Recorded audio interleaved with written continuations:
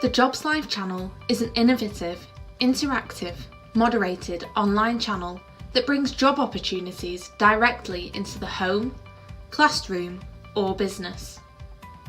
The Jobs Live channel is free to the end user and does not require any additional equipment to be purchased or licenses to be downloaded.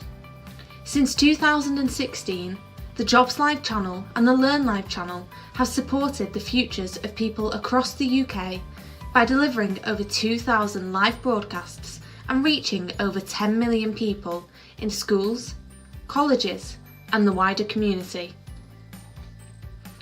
The Jobs Live channel can be attended by an unlimited number of individuals simply by logging into the channel and joining the live broadcast.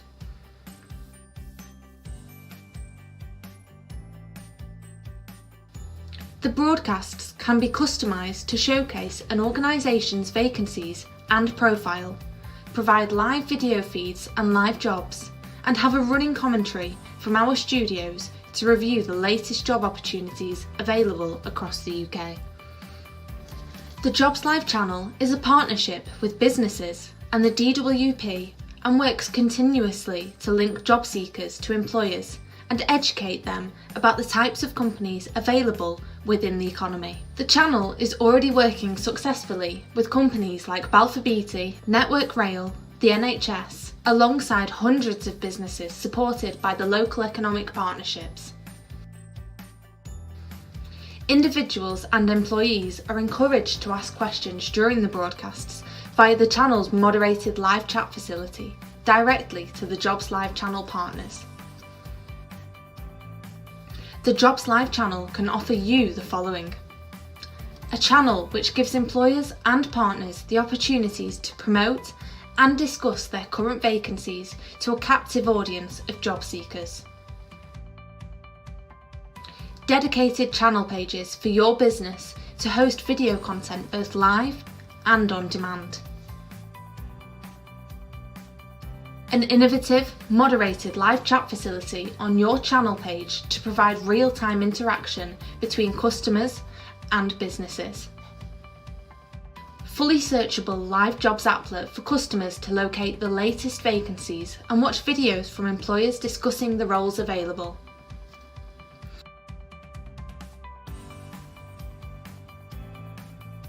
Finally, using our trusted methods and our extensive knowledge of this market, our project plans ensure all resources and step-by-step processes are met in line with timescales and budgets. We look forward to working with your business in the future on the Jobs Live channel. Thank you for watching.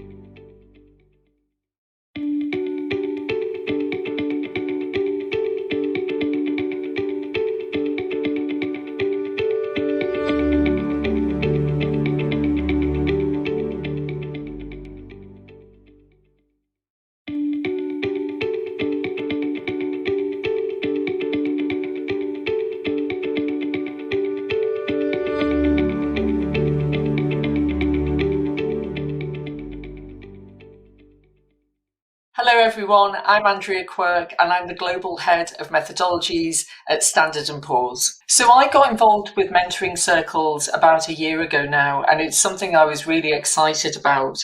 The success, I think, has been beneficial not only for the people who've been involved in those sessions, but also for me as an employer and somebody who is, always looking at candidates and thinking about what the needs of our business are.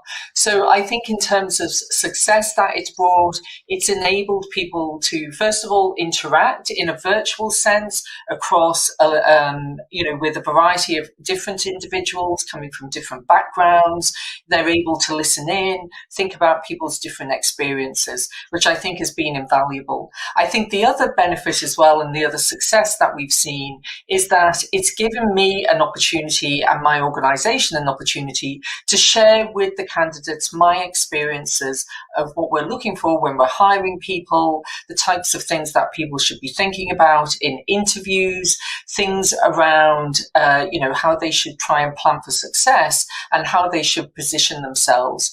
Also, other things around thinking about what they should be thinking about in their CV and how they should really be thinking about their personal brand when they're looking for job opportunities. So given the type of organisation that I work for, which really spans across a variety of different roles, a variety of different roles with different capabilities, whether it's in the data space, the technology space, the analytics space, the sales space, we're able to share with the candidates and with the people involved in mentoring circles our experience. And hopefully that sets them up for success when they're thinking about their next job opportunity.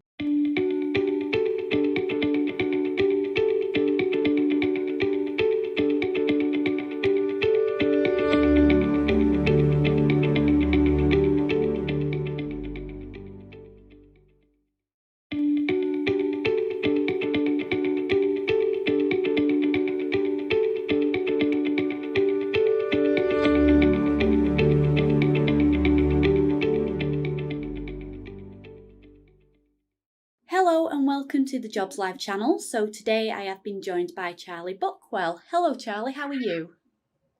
I'm very good, Jen. Thank you. How are you? Yes, I'm very good as well, and I'm glad to hear you are too. So could you tell us a little bit more about yourself and what you do?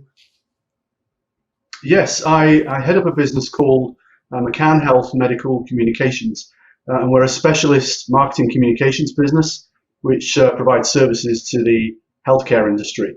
And so we've been very busy, actually. We're very fortunate to have been very busy through this past year or so. So could you tell us a little bit more about Northwest Works for You, the Jobs at Expo that's happening in April, and why have you decided to sponsor it?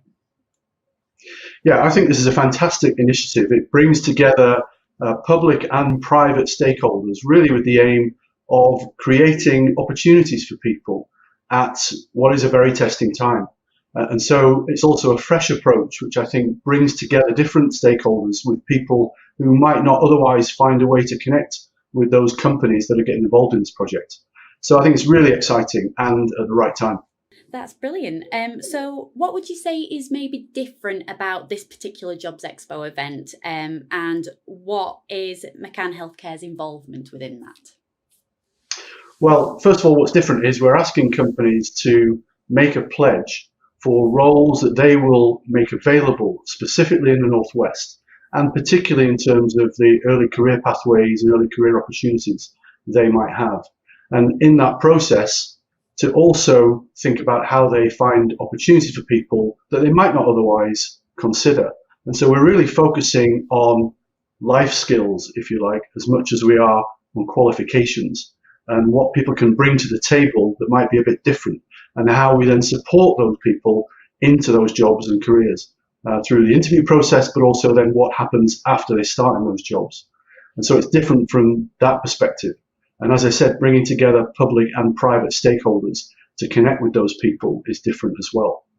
And our involvement is really because we're based in the Northwest, but we do have offices around the UK and the US and Canada.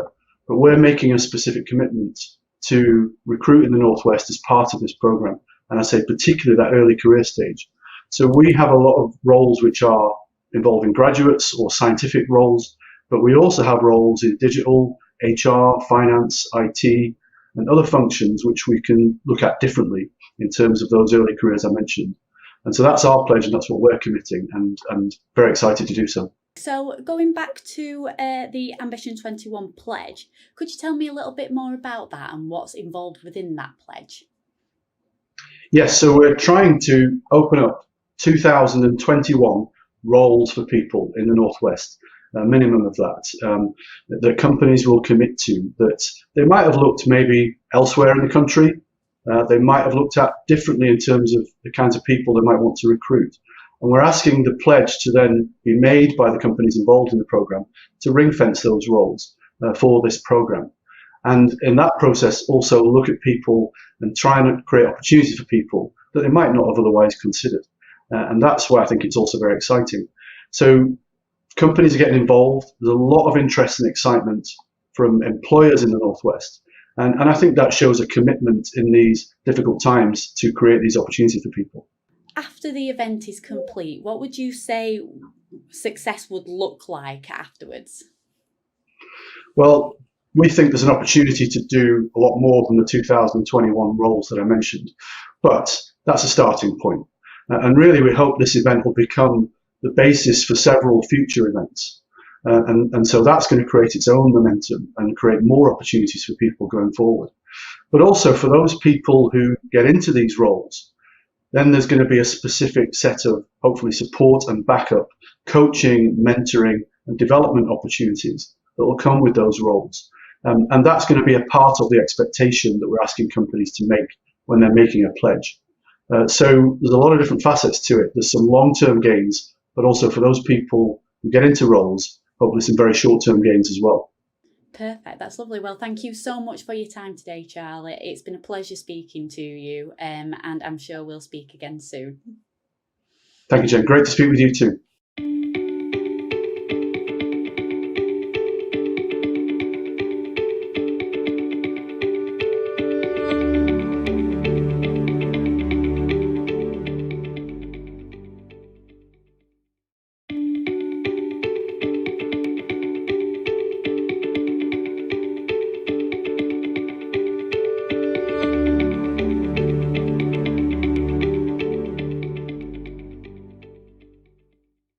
Hello and welcome to the Jobs Live channel. Today I have been joined by Daniel Cashmere. Hello Daniel, how are you? Yeah, I'm very good, thank you. Thanks for joining us on Jobs Live. So Daniel, could you tell me who you are and what your role is there? Yeah, I'm Daniel Cashmere. I have the privilege of being the Chief People and Procurement Officer in TalkTalk.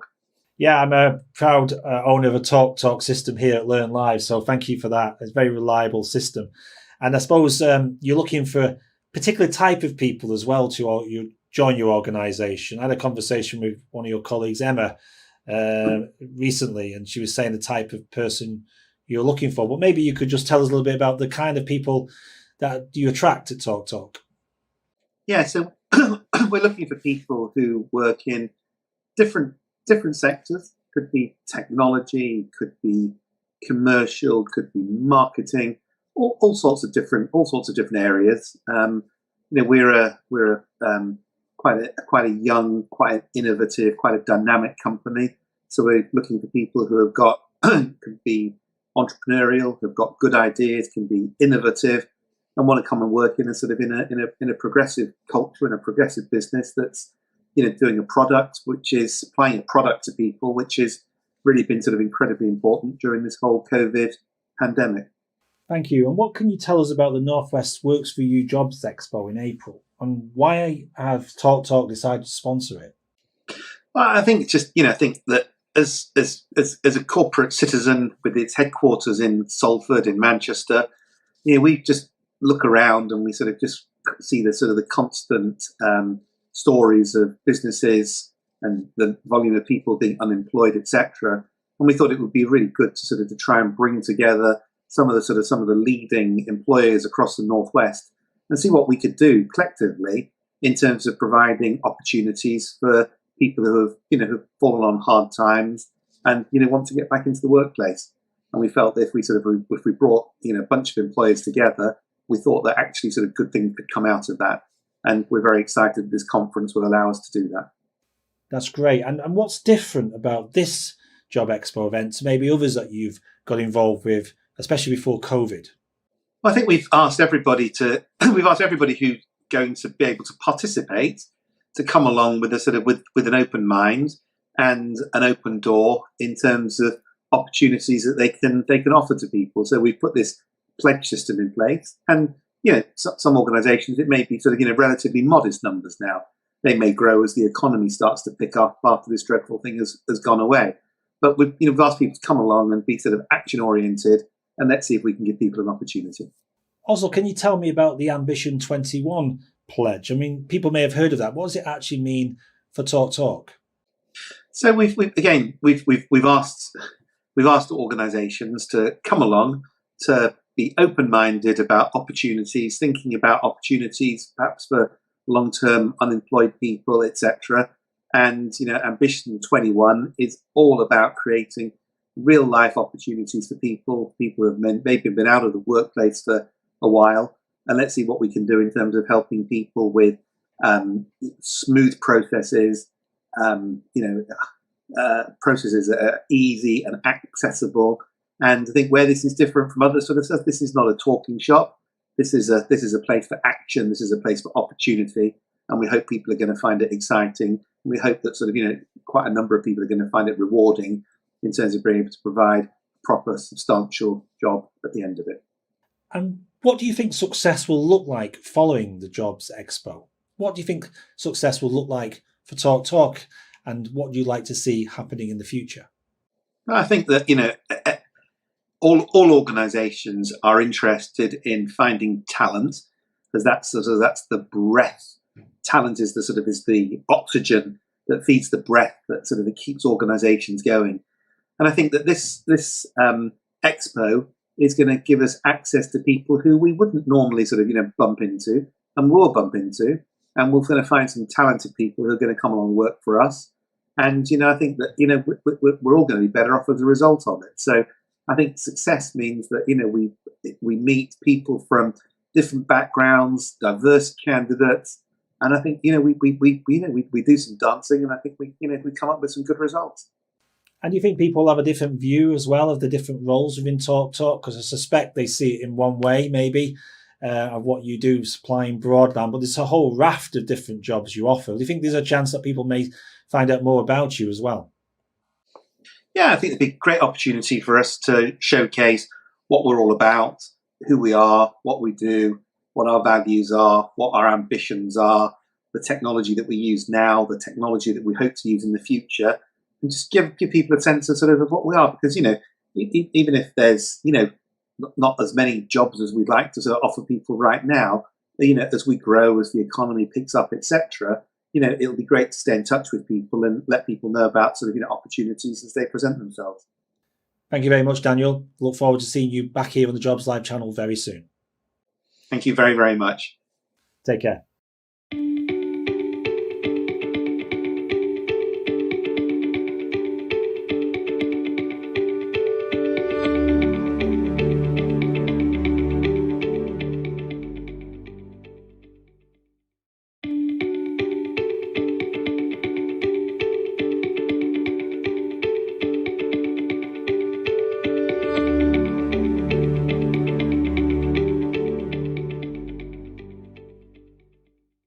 Sam Ankers, the team manager in the Cared For and Care Leaver service, and I support the Care Leaver service, which is a team that supports around 300 young people, not only across Cheshire East but across the UK as a whole.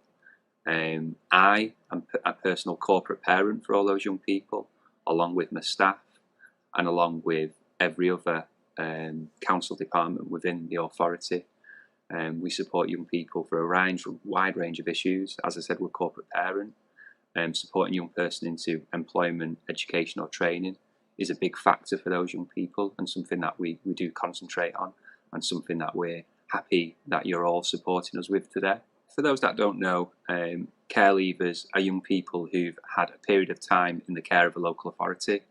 That may be with foster parents, with other family members, in a children's home.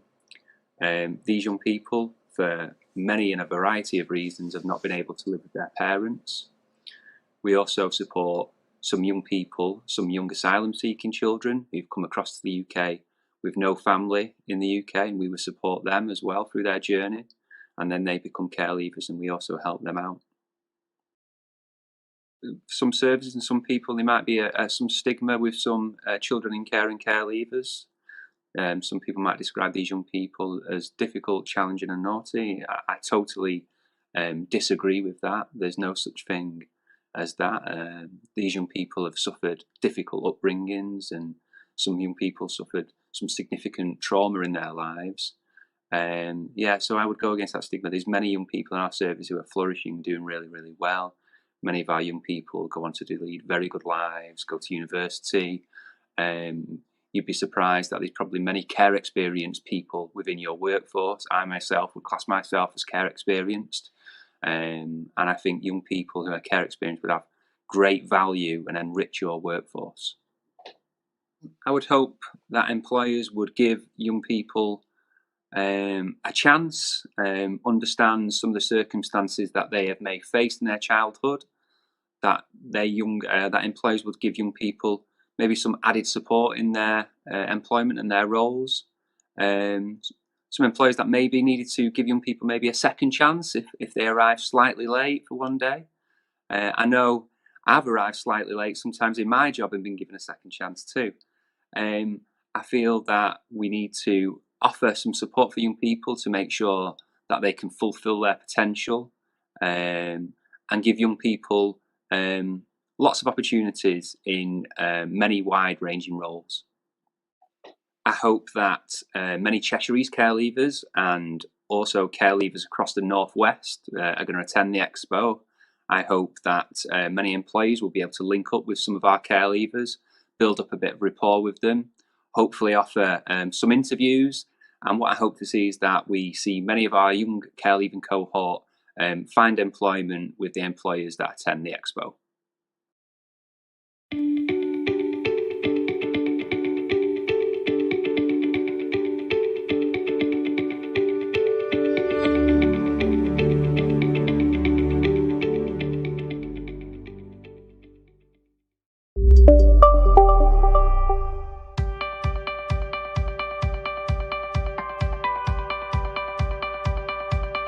The Jobs Live channel is an innovative, interactive, moderated online channel that brings job opportunities directly into the home, classroom, or business.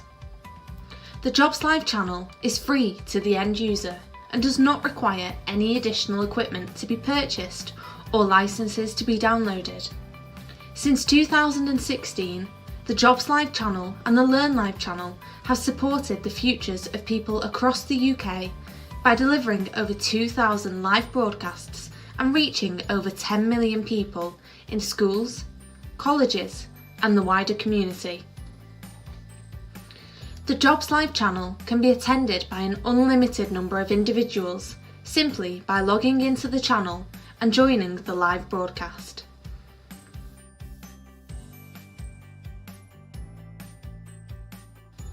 The broadcasts can be customised to showcase an organisation's vacancies and profile, provide live video feeds and live jobs, and have a running commentary from our studios to review the latest job opportunities available across the UK.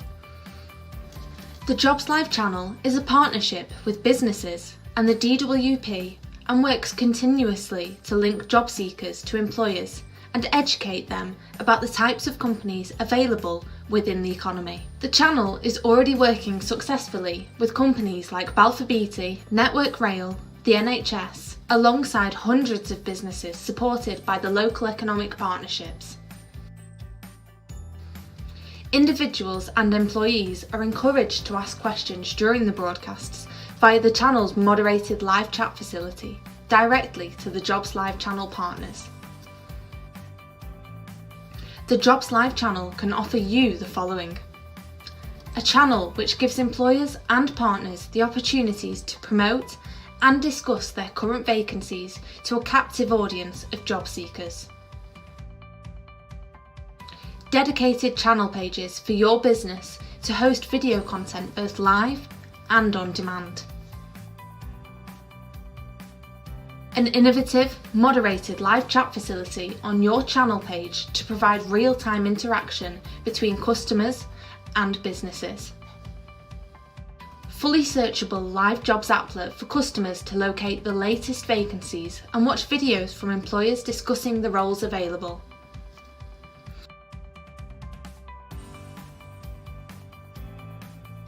Finally, using our trusted methods and our extensive knowledge of this market, Our project plans ensure all resources and step-by-step processes are met in line with timescales and budgets. We look forward to working with your business in the future on the Jobs Live channel. Thank you for watching.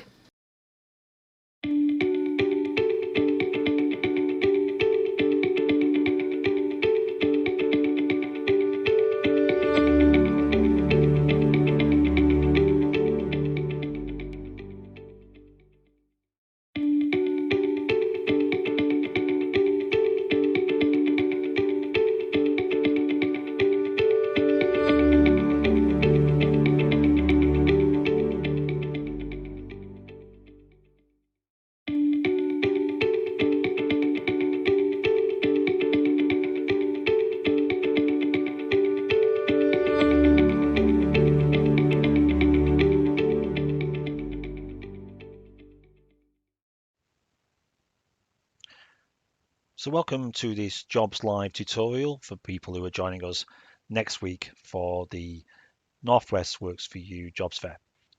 So the first thing you need to do is go to the main site, which is jobsliveuk.com, and then you'll need to log in to either create an account or to log in to your account. So if you want to get the most out of the site, it will be good if you logged in initially or actually registered to use the site.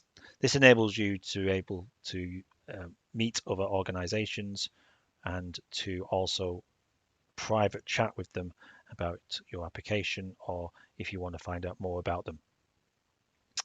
So first off, you need to log in. So if you've not registered, the simple register as subscriber there enables you to do that, and it takes you through a number of steps that you just need to do to register to the channel.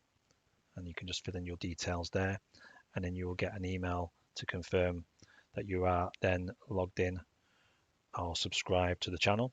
So I just go back, because obviously I've created an account already, so I'm going to log into that account.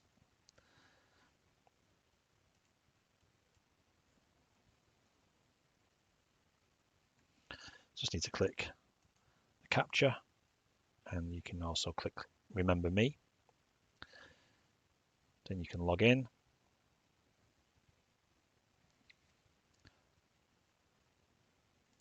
And this takes you then to the main channel page, the Watch Now page, where we continually stream interviews with organizations who've got job vacancies at the moment.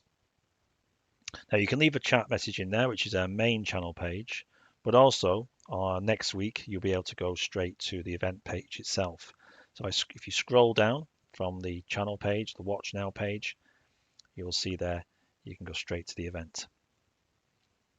And you can catch up with the stream on there as well. So from Tuesday next week, starting from 11 o'clock, you'll be able to see live employers who've got vacancies within the region. And if you scroll down from there, you'll see the running order of the companies who are going to be involved in the broadcast next week. So we're running it from Tuesday to Thursday, 8th of April. And you'll see there we've already had questions from people who've left questions in advance for the employers. So if you want to do that right now, you can leave a question on the main event page. Or if you know the companies that you're interested in, you can go to their partner page. So I'm just going to choose Medax. So you can go to their partner page.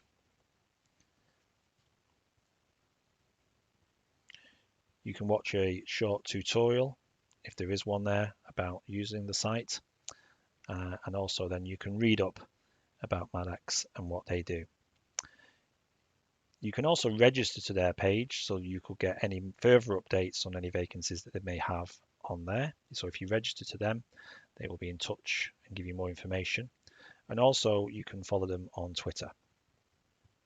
There's also links to their website as well as the Twitter handle there as well. Now the live chat here is set to private, which means nobody else's messages, as you can see, are displayed here. So there may have been a number of people contacting Medax, but you won't see their messages, and it will be a one-to-one conversation between you and that company. So if I was to type in there, it comes up as my username. Obviously, I'm using test for the purposes of this demonstration, but your screen name will appear there along with your question. Now, I'll just stress, nobody else sees that. Only the company will see that question. So it's not shared with any other users. So feel free to use this chat and they will respond to you as well in private. So even though you'll see their response on your screen, it doesn't appear on anybody else's screen other than yours. So basically, it's a one-to-one conversation between you and the employer. So that's it for this short demonstration. Obviously, feel free to go looking at other partners. As I say, you can do that by visiting the actual site page itself for the event and search through the companies who are going to be on the 3-day event. You can go through there now and leave them questions. Or if you want to search for partners that work with the Jobs Live channel, you can also search for them on this partner search facility here, where you can search by company, by sector, or by region and category. And obviously you'll see there, you can search, most people would search by company, find the company they want to speak to, and go straight to their page. So if I just search for that, you'll see there, I can then view the profile and again, as before, go and leave a question for that organization. And just finally, if you wanted to speak to a company here and for everybody to see your question, if you wanted to get in touch with them, it's a little bit like Twitter. You can simply do the @ symbol and then the list of the companies involved in this particular event will appear on here. And then you can just choose their name and then type in a message to them. Then you can choose your screen name and you can also put in your email address if you want them to give you a direct response to your question. So you can still contact them through the main event page by doing the @ symbol and then they'll get in touch with you that way. Or if you want a private conversation with them, you can do that on their partner page itself. Thank you very much. Enjoy the event and look forward to your questions on the live chat. Thank you.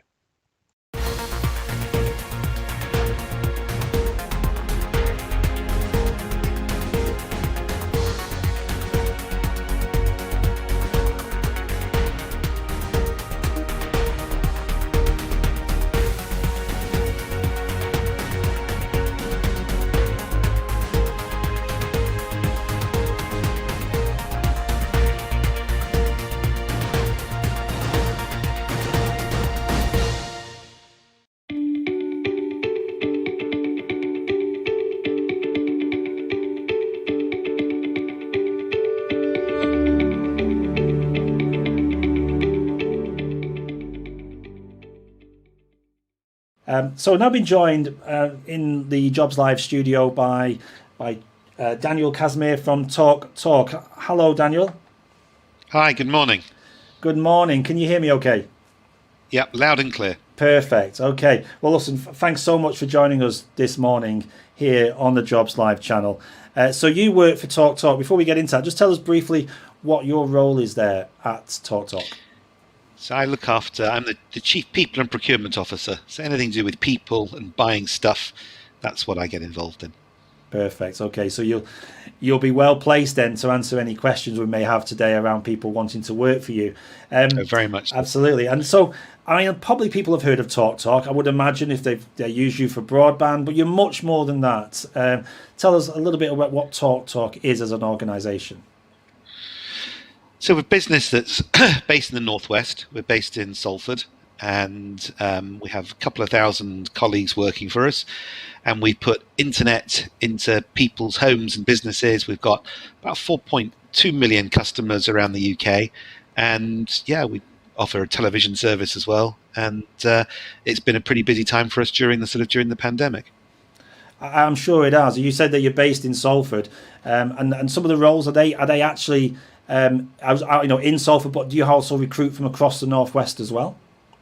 Yeah, we have a number of jobs across the UK. We have our colleagues in Salford are drawn from across the Northwest, and then we've got some colleagues that sort of work elsewhere in the UK, engineering staff, etc., who are getting in fixing internet into people's houses. So yeah, we're looking generally across the UK, but very specifically in the Northwest. And you must have seen a surge of interest in high-speed broadband, I'm sure, over the last 12 months as people have been working remotely. Yeah, it's a very exciting time for our industry at the moment. One, as people have been working remotely, the demand has gone up significantly in terms of usage. So we've seen that go through the roof. And the other thing that's becoming available now is that we're gradually moving the UK off of the copper wiring that was put in place in the 1950s to modern fibre network.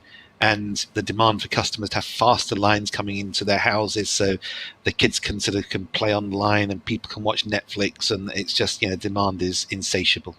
Yeah, I'm sure it is. So let's drill down into the sort of roles that you're recruiting for right now. So the kind of roles, if I went on the TalkTalk careers page, that I could apply into right away into that site. Daniel. If you went onto the TalkTalk site right now, you'd see that we're looking for, right now, I just checked before I came on, 57 roles, 57 vacancies, covering a wide range of functions: marketing, sales, finance, technology, commercial, procurement, customer service, all sorts of things. And as I say, we're based in the Northwest, and we're looking for people who want to come and work in a fun, dynamic industry. And we've actually got, as people start to move back to the offices, we've actually got a pretty cool campus based in Salford. Brilliant. And as you just said there, Daniel, the vacancies are available on the TalkTalk website, and the link to that will be on your page, but I'm sure one of your team will put the link up as well in the live chat as we're talking. And the people that you then take on board, it seems like you can take people from a whole range of different skill sets, different transferable skills. You must see people coming into work for you from all different walks of life. So they don't need to have a technology background to work for you, do they? No, we're looking for people who have got an aptitude that just want to get stuck in and make things happen. We're quite a fast, dynamic company, and we're looking for people who want to work in that type of environment. And, we're quite proud of our ability for people to join at quite junior levels and make their way up through the business. And we've got many of the senior people started right at the bottom of the ladder and made their way up. And we're looking for more people to join at the bottom and to absolutely make their way up. And I mean, do you see that happening? I mean, I don't know how long you've worked for TalkTalk, but Daniel, you must have seen people join at a junior level and quickly go up through the ranks with the right attitude and their skills. Yeah, I mean, I myself have been with TalkTalk for a couple of years.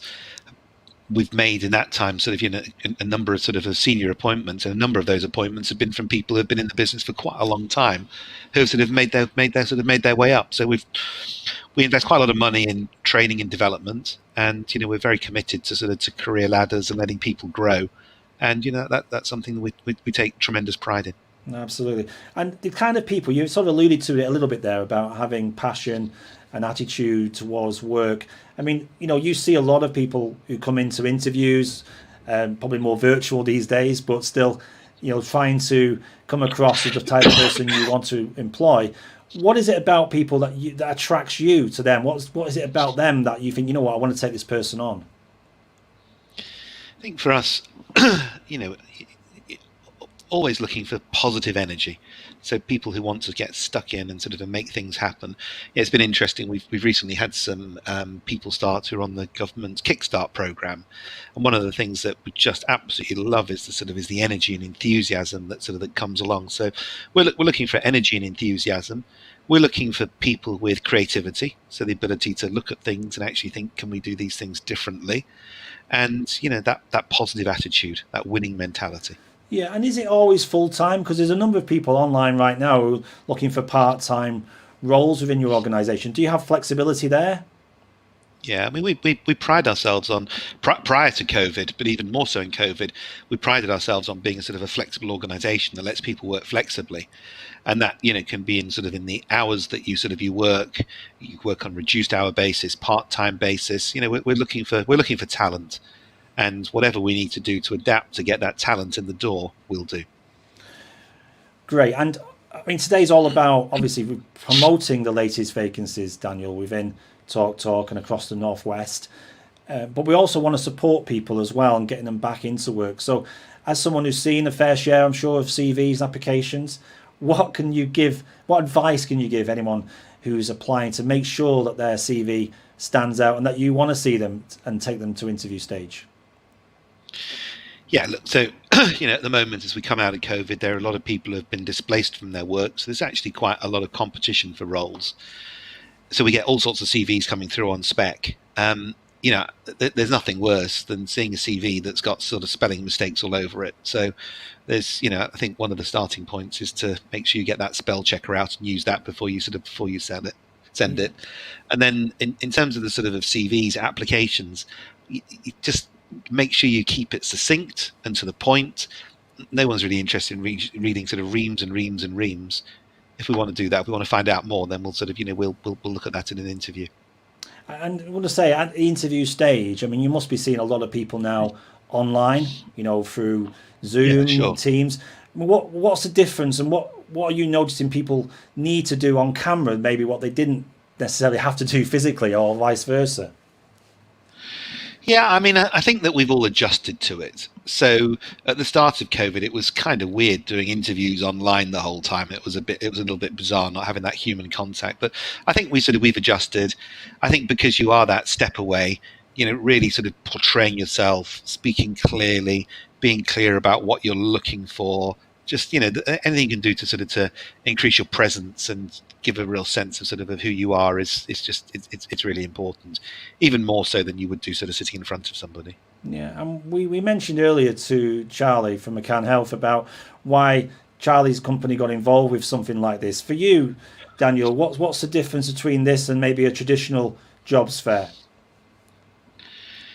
I my office is in Salford. We're in the middle of the Aldsall estate, and I drive to work and I'm thinking, oh my word, how many people from the the local area have we actually got working here?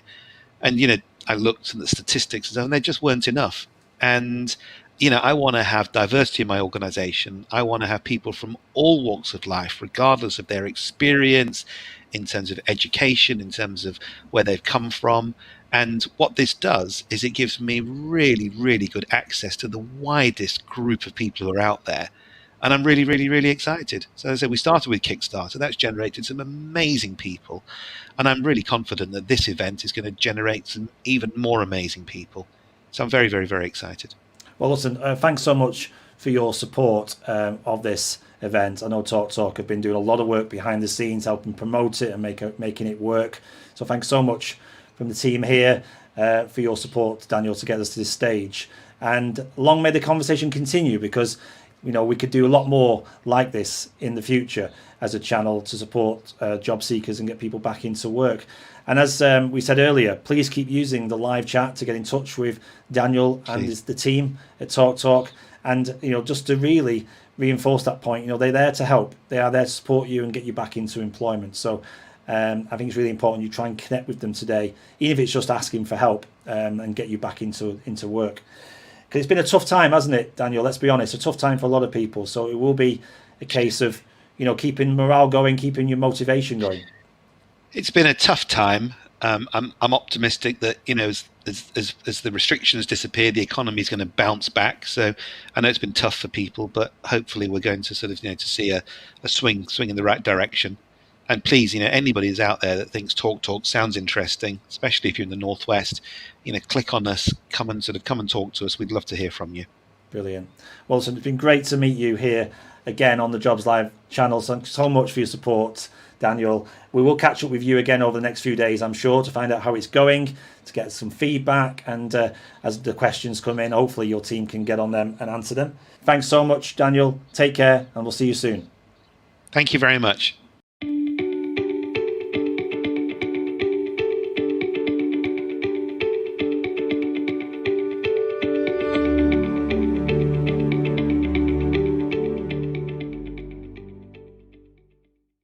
Next up, we've got a live interview now with Charlie Buckwell. Hi, Charlie. Hi, Stuart. Good morning. Good morning. Thank you so much for joining us on the Jobs Live channel here. As you know, today is all about the Northwest and the different opportunities that exist within the Northwest. You work for a fantastic organisation called McCann Health. Just tell us a little bit more about McCann, please.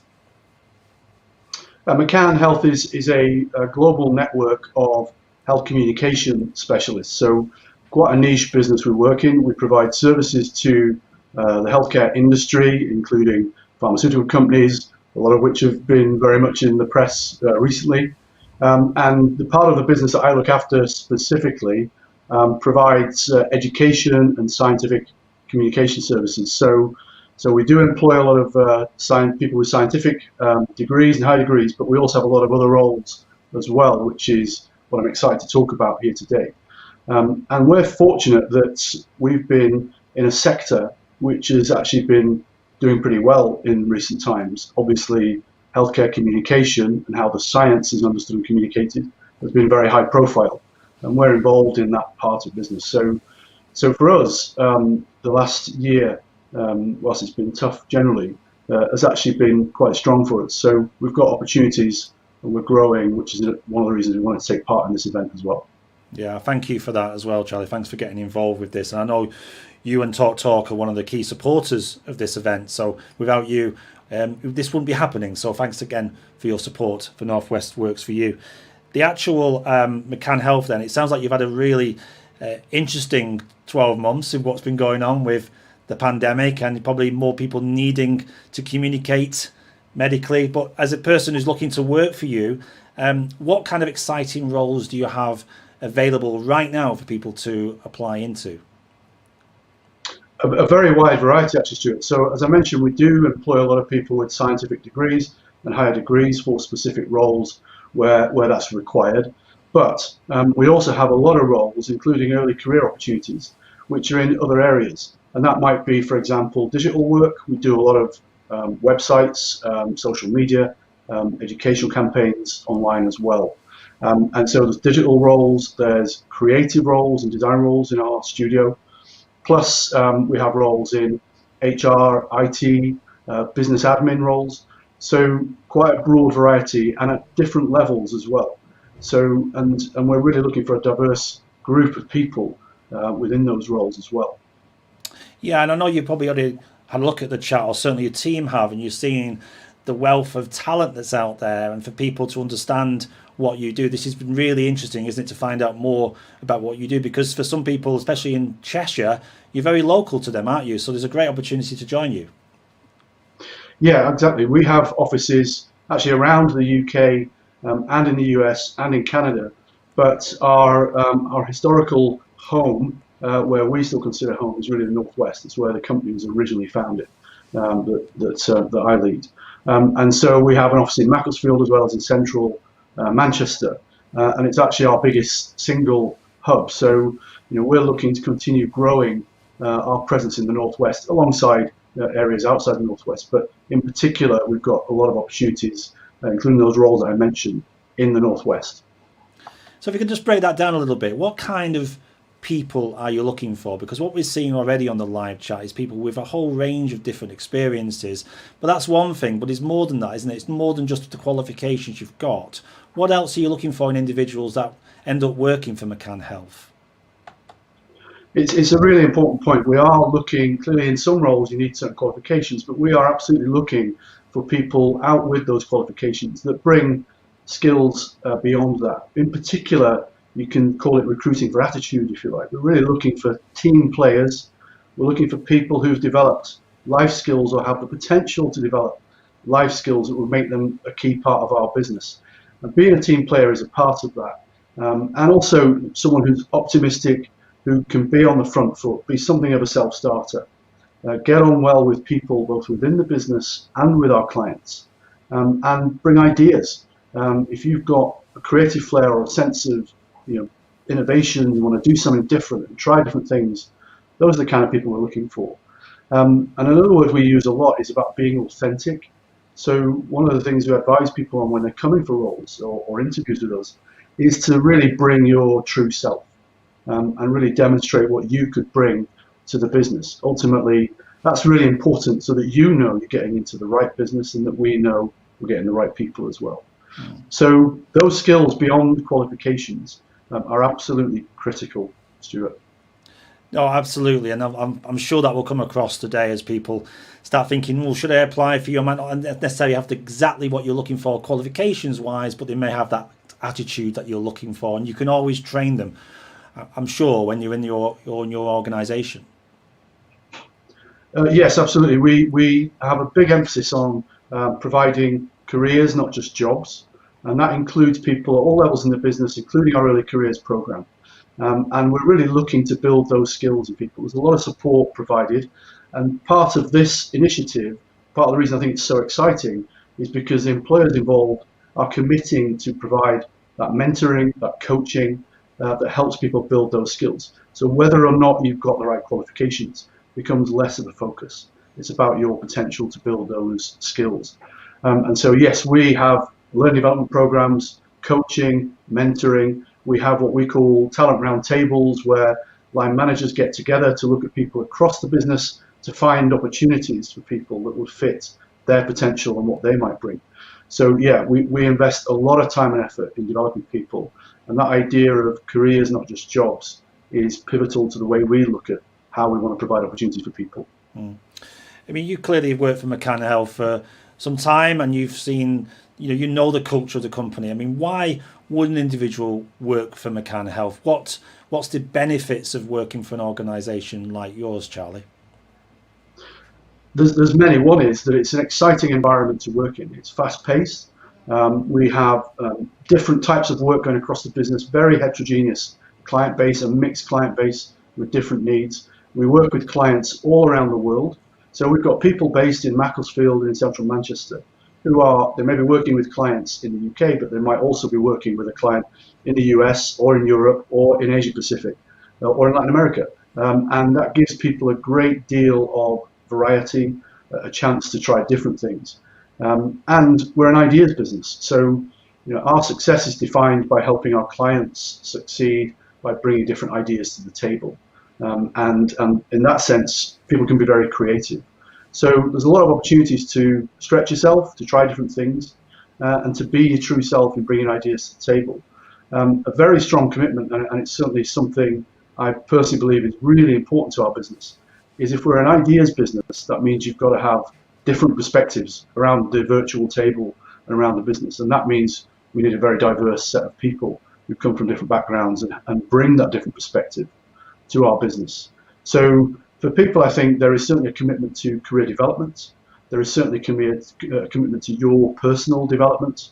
And I think a very positive culture and working environment, and a very flexible working environment, especially given what we've experienced over the past year. So I think there's a lot of benefits to our kind of business. The other factor is that because we're part of a global network, for people who do want to move around, perhaps location-wise, it's always an option. And so we have that as well. Great. Thank you so much for that, Charlie. And I think we're going to finish off by, clearly there's a lot of people online right now who are looking to work for organisations in the Northwest, but there's also people who just need support. I mean, we've all been there, haven't we, where we're looking for work. It is quite isolating and quite difficult. You feel disconnected sometimes what's going on. So for you as an employer, is there any hints or tips that you can give people who are applying for work to make sure their application is successful and to make them stand out, really? I think it goes back to something that I commented earlier about being your true self. That's really important, because if you come to an interview or if you present yourself in a CV or how you're applying for a job as your true self, you'll just come across as more authentic. And I think employers can read that and feel that quite quickly. So that's really important. And it is a tough time for people, and staying optimistic, staying positive is challenging. But at the same time, it's really important that people try to do that. Be on the front foot, be optimistic about what you can bring to a business, about the opportunities that you want to go for. And again, employers will read that and sense that very quickly, in writing and in person on interview, whether it's face-to-face or virtual. So I'd definitely do that. I'd also try and bring tangible examples in your CV and in the interviews about things that you have done that you think you can be proud of, that can define you as a person. And in particular, what I said about being a team player, every employer is looking for that. So if you can demonstrate that you've done things that show that you're a team player, that you can be optimistic and positive about the future, that's going to ring very importantly to employers looking for people. Yeah, and do you think also, that's a really good point actually, because for a lot of people they've been isolated, they've had to, they may have been furloughed, they may be waiting to go back into work, or this may be in a position where they can't do much because obviously furlough comes with those rules and regulations. Do you think employers may be asking people when they do return, what have you been getting up to during that 12 months or 6 months or whatever it was? What have you made in your garage, or what have you created online? Do you think those questions may be quite pertinent? Absolutely, and we've all been in that position. I've been working at home since March last year, and trying to find things to do to keep yourself interested, physically active is really important. Things that you might just do in your local area, in your garden, anything that you might do to give yourself something slightly different to stand out, whether it's something you've done in your garage or whatever it is. Really important to show that you've got something else that you're interested in, out with purely applying for the job that you're going for. So yeah, definitely recommend that. Well, listen, thank you so much for joining us on the Jobs Live channel this morning, Charlie. Great insights into what's going on there at McCann Health, as well as the incredible vacancies that you have within your sector. So thanks very much for joining us here to give us a live update, really. And I would encourage anybody who's online right now to visit the McCann Health partner page, where Charlie and his team are there waiting to answer any questions you may have about opportunities that exist within McCann. We're shortly going to be catching up with Daniel from Talk, where we're going to meet Daniel live. Again, another supporter of this event, who's going to tell you more about working at Talk and also about the opportunities that exist within the Northwest region. In the meantime, Charlie, stay in touch. We'll hopefully see you again some point during the rest of this week with further updates, but it's been great to meet you again here on Jobs Live, and take care. Thank you, Stuart. And can I just close by saying a thank you to yourselves, to DWP, to David Rutley, Job Centre Plus, Northwest Local Enterprise, and also to Daniel and Talk team for getting involved, all the employers who are getting involved, and all the people taking part. I wish you absolutely all the best in finding those opportunities. Good luck. Thanks very much, Charlie. We'll speak to you again soon. Take care.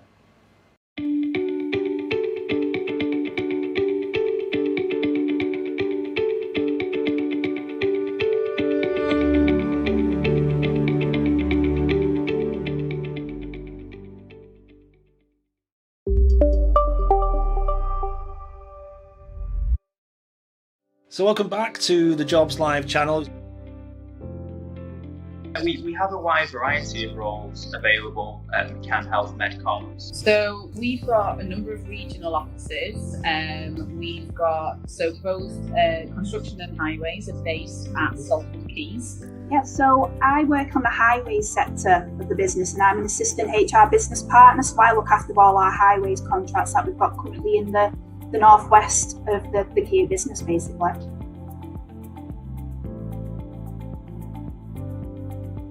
And we're going to speak to Amanda from Stockport Homes. Get yourself a really good quality professional email address. It really is much more important than you think. Make sure that your person spec at the top absolutely matches the job that you're going for. The role profile that you've been asked to meet should absolutely come through in the person spec at the top, so that an employer very quickly can say, right, okay, you're ideal. From Wigan through Lee, through Tyldesley, Atherton, literally you could be based anywhere across the borough when you come and work for the council. From Cumbria, which is the most northerly point, is up towards Carlisle, right down to the southern point of Cheshire. So much interaction on the chat, so many people getting in touch. So thank you for that, and thank you for those employers who are signposting people to various websites and giving them advice about applying for work. We're currently recruiting for care workers. We actually have 30 current vacancies in this area at the moment. So that would be obviously community carers, but there is opportunity to do other things, mainly going on to be a senior carer, or eventually coming in and working in the offices with me and the rest of our team within the office. It's so exciting. There's a job for everybody, I do believe.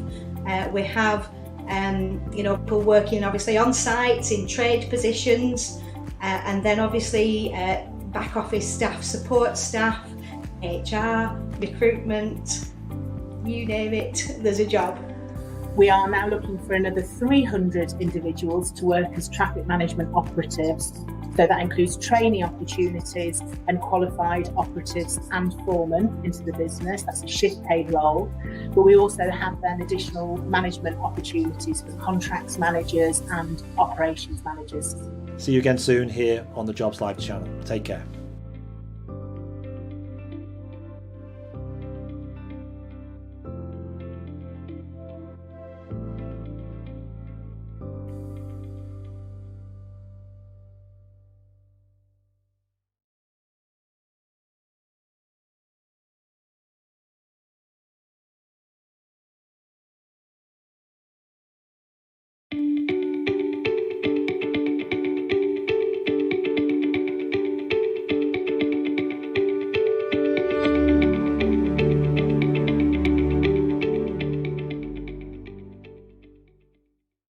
Thanks, Stuart. So today I have been joined by Vinny from the North West Ambulance Service. So Vinny, could you tell us a little bit more about what the service does?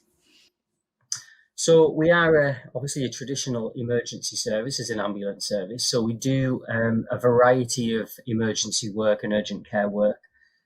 So as you would imagine, it's attending things like traumatic injuries, medical problems, under blue lights. That's what most people think we do, but we do a lot more than that as well, to be honest. We have the full infrastructure behind the emergency service, which allows us to be able to attend to patients in a timely fashion. So these range from all the background and backroom staff, supporting the vehicles, supporting the estates, and then the IT side of it. So we have a real wide range of functions within an emergency service to allow us to do that. And the other thing that we have is NHS 111, which we manage as well. Amazing. That sounds incredible. So whereabouts are you guys based? So the North West Ambulance Service cover a huge area. We are we are the biggest geographical ambulance service in the country. So we cover from Cumbria, which is the most northerly point, is up towards Carlisle, right down to the southern point of Cheshire, and everything in between, essentially. So that's all of Manchester, Liverpool. So we have a really big geographical footprint, which has brings a lot of different challenges in the terms of you can be working in the middle of a city, such as Manchester, or much more rural areas in North Cumbria, for example. Amazing. So quite widespread then. Very much. So what kind of roles are you recruiting for at the moment? So obviously, with being such a big ambulance service, we're constantly recruiting a variety of roles. So we are always recruiting towards paramedics and emergency medical technicians, which is what most people would imagine. So there's always a process of recruiting for that. But like I say, in the background, we have apprenticeships in different areas. We have 3 control centres, so the people that take the 999 calls. And then, as I mentioned, we have 111, which they handle well over 1 million calls a year. So those are the frontline elements. And then there's the backline elements that any large business essentially would have, such as HR. We have a really good communications team that work closely with, obviously, the media.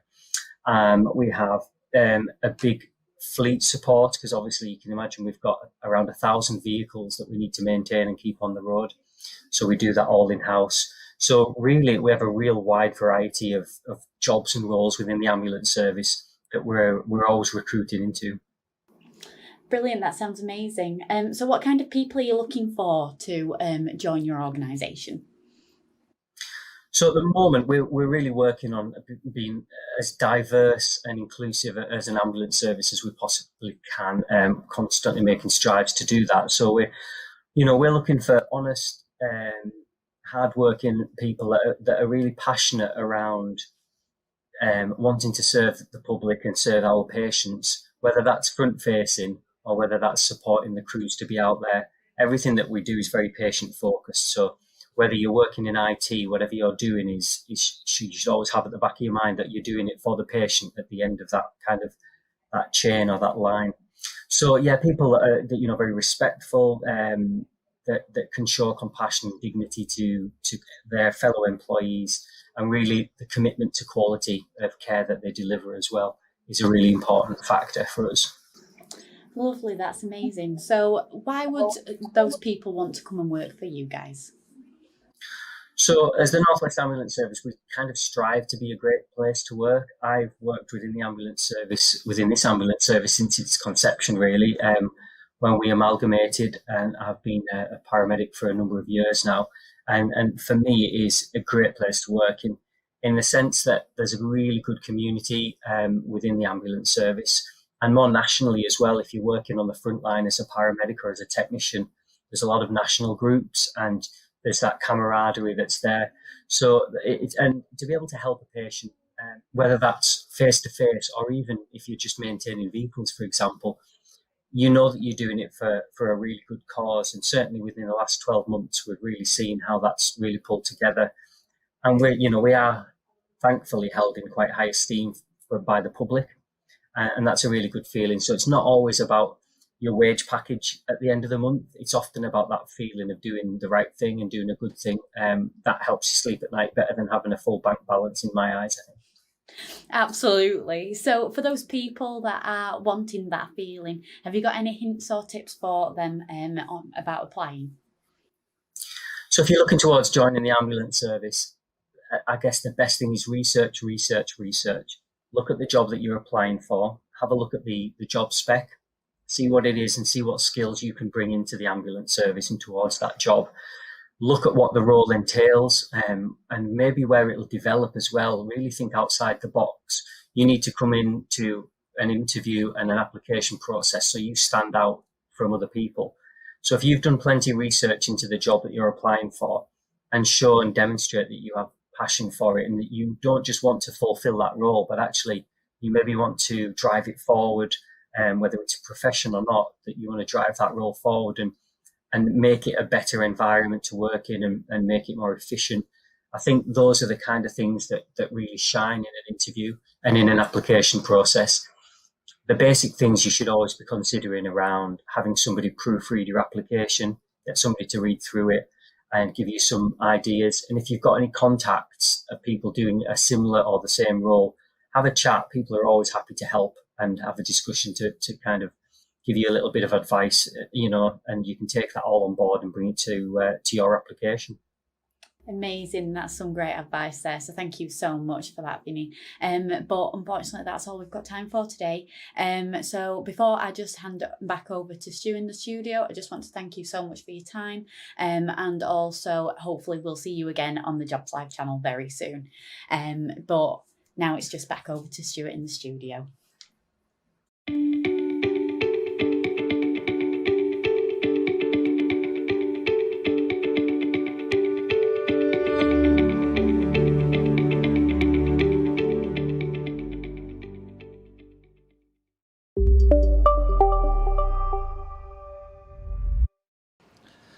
So good morning and welcome back to the Jobs Live channel. Glad you could join us today. This is Monday the 12th of April and I hope already today you found connections with local organisations within the region talking to more about those vacancies. And don't forget to use the live chat to get in touch with any of them today and onwards here on the Jobs Live channel.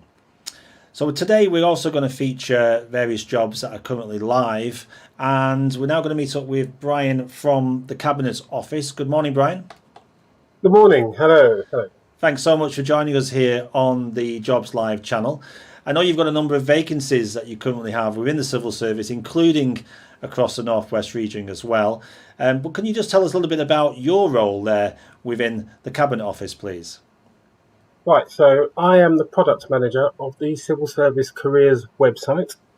So basically, just in a nutshell, the Civil Service Careers website is the attraction and marketing portal for careers. So in effect, it's like taking all the careers advice and putting it into one neat package for people to find out about departments, professions, and different ways that they can actually join the civil service. So that was launched on 2018 in July. So it's been going for about two and a half years now. And basically it covers the whole spectrum of careers, and obviously that hands off to jobs within the civil service. Fantastic. And we're just going to bring it up on screen if we may, so people can easily find this website. It's civilservicecareers.gov.uk. I guess if you Google civil service careers, this is the first thing you'll see. Well, not really, because actually my sibling teams or colleagues have got there before me. So civil service jobs has been running for the past 10 years. So that comes up as the first result when you Google civil service. Second result is civilservice.gov, which is basically the front page of the civil service on gov.uk. By the time you get to about the third result, you get to this. It'll be homepage civil service careers. Perfect. So we'll just read it out again. That's civilservicecareers.gov.uk. And I'm sure you won't mind popping on the live chat later to leave a link directly to that if I could ask you to do that. And we'll obviously do the same throughout the day as well. So what can we expect on this website? Because I know you've been heavily involved, as you said earlier before we came on. This is your baby, isn't it, Brian? So tell us a little bit what people can expect on this website. Well, there are three key things I was going to direct people to. The first front and centre thing you can see at the top there is that lovely red button that says Try Our Career Matcher. This is the newest innovation. So what that is a very short quiz of only 3 questions where we're trying to ascertain people's motivations. So that first question, if you push any of those buttons and scroll to the bottom, it will lead you to the next question. So just scroll down to the bottom. Yeah, doing that now. When you pass through that motivation question, you will be going on to a question about what do you actually enjoy. So that, again, you see, we're trying to sort of focus on the user to see what they're into, what gets them going. And then the final question will be what kind of careers are you interested in? So it's a bit more of a basic question, but as soon as you answer any one of those and scroll to the bottom, it will present you with another button that takes you to your 3 professions matches. So those 3 boxes link to professions pages, which are showcased on the Civil Service Careers website itself. So if you push any one of those buttons, I'm going to go for communications, Brian. That seems to be more up my street. So I'm going to try that. That was a good guess, wasn't it? Yep. There you go. Perfect. And as you can see, lovely full colour communications page. If we had time, you'd digest all of that information and maybe go through some hyperlinks. But what we're going to do, we're going to fast forward all the way down to the bottom of the page. And as you get to the bottom, there'll be a tile that says gov.uk, and that tile actually says vacancies. So if you hit that, I know that there's a tile that says gov.uk, the black tile. This one here, yeah, government communications, professional job vacancies. So I'm going to look at the latest vacancies now in the area I've chosen. So what I've actually done there is already pre-filter vacancies for that kind of profession from civil service jobs. So there you go. It's almost like on a plate. It's like a butler bringing you the vacancies for candidates. They don't have to look. That's really good. And I guess that if you wanted to edit that search, maybe go for a different region. In fact, this is probably a good place to talk about this website too, because people can actually sign up and create an account, can't they, for this particular website for future reference? Yeah, exactly. And the important thing about signing up to create an account is because you can actually create job alerts after you've signed up.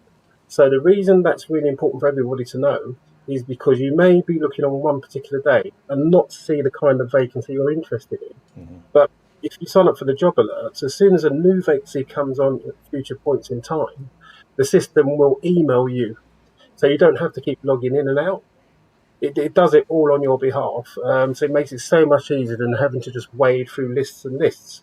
So that's a big thing I've been pushing, is the use of the sign-up potential and actually creating a job alert after you've signed up.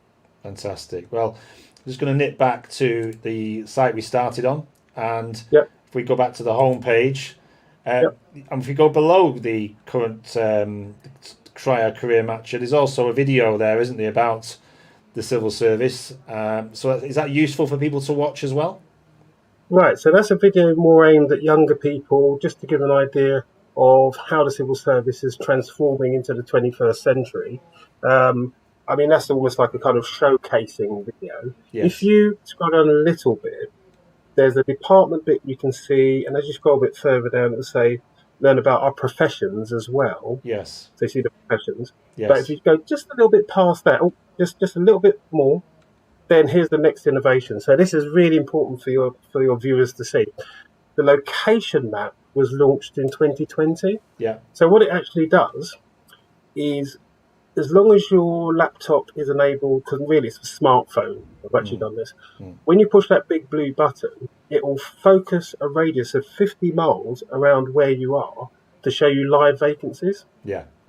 May not always work on a laptop unless you've enabled geolocation on your laptop. Let's give it a go anyway. So let's see what it says. Give it a go. It's actually asking me anyway. He wants to know my location, so I'm going to allow that. And then allow that. There you go. There you go. It has found me. Right.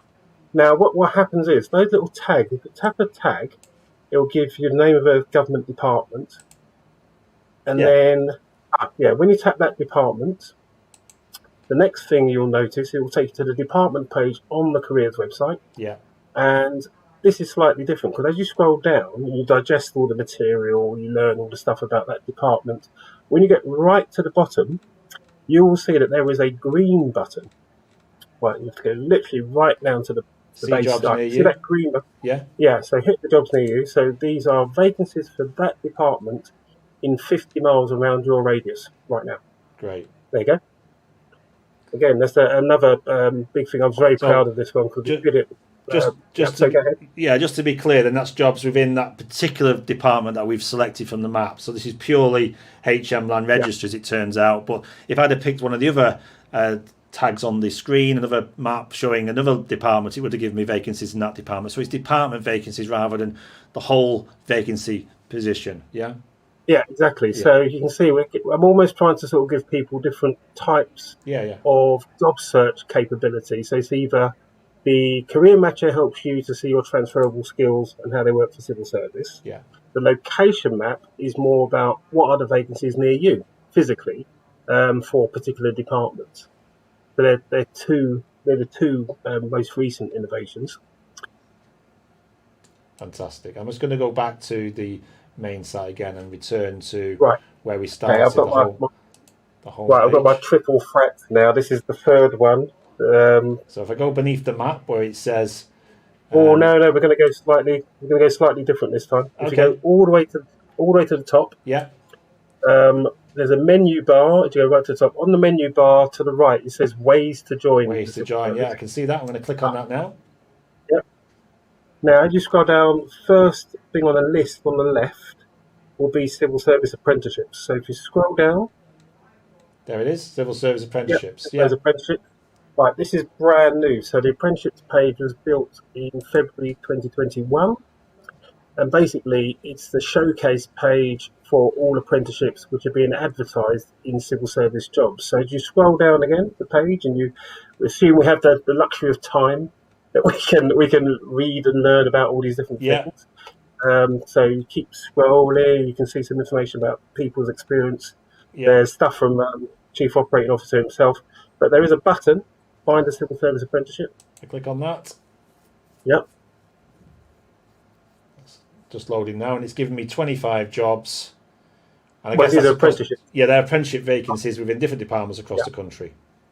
Yes, correct. But the other thing, when you go back to the main page of civil service apprenticeships, I do highlight in there again about the use of the creating an account and doing the job alert. So if you scroll up a little bit, just scroll up a little bit. It's actually a bit on the right. So you go past that black box. So keep going up. Yeah. Oh, there.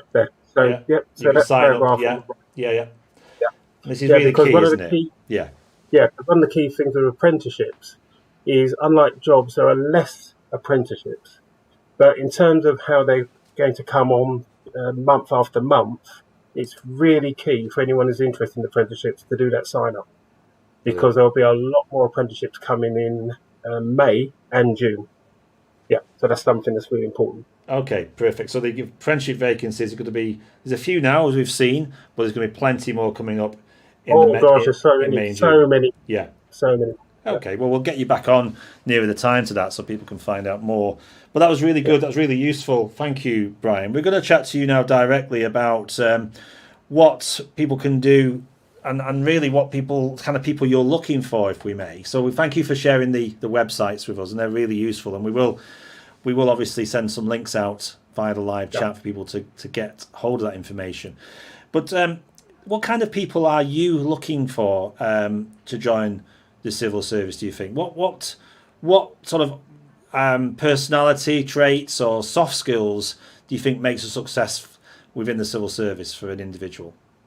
Well, this is quite an interesting thing, because obviously there's a lot of myths and stereotypes around the civil service that, you know, what we're trying to do is actually debunk those myths and overcome those stereotypes. So the key thing is, in a nutshell, we're looking for everybody. The civil service should be actively representing the people that it serves.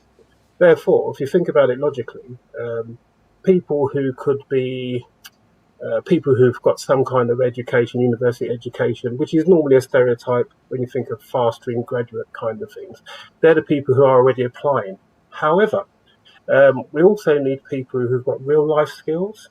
So one of the key things that happened in the last couple of years, we piloted a returnship program for people who may have had more experience in the workplace, had been out of the workplace because of domestic commitments. And then we're trying to welcome those people back because of the wealth of experience they bring, not just from their work experience, but from their life experience. So that's just one slightly different angle away from just pure work experience. However, I mean, we've still got a veterans program running at the moment, so people coming out of military service. Again, so the transferable skills aspect of being ex-military and then coming into public service is a key thing. And obviously we do the same kind of thing with people who may have worked with police services or enforcement services, because the Home Office Border Force got a very strong enforcement unit. But the most important thing I want everybody to know is, even if you feel that, you know, you may have just worked in retail and you don't think, well, working in retail has got any link at all to the civil service. The myth I'm trying to debunk there is the fact that in the civil service, the biggest profession we have is operational delivery profession. So operational delivery profession is, in effect, almost a customer-facing, front-facing body of people who make up the majority of civil servants. So the key departments where there's the biggest amount of people who work in operational delivery profession would be Department for Work and Pensions themselves, because they're customer facing. HMRC is another massive department for this. So even for people who would have never thought that they had the skills or experience to work for the civil service, probably have. But this is the reason why the career matching is such an important innovation, because it's helping people to translate their normal day-to-day work experience into what the civil service needs, which is people who can serve customers, need to be able to keep information safe, need to be able to manage projects. So project management cuts across pretty much every different type of sector. People who are able to manage resources. So even things like property. So property profession, massive profession for the civil service. And I've spoken to people who work in a state agency in the private sector who never realise that they've got fantastic skills and experience to go pretty much directly into property profession jobs. So you can see we're covering everything. Literally. We want all types of people, all ages, all backgrounds. Thanks, Brian. And it feels to me as well that people may dismiss the civil service, again, maybe from that perception thing, and don't see themselves as fitting. But what you've just explained there is that people in many professions bring transferable skills into civil service. They probably don't realise it. But we had a chap on from the Cabinet Office a couple of months ago, and it isn't quite as it's depicted in those old black and white films still with bowler hats and brollies, is it? It's moved on a lot from then. Exactly. Although I must admit, I've actually been in Westminster, and I've actually seen some people who do look like they came from a 1950s film with a bowler hat and brollies. Funny enough, so they're still there. They're a very small pocket, but the majority of civil servants are literally just the range of people who look like normal society today. So that's one of the reasons why, with the video content I've put on the careers website, you'll notice when you watch some of those videos, it covers a range of people Sort of millennials who have got multicoloured hair, older people who've actually finished in one type of sector and only started working for the civil service from the age of 50. So that's a key thing. So we're not discriminating on age. The other thing as well is, even from the point of view of scientific community, the range of different types of scientists that we have in the civil service is groundbreaking. And it's funny because I was actually speaking to some people from Defence Science Technology Laboratory at the Ministry of Defence who had worked around the Novichok poisoning in Salisbury Plain a couple of years ago. And it was quite exciting because some of those people were on the BBC on the actual news broadcast talking about that scientific investigation of this kind of espionage spy level poisoning thing. So the idea that you could do a careers workshop that starts talking like it's James Bond, really exciting things. I think a lot of people don't realise how much you can get involved in, which is something that's really exciting in the civil service actually. And you don't have to have come in at the top end. You can come in entry level, as I said, with the apprenticeships kind of thing. And you could join Defence Science Technology Laboratory as an apprentice. They've got loads of apprenticeships in the Southwest. But the key thing I'm trying to show people is the opportunities are vast, range of jobs are vast, and obviously we are covering all regions of the UK, and we also have vacancies which are abroad. Because a lot of people forget the Foreign and Commonwealth Development Office, so the civil service isn't just in the island that we're in, it goes beyond. No, absolutely. And once you do start your career within the civil service, you could quite literally end up anywhere, couldn't you, as your career progresses? So there's plenty of opportunities to progress your career within, even when you start as an apprentice. Well, I mean, even for me, so just my story. I started as work coach, frontline, Bristol Job Centre Plus, Eastern Job Centre Plus, and I was literally person basically on the front of the job centre, asking people what have they been doing to look for work for 2 weeks, and then the ability to sign, so they could get their job seekers allowance. So that's where I started off with my 24-year civil service career. So actually, in terms of support for career development and actually, sort of the learning part of working as a civil servant is excellent. So I've been able to get qualifications in digital. I've got qualifications in HR, so I'm an associate member of Chartered Institute of Personal Development. Obviously, I'm doing work like making the careers website, which we can see today. But if you had interviewed me 24 years ago, I would never have believed I would have gone from just being on the front of a job centre to working in Whitehall and doing all this work with careers that covers the whole of the civil service. So it can be done by anyone. Good stuff. And you just talked there about career progression. The benefits of working in the civil service, can we just touch on them, Brian? Because you've clearly said you've been there 24 years. Something's keeping you in there, some form of benefits. What's the biggest things about working in the civil service from someone who's looking maybe for security and other things that attracts people to employers these days? Well, okay, I mean, in terms of what we've got as a package, there are key things. Fantastic flexible working offer.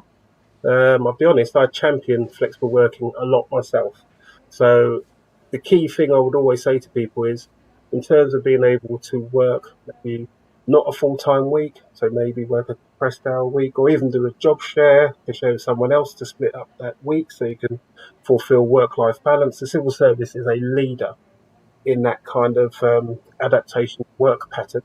That's the first thing. So anyone with caring requirements for caring for older relatives, caring for children, or even caring for themselves, even from a reasonable adjustment for people with disabilities perspective, the flexible work package is brilliant in the civil service. Second thing, staff development is again excellent. I can't praise this enough, because in terms of what you can gain as a member of staff to develop yourself and develop your own education, it's a beautifully structured setup. And funnily enough, the staff development program has actually been revamped and refreshed. So we've got a new government skills curriculum units program, which launched at the end of 2020, and actually supports all members of staff to become more professional in their role. When I say more professional, that's professional with licenses as well. So it's not just in-house training, it's accredited training with proper colleges and universities.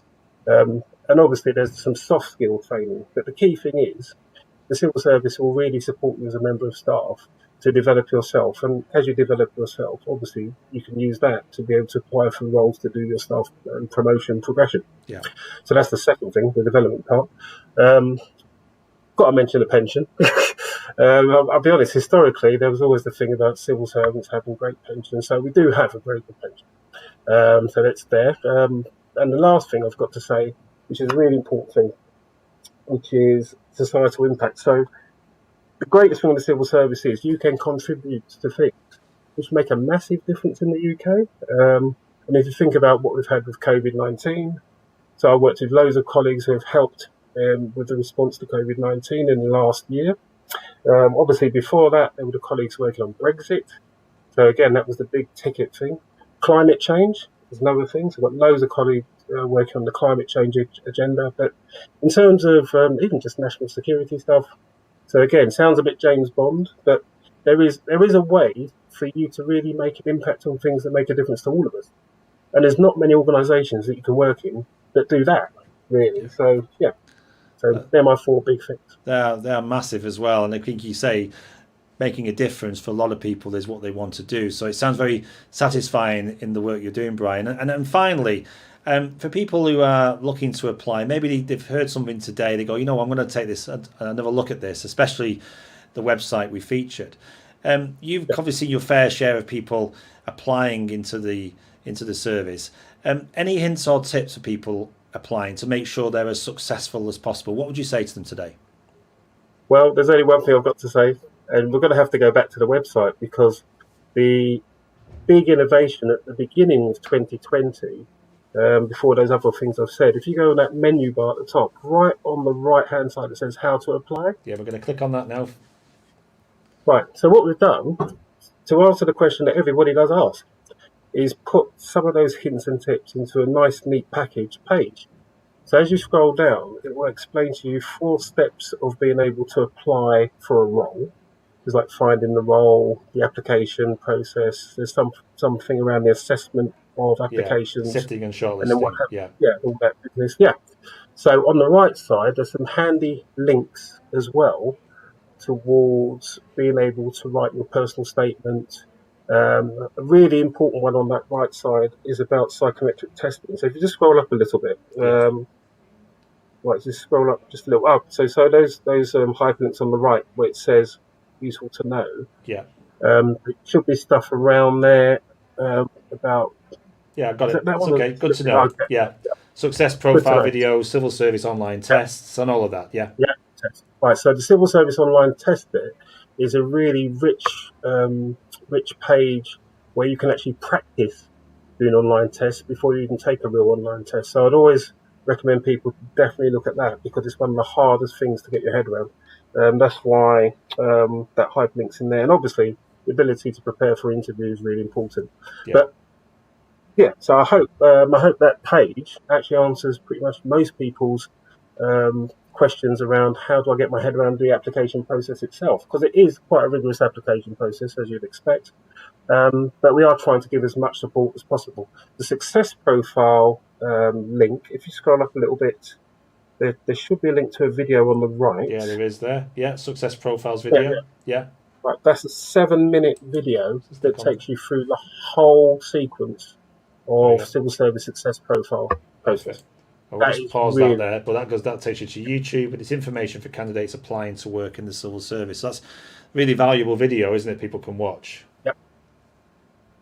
And what we'll do is we'll post that video as well on the Jobs Live channel, so people can find it on the channel as well, because that could be where their journey could start, couldn't it? Yeah, exactly. And we use success profiles for all applications for the whole of the civil service. Brilliant. So yeah, fantastic. Well, listen, this has been more than helpful, because not only have you given us your insight into working in the civil service, Brian, but you've also given us some really useful resources today on where people can find not just the jobs, but how to apply into them. And I mean, for a lot of people as well, this year has been challenging, hasn't it, to say the least. I mean, how have you had to adapt? Just finally, how have you had to adapt to that time when it comes to working practices and maybe remote working? Has that affected you as well? Well, it's a difficult one because I work in a digital team. I've been working on a multitude of digital communication platforms for the past 7 years. So ironically, working from home for me is quite bread and butter. And then working with things like Zoom, Microsoft Teams, Google Meets, WhatsApps, it's always been something that I do as a member of a bigger digital team anyway. And it's the thing that I promote for other people to do. So the biggest thing for me is getting other people to be more comfortable in using it, who are not digital people. So that was the biggest change for me in the last year. So I've done loads of workshop activities to help people who may not be comfortable, doing lots of Zoom meetings, and then also I'm giving advice on how to do things which are not just Zoom meetings. So one of the key things that we've come up with was to have just phone-only walk out of the house exercise meetings. So you don't have to always be digital on a screen. You can actually just do an old-fashioned phone call and just talk to your mate on the phone while walking down the shops, which doesn't sound very digital, but at least it sort of gives people a breathing space. No, that's right. So I think we've said before on the channel, people just got to stay positive and really keep at it, because the vacancies are there clearly, and it sounds like you're going to have a lot more coming up as well over the coming months. So it'd be good to get you and your team back on at some point to talk more about those, if I can trouble you to do that. Oh yeah, perfect. I'd love to. Thank you very much, Brian. Thanks for your time this morning here on the Jobs Live channel. Coming up shortly, we're going to be meeting up with Pathways CIC, another great organisation taking on people within the Northwest region. In the meantime, thanks so much for your time, Brian. Take care, and thank you. Good luck as well with the rest of your, what sounds like a very interesting career within the civil service. Take care. Bye-bye. Thank you. Thank you. Cheers. Bye-bye.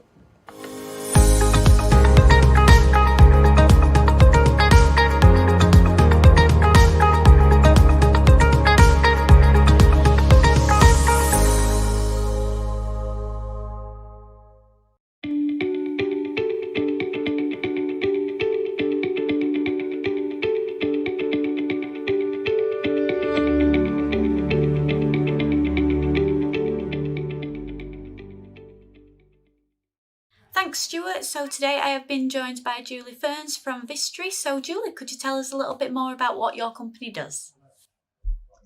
Hi, good morning. Yes, Vistry Partnerships are a division of Bovis Homes. We actually specialise in building places for people to live. So houses, bungalows, care facilities, extra care facilities and apartments. We also build under the banner of Bovis Homes and Linden Homes, both of which are our private house building sector. We were, until last year, under the banner of Galliford Try.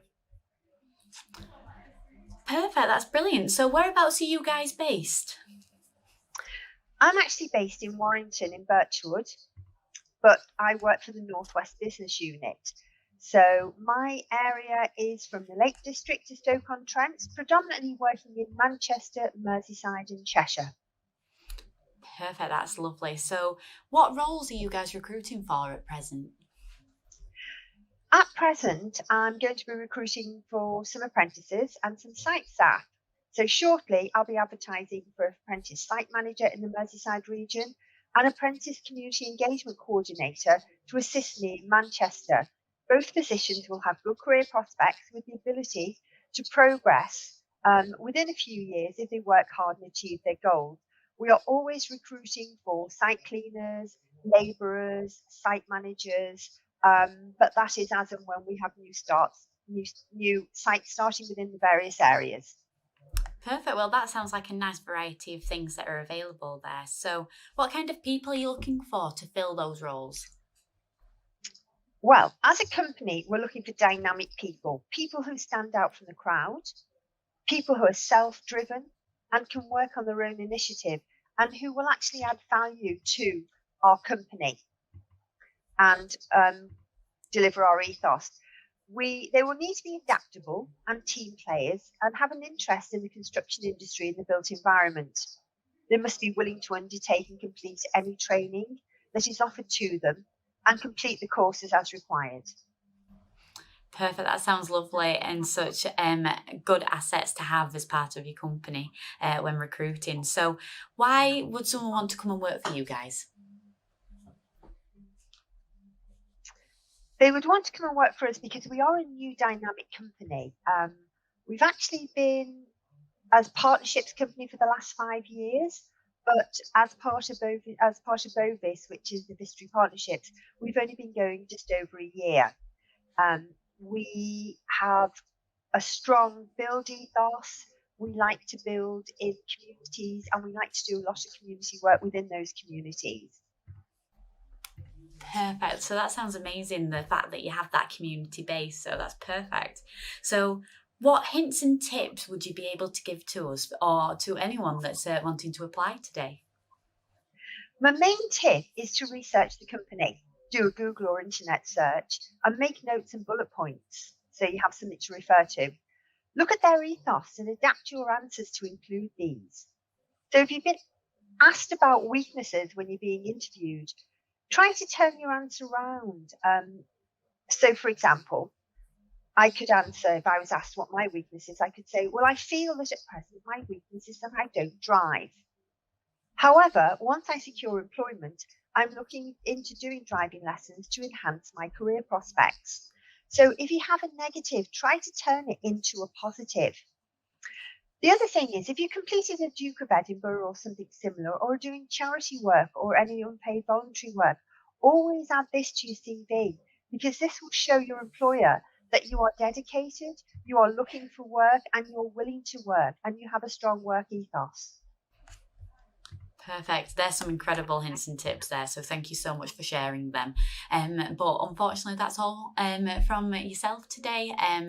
But I hope that we get to see you guys again back on the Jobs Live channel. However, for now, it is now back to Stuart in the studio.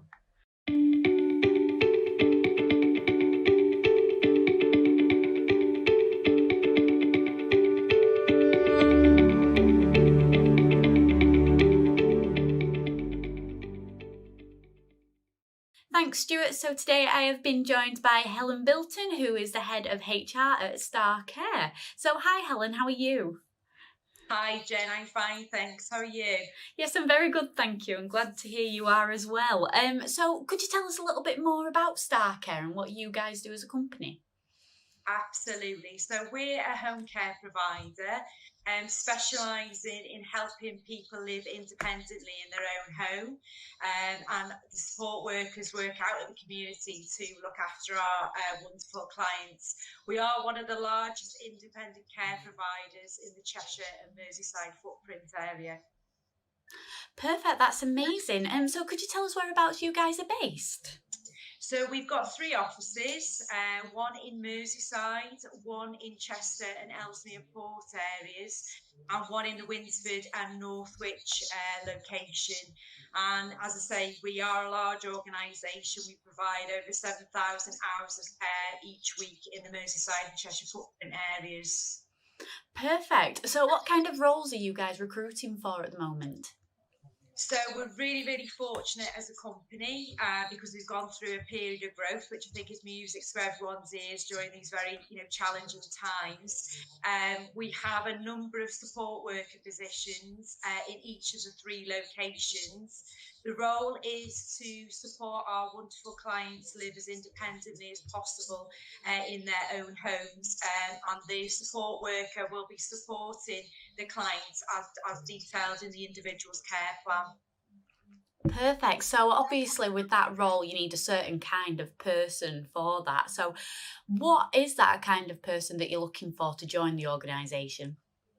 Okay, so we're looking for individuals that share the same values and principles as we do here in Star Care. that wish to provide the highest level quality of care to our clients, who have a passion for care and show acts of kindness and empathy towards individuals. It's such a rewarding role, and all our care staff forge great relationships with our clients. Perfect. So why would someone want to work for the company StarCare? So we are a family-friendly organisation, and we do really care about our staff, on the front line who are supporting our clients. We look after our, staff the same way as our staff look after our clients. We have a very robust training infrastructure here at StarCare. We have 2 pathways. One is a mandatory pathway that all carers have to undertake. And our second pathway is an apprenticeship. If an individual wants to further their career in health and social care, there's great opportunities for individuals to do so. This is fully paid for by the company, and there's lots and lots of support available to help individuals achieve that. We do have plenty of opportunities for individuals to grow. We do have a number of individuals who have come up through the grassroots of the organisation. So as I say, there's plenty of scope for individuals if they want to progress their careers here in StarCare. We have excellent pay rates, and we also have competitive mileage rates for individuals working out in the community. And for Works For You initiative, we have a golden hello payment for each individual who's taken on through this scheme of £100. We also have invested heavily on COVID. It's very close to our hearts at the moment. It's been a very big agenda here in StarCare, and we ensure that all our care staff have available access to get a vaccine. Perfect. That sounds amazing, and some brilliant qualities that you offer there as well as the company. So do you have any hints or tips for anyone who might want to apply today? So really important for us at StarCare is about being yourself and being authentic and keeping it real. We are looking for individuals who are passionate about care and also about giving back to our clients in the community, and to want to make a real difference to individuals' lives. Amazing. Thank you so much, Helen, for your time today, and thank you so much for that advice as well. I'm sure a lot of people will be taking that on. However, for now, unfortunately, it is the end of our one-to-one today, but hopefully we'll see you guys very soon again on the Jobs Live channel. Thank you. Well, you're welcome anyway, so it's not a problem. However, but for now, it's back to Stu in the studio.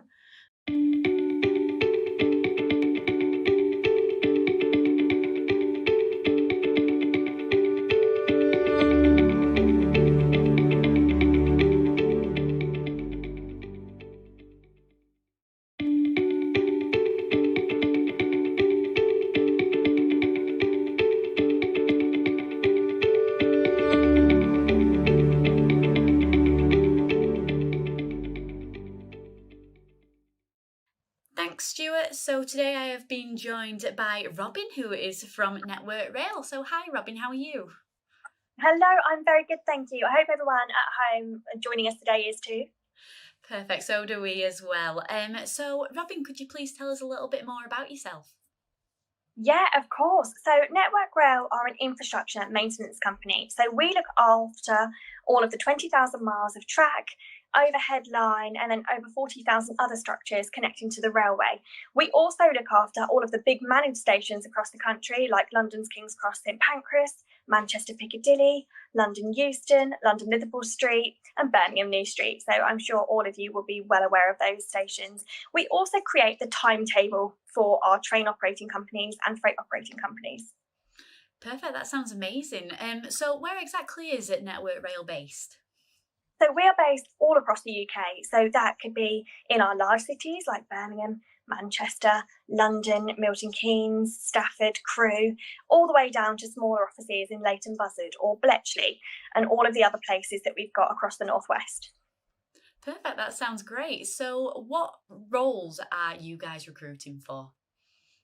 Essentially across the railway, with over 40,000 job titles, We recruit for all roles. So obviously we do recruit for a great deal of engineers, and that could cover anything from track engineering to signals, telecoms, geotechnics. We also recruit ecologists, project managers, people with analytical and data skills, administration skills, communication skills, HR, finance. Essentially, any type of job within the UK we do have here at Network Rail. So please don't think just because you've never worked on the railway before that a job with us may not be right. That's amazing, such a variety. So with those varieties, what kind of people are you looking for to join Network Rail as a whole? That is a really interesting question. So at Network Rail, we do not look for just one person. In fact, one of our values is all about valuing diversity, because different people from different backgrounds and different skill sets lead to innovation, which just means that we can improve the railway for our passengers and our customers. So as long as you value people and can act safely and have an awareness that your actions can affect lives, we are looking for you. Perfect, that sounds amazing. So why would someone want to work for Network Rail? I'm very biased, I know, but we are now one of the top 50 Glassdoor employers as voted for by your employees. And I think a big part of that is during COVID, Network Rail have supported us. We haven't had anybody on furlough. We've now moved to complete flexible working. Many of us have had to juggle becoming carers or homeschooling, trying to look after children, being a parent all during COVID. And we've just completely amended our approach to that. So you choose and pick your hours. Our values are called care, and one of those is how about we empower people to make their own decisions. We've got a huge training budget which has been ring-fenced so that we can invest in our employees. Career development is second to none. In fact, many people started at Network Rail as administrators, and now some of them lead departments. So it's just kind of, I suppose, the whole package, and it's the people more than anything. We really do support and care for each other, and it's a great place to work. Kind of in normal times when we're in the offices, we all meet for coffees, jokes, laughter. It's just a place that you kind of, once you join, you just don't want to leave. So I hope that many of you will listen to this and think about joining the railway, because you won't regret it. Amazing, thank you for that. And then finally, have you got any hints or tips for those that might apply? I would say tailor your CV to your achievements. Don't just list everything that you've done as part of your jobs, because that doesn't read the best.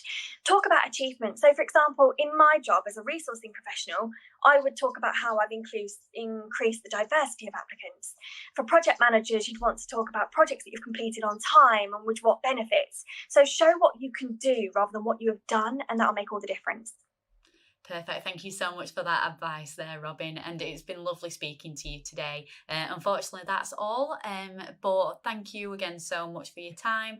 And for now, it's back to Stu in the studio.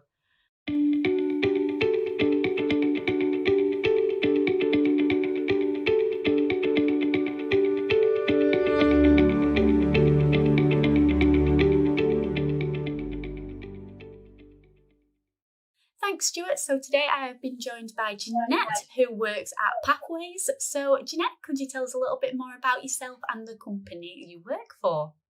Certainly. So I'm the operations manager at Pathways Community Interest Company, and we hold a contract with NHS England, providing primary care networks to GP practices in the Cheshire area for social prescribing interventions. The contract is called Alternative Solutions, and we have link workers that give people time to focus on what matters to me, and taking part of a holistic approach to people's health and well-being, and they connect people to community groups and statutory services for practical and emotional support. Pathways is a very forward-thinking and innovative social enterprise, and in May 2020 we were listed as one of the top 100 social enterprises within the UK. We're a very values-driven organisation, and we strive to be a visionary to finding solutions and readdress health inequalities. Many of our services have evolved from prototypes to mainstream provisions that now support thousands of people across Cheshire, aligning the health, work and well-being with a focus on enabling people to live happier and healthier lives. Perfect, that sounds amazing. So whereabouts is Pathways based? We're based across Cheshire, and the primary care networks that we cover are Crewe, Nantwich and Rural, Winsford, CHOR, which is shortened for Chelford, Handforth, Alderley Edge, Winslow. And then we have Northwich and Smash, which is Sandbach, Middlewich, Alsager, Scholar Green and Haslington. Perfect. So a nice variety of places there. So what roles are you recruiting for at the moment? We've got a variety of opportunities that we're recruiting for. There's two different types of social prescribing link workers. So we have a generalist and a mental health. And the generalist really looks at the patient's healthcare and overall well-being, linking in with various organisations to help with one or more long-term conditions, potentially lonely or isolation, or who have complex social needs that's affecting their well-being. The mental health link workers, these are people that are trained counsellors, therapists, or practitioners, and they will have an active role in the patient's healthcare and overall well-being, and engage patients in particular in their mental health needs and through holistic interventions, etc. We also have care coordinators role, which is a new role for Pathways, and these individuals provide extra time, capacity and expertise to support patients that are preparing or following clinical conversations, and really giving that time back to the GP so they can work with different patients with their time. Perfect, that sounds amazing. So for those types of roles, what kind of people are you looking for to join your organisation? Pathways, we're really recruiting creative, adaptable individuals with a positive attitude and enthusiasm, and are prepared to work hard as part of the local primary care teams. It's a growing team, and so there's a number of new opportunities. All of the placements that we have within the doctor's surgeries, they also adhere to the COVID-19 safety working practices, and the positions can be flexible, so it's full-time, part-time, and there is that adaptability to the roles. Perfect, that sounds lovely. So why would someone want to have a look at working for Pathways?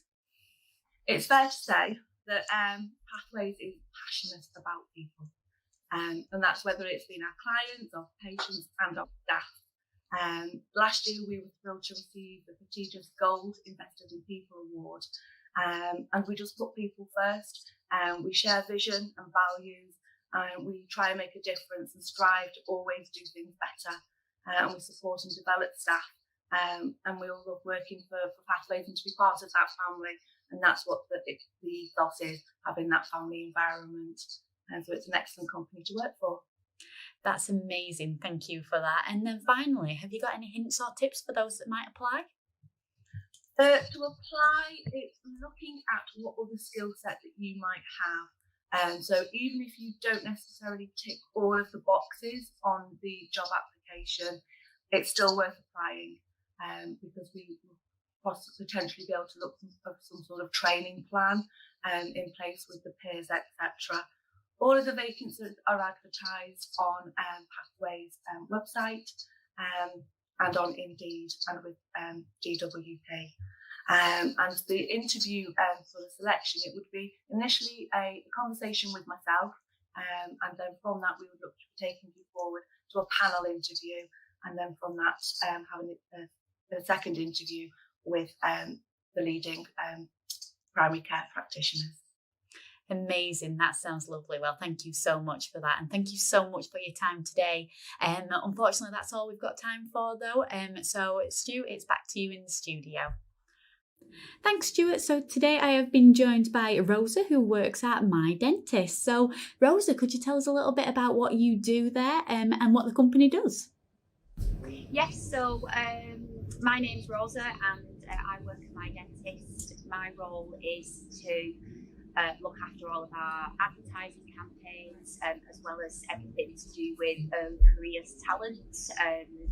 And My Dentist, we're a collection of over 600 dental practices nationwide.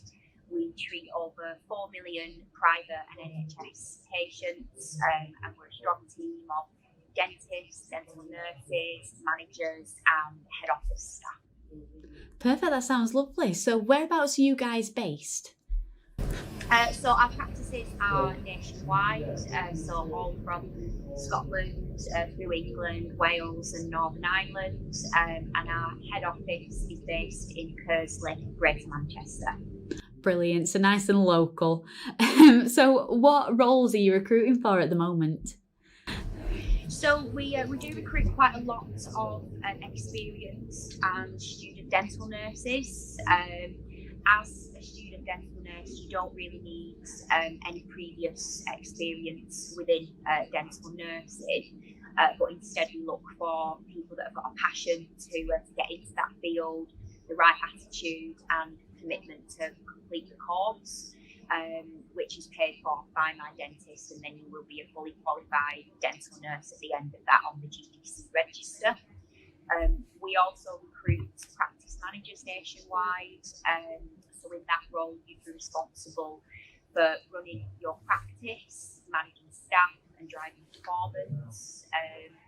We welcome people with managerial experience from all backgrounds, and many of our practice managers come from retail, hospitality and leisure backgrounds, as well as people with previous experience in dental care. Perfect, that sounds lovely. So within those roles, what kind of people are you looking for to join your organisation? I think people that are really committed to working together in order to always put our patients first. We're a large organisation, but every practice feels like a tight-knit family to ensure that everything is running smoothly for our patients. So it's important that whatever role you join us in, you're committed to your role and understand the direct impact that has on patients every day. Perfect, 100%. So why would someone want to come and work for you guys? We're a very secure, growing organisation. We understand that many industries at the moment face quite uncertain futures, whereas we're really going from strength to strength. All throughout the pandemic, we've kept our staff safe, we've kept them up to date, and we've kept them working. We've not had to reduce staff numbers or anything like that. And working for us is just a chance to work in a completely different industry that you may never have considered before or been exposed to. We're somewhere where no matter what role you join, you'll get full training for the industry and ongoing development and opportunities in whatever role you join us in. Perfect, that sounds amazing. So have you got any hints or tips for anyone out there that might want to apply? I think always to display a passion to get into the industry.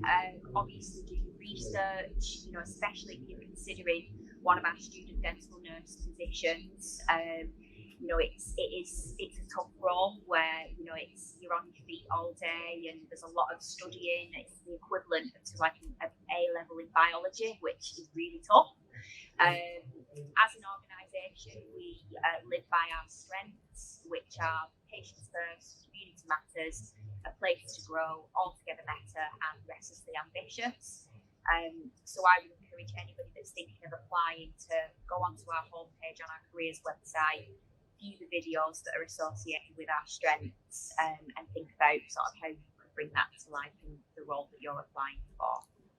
Amazing, that sounds brilliant. So thank you so much for that advice and also for your time today.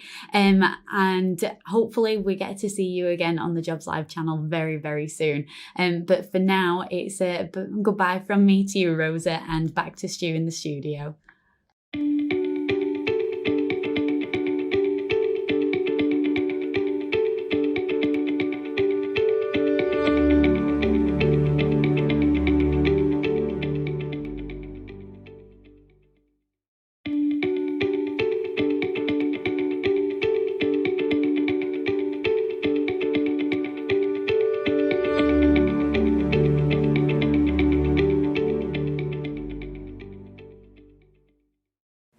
Thanks, Stuart. So today I have been joined by Simon Cook, who is from the British Army. So Simon, could you tell us a little bit about what the Army does? So the British Army protects the United Kingdom's interests at home and abroad, providing a safe and secure environment which all British citizens can live and prosper. We break this down is the fact that we're always ready to serve. The way we do that is there's a couple of different ways. So we protect the UK with our highly trained soldiers, ready to deploy anywhere across the world at 24 hours, 365 days a year to meet a variety of challenges. We prevent conflict around the world. We also deal with disasters around the world, and we also fight the nation's enemies. Perfect, that sounds lovely. So where are you guys based roughly? Currently at the moment, the British Army is based basically all over the world. We're based in various locations around the UK, so England, Scotland, Wales and Northern Ireland. We also have lots of personnel deployed on various operations around the world. For instance, the Baltics, so Latvia, Estonia, Lithuania and Poland. We've got lots of soldiers in Africa at the moment, so South Sudan, Somalia, Democratic Republic of Congo and Mali, and also in Kenya. Belize and Brunei. We have lots of soldiers currently at the moment in Canada and Cyprus and Germany also. Perfect, that sounds brilliant. So what kind of roles are you recruiting for at the moment? So at the moment there's hundreds of different job roles within the Army. Some of them, just to take into consideration that some of them require qualifications and some don't. But there's, as I said, hundreds of jobs role in engineering, comms, IT and intelligence, logistics and support, combat, big one. Probably the biggest part of the Army is the job roles within combat, medical, HR and finance, and also music. But at the moment, we're currently employing some priority roles. So a couple of them are HR specialist, supply chain operative, postal courier, cyber engineer, ammunition technician, and movement controller, and also guardsman as well. Brilliant, that sounds great. So what kind of people are you looking for to join your organisation? So the Army, to be a part of the Army team, the big one on my part is a positive attitude and outlook in working day to day. No day is the same within the Army. We need to have a certain standard of physical fitness, depending on what job role you're looking on joining when you go into the Army. A willingness to learn. You're learning every day. I've been in the Army nearly 9 years and I still learn new things every single day. And be able to work as part of a team every day as well. All right, so we break this down into our core values and standards of the Army, which are courage, discipline, respect for others, integrity, loyalty, and selfless commitment. Perfect. Some very key skills there and values to have. So why would someone want to come and work for the British Army?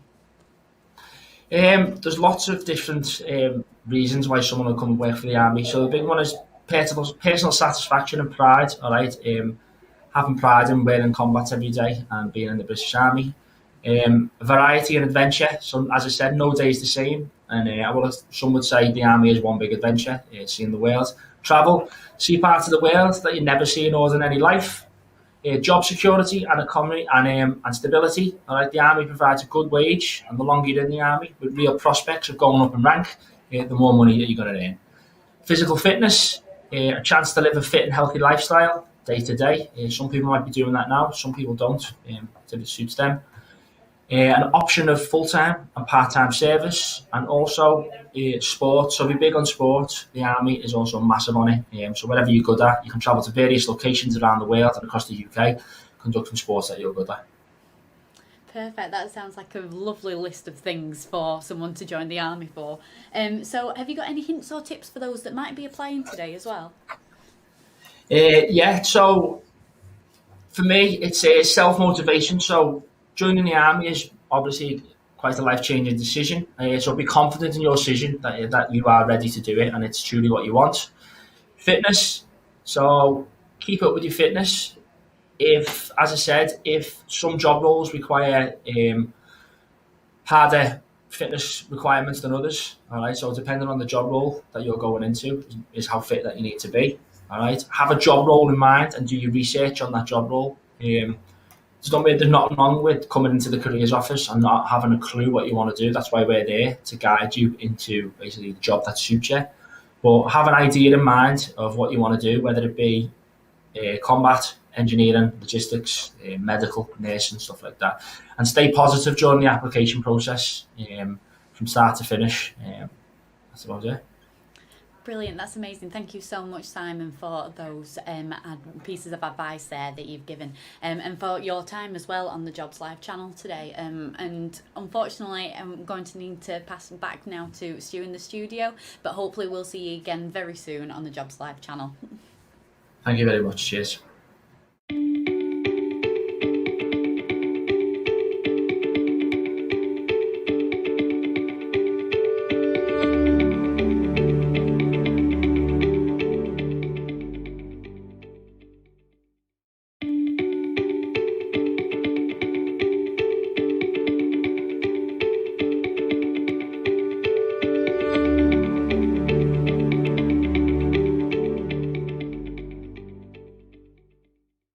Hello everybody, thank you Stuart, and today I've been joined by Irina from Greggs. Hi Irina.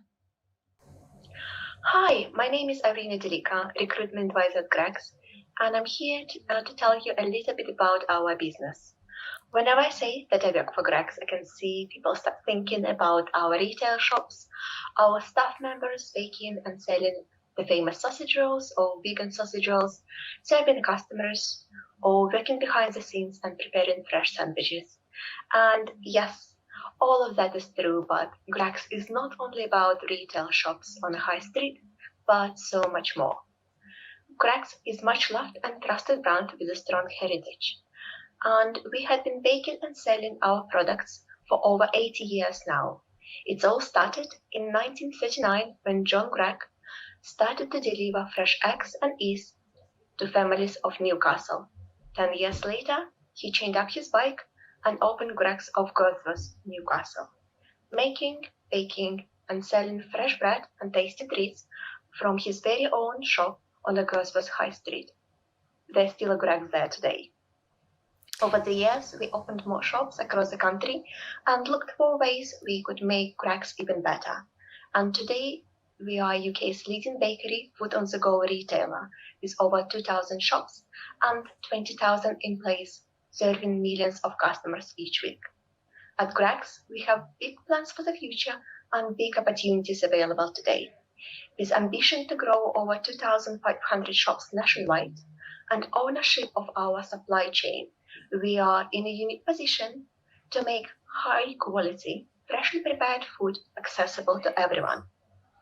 Ownership of our supply chain means that we can make great, freshly prepared food accessible to everyone at great values in an extremely competitive marketplace.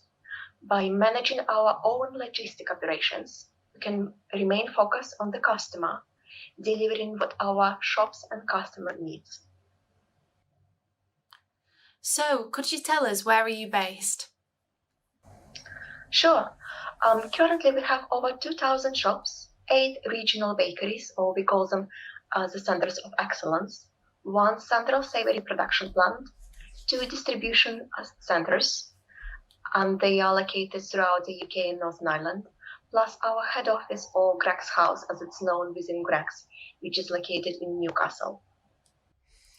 Brilliant. So, what roles are you currently recruiting for? As a company, we manufacture, distribute, and sell our products in our shops.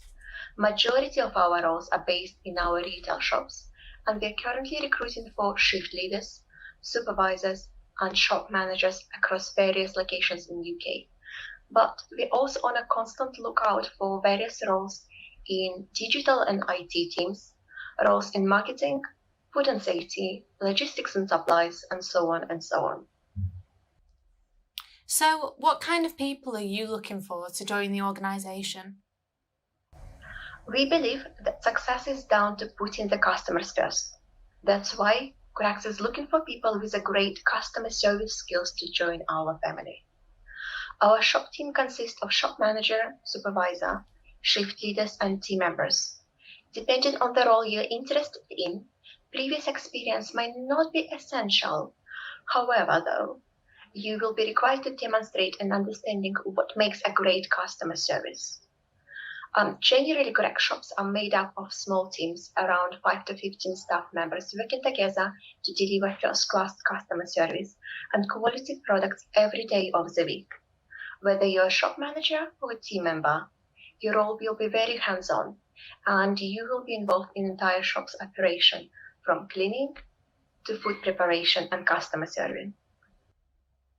So, why work for you?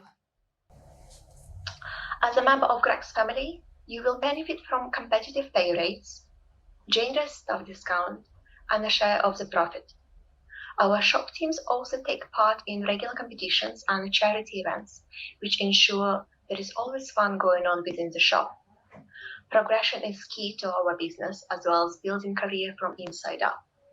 We'll love to work with people who want to develop their skills and become more successful, and we provide various training and development opportunities to our shop team to help them grow with the business. So, finally, any hints or tips for those applying? Obviously, qualification and previous experience do have a place, but really, it's your enthusiasm and passion to provide great customer service that is equally as important. And what we are trying to convey, that there are always opportunities to progress within the business and build a successful career with Grex. We have a lot of people in the business who started as a weekend team member or a team member and now running their own shop as a shop manager, or even progressed to an area manager or regional operations manager, or those who started working in our retail shops and moved to a different business function. There really are opportunities to progress and build your career with Grex. Brilliant. Thank you very much, Irina. So back to you, Stuart, in the studio.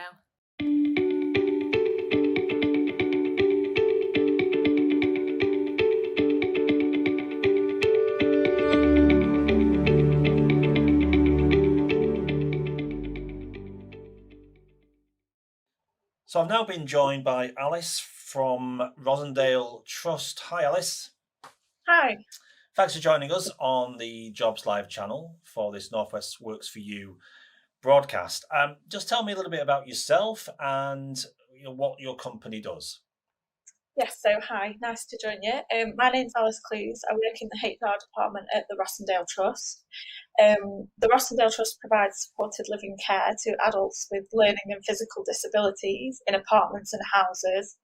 So our care support workers work as part of a team, and they provide high standards of care and support to our tenants to enable them to live a full and meaningful life. So they'll promote independence and choice for each tenant in all aspects of their life. So that could be cooking, cleaning, personal care, attending appointments and leisure activities as well. Great. So as an organisation, where are you actually based? So we're actually primarily based in Sutton, Macclesfield, but we do have properties in Buxton as well. Great. So anybody who came working for you, Alice, currently would that be physically coming into the office, or is there some element of remote working as well? So it's support workers, so they would work in the tenants' apartments or houses, so that would be in Macclesfield. If the position is based in Macclesfield, it would be in Macclesfield, or we do have positions that sometimes are available in Buxton. Perfect. Okay, great. Just tell us the kind of roles that you're recruiting for then currently. So at the moment, we have full-time and part-time positions available for care support workers based at our Macclesfield locations. I would always say it's a good idea to keep an eye on our website to check what vacancies we do have, because, for example, we might have positions in Buxton come up available, or similarly, we do recruit for night workers as well, so they may come up on our website in the near future. Perfect. And the kind of people you're looking for then, people that you're wanting to speak to today, who succeed in your organisation, what do those people look like, Alice? So we're looking for people who are caring, patient, and that are willing to support vulnerable adults while ensuring that they treat them with the dignity and respect. We don't require people to have experience to work with us, because we believe that those personal skills are more important, and we do offer full training, so it's not something you need to have experience in. Of course, it is an advantage, but it's not essential. And why work for Rossendale Trust? I mean, what's the benefits of joining you and starting a career with you, and what do you find people enjoy the most about working for the Trust? So I think the main thing is that working in care, it can be a very rewarding career because you're making a difference every day to someone else's life and supporting them to live their life fully and as meaningful as they can do.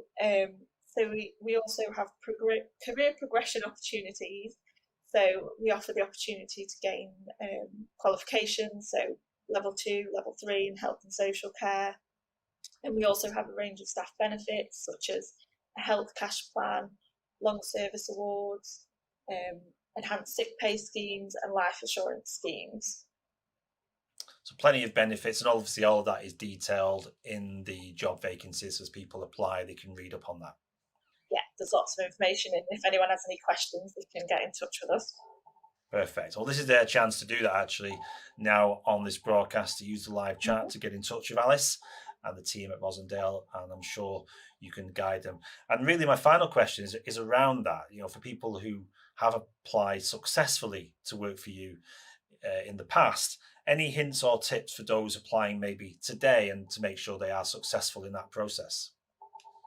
I would always say it's a good idea to have a good look on our website and just find out more about what we do, and to always look at the job profile of the role that you're applying for, which are all on our website. Make sure you familiarise yourself with that role before you start your application form. And then when you do fill in your application form, include as much information as you can for all the questions it asks, and explain why you think you would be suited to fit that role. Great. And in the current climate, I mean, are you doing lots of interviews online, on Zoom or on Teams? Sometimes we do have interviews online, yes, but we do occasionally have interviews in person, obviously social distance and everything, because our care staff are still in work at the moment, being key workers, so they are, all the precautions in place as well. Great. It's good to know. And it's good to know when people are applying what their expectation is of an interview and where that would take place. So thanks for letting us know about that. And let us know more about Rossendale Trust as well, Alice. It's been great to understand more about your organisation. And people can find out much more on your partner page. And of course, we'll leave the chat open for any future inquiries that people may have as well. Yes, that's great. Thank you. Thank you. Thanks for joining us here on the Jobs Live channel for this Northwest Works For You event. We'll hopefully see you again soon, Alice, on the channel, and take care. Thank you. Thanks.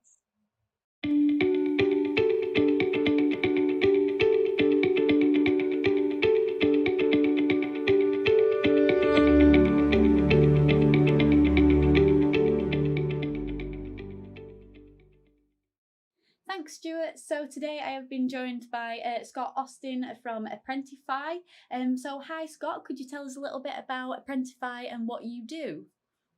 Yeah, brilliant. So thanks for having us. So as Jen said, I'm Scott Austin from Apprentify. So I am the apprentice recruitment executive who looks after bringing in new apprentices for new employers, finding them new roles within the Greater Manchester area. So that is the area we mainly cover, the Greater Manchester area, but other areas as well. We do stretch a little bit further afield, but mainly in the digital space, so looking at digital marketing apprenticeships and junior content apprenticeships.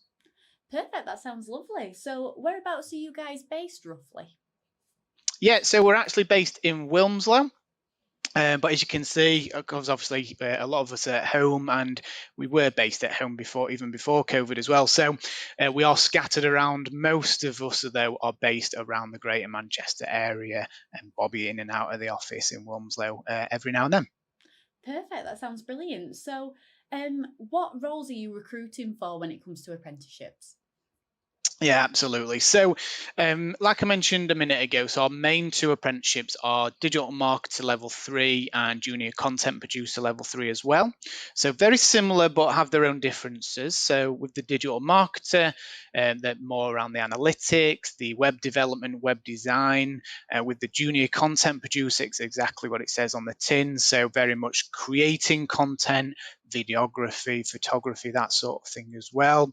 So the roles change slightly depending on the company. So obviously, if you're working for a big company, you might be working for tasks in-house, or a smaller kind of client, a smaller digital agency, you may be working with different clients, looking at email campaigns, web development, content writing.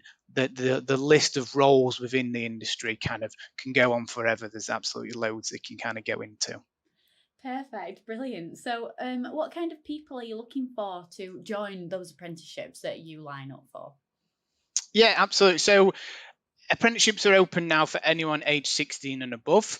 So anyone who's kind of finished their GCSEs, or come out of A-levels and colleges, or have come out of universities, and older as well. I see all sorts of clients, all sorts of ages. And employers are looking for different things. Some are looking for that more raw talent so they can mold into the perfect kind of employee.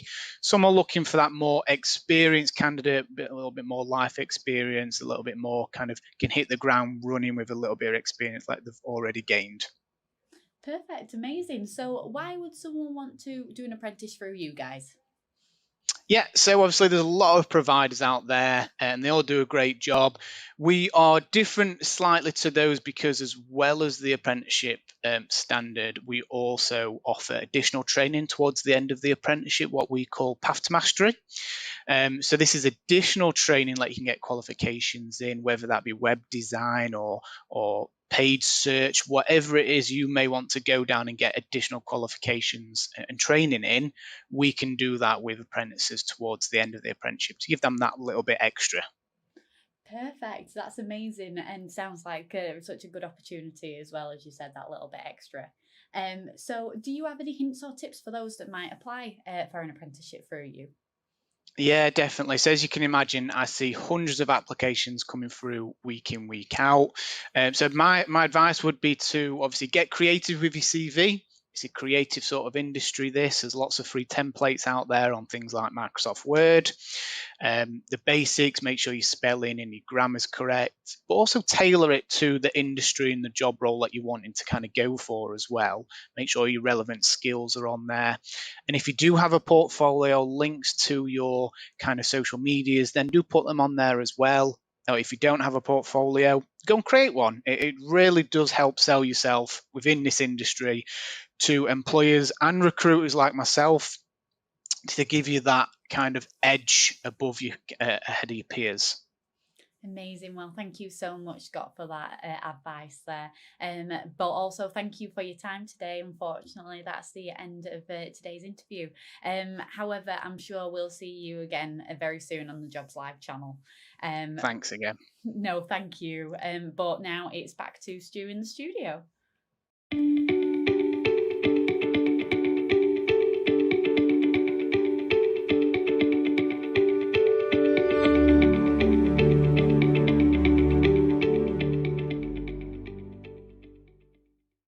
Hi, my name is Lisa Breakspear, and I want to tell you about an exciting new employment support programme called Journey First that can help you realise your goals.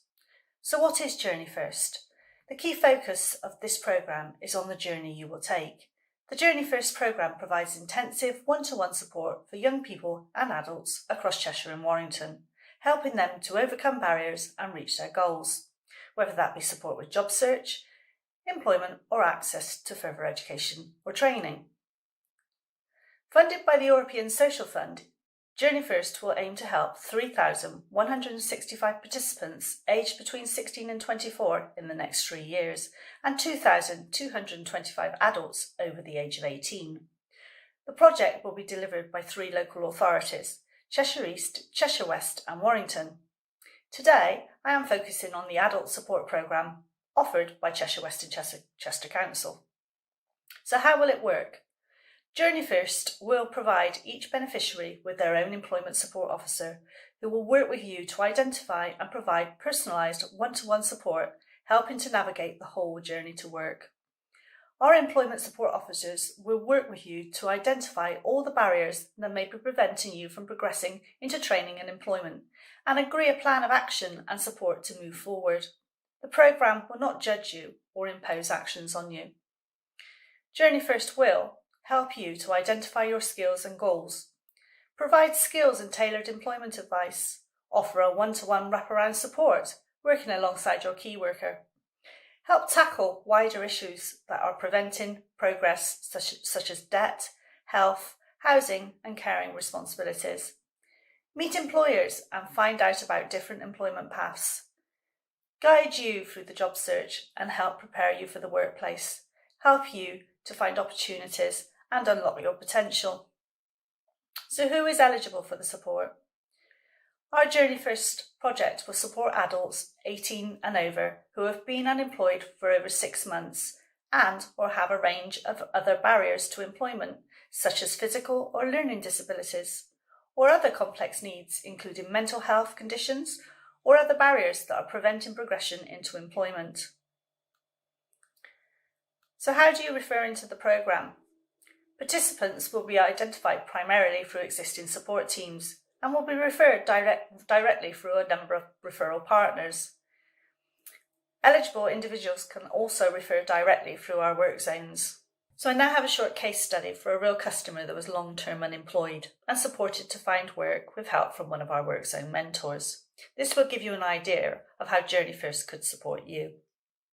So Lynn was unemployed for 15 months due to a prolonged health condition and had been claiming employment support allowance for around 13 months. After hearing about the support that the work zones offered, Lynn decided to refer herself for an appointment.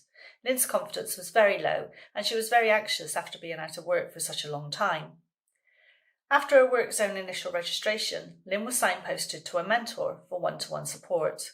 The mentor took time to talk and understand the barriers to work that Lynn was facing and offered support with careers guidance while setting to work to develop an action plan that would help break down her barriers.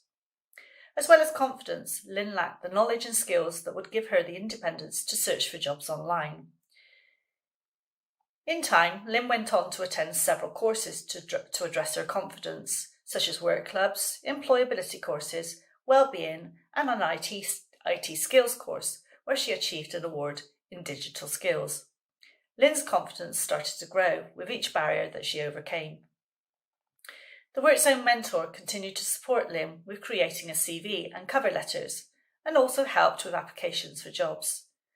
When offered an interview for a retail job Lynn was really interested in, she was excited but very nervous. Over the next week, the mentor provided support with mock interviews to prepare Lynn for her meeting with the employer. I'm pleased to say that Lynn was offered a part-time position with a well-known department store. So if you think Journey First might be the programme to support you, please get in contact with us for a discussion and we can talk to you about what's on offer. Please contact Stuart Peach, who's our Customer Progression Officer for Journey First. Stuart can be contacted on stuart.peach@cheshireWesternchester.gov.uk. Alternatively, you can give Stuart a call on 07827 835 011. Thank you.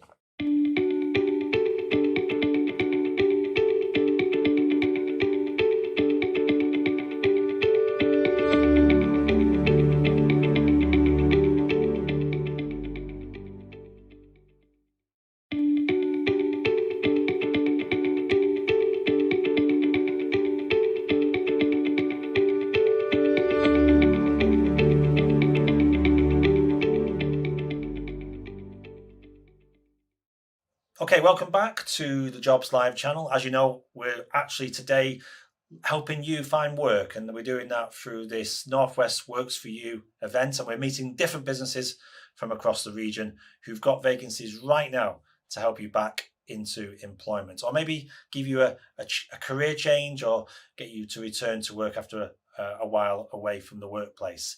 Delighted to be joined by Kate Story from Wigan Council. Hi, Kate. Hello, good morning. Hi, thanks so much for joining us here on the Jobs Live channel for this really special event. As you know, we've been on all day talking to people across the region. We've got fantastic vacancies to help people who are looking for work. Can I just ask you first, what does you do? What's your council's responsibility for the region? Well, I work for Wigan Council, as you mentioned, and a lot of people have got the perception that councils look after our bins and look after our people, but there's so much more to us than that. We've got different departments representing all sorts of different professions, different levels. So we've got planning, we've got environment, we've got social care. So for those people that want to get themselves involved with other people, we've got customer services. So if you don't want that actual personal contact, there's the contact over the telephone. We've got PR, and we've got roles such as mine in HR as well. So a whole range of, like you say, a whole range of different jobs there, which may be different to the perception, as you say, as to what people see and think of when they think of councils in general. You say you're based obviously in Wigan, but are you based all in one office, or are you spread around the town? No, we represent the borough and are actually out and about throughout the whole entire borough, from Wigan through Leigh, through Tyldesley, Atherton. Literally, you could be based anywhere across the borough when you come and work for the council. Great. And you already given us a range there of different positions, different areas you can work for the council. But what kind of jobs are you recruiting for right now? Right now, we've got some adult support workers, so helping support those individuals that can't be independent or alone. We've got some hub key workers, so supporting our children that need some help within their arena. We've got roles within education, so lunchtime assistants, and we're gearing up for a future 50 apprenticeships over in our Places Directorate. So watch this space for those roles to be announced in the next couple of months. Sounds brilliant, Kate. And obviously, you will have, I'm suspecting, a careers page or a jobs vacancy page on the Wigan Council website. Is that the best place to start if you're looking for these vacancies?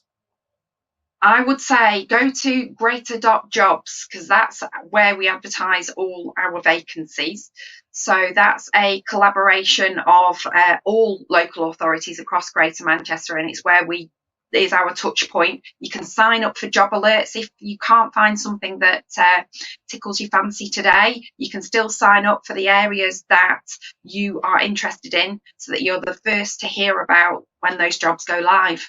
So that's greater.jobs, and we will put up the link to that in the live jobs feed during the course of today. So thanks for sharing that, Kate.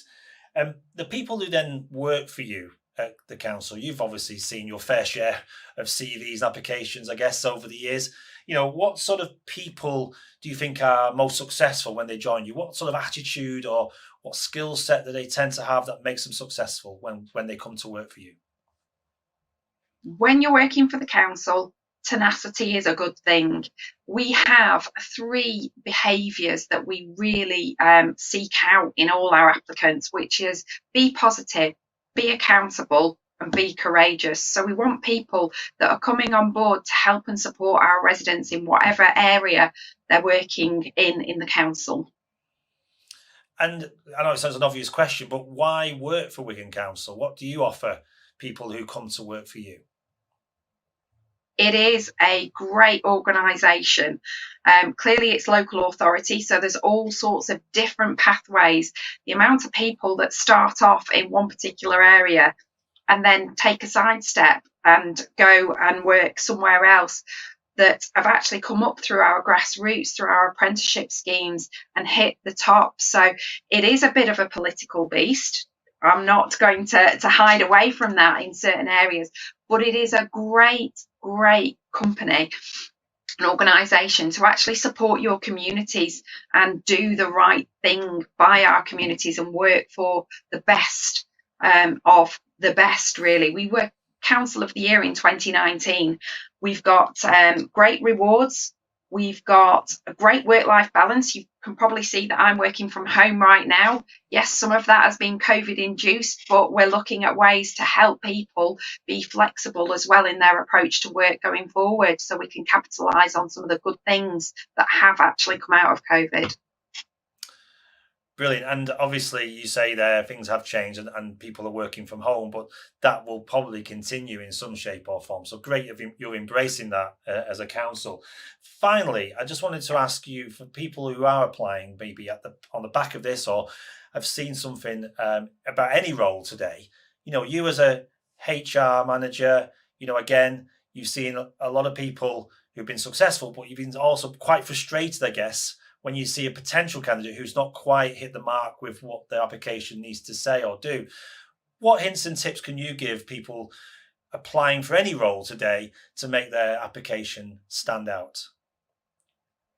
I would say make sure that you are yourself, that you're true to yourself on your application.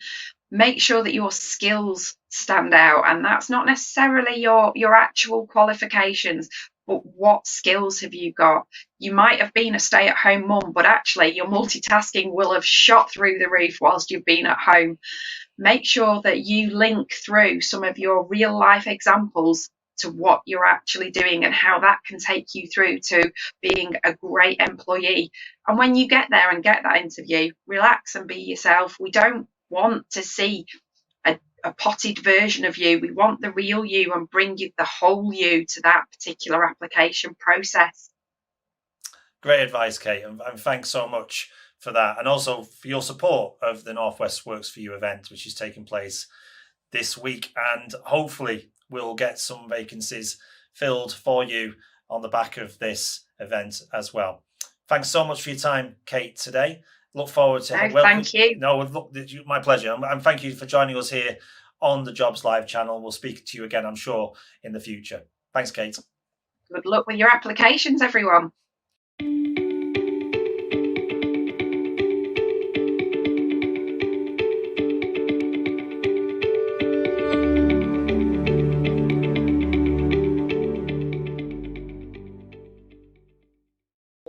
Capita is what we call a BPO, a business process outsourcing organisation, and it's one of the largest in the UK. We currently have around about 60,000 employees globally, although the bulk of those guys are based in the UK, around 45,000 people.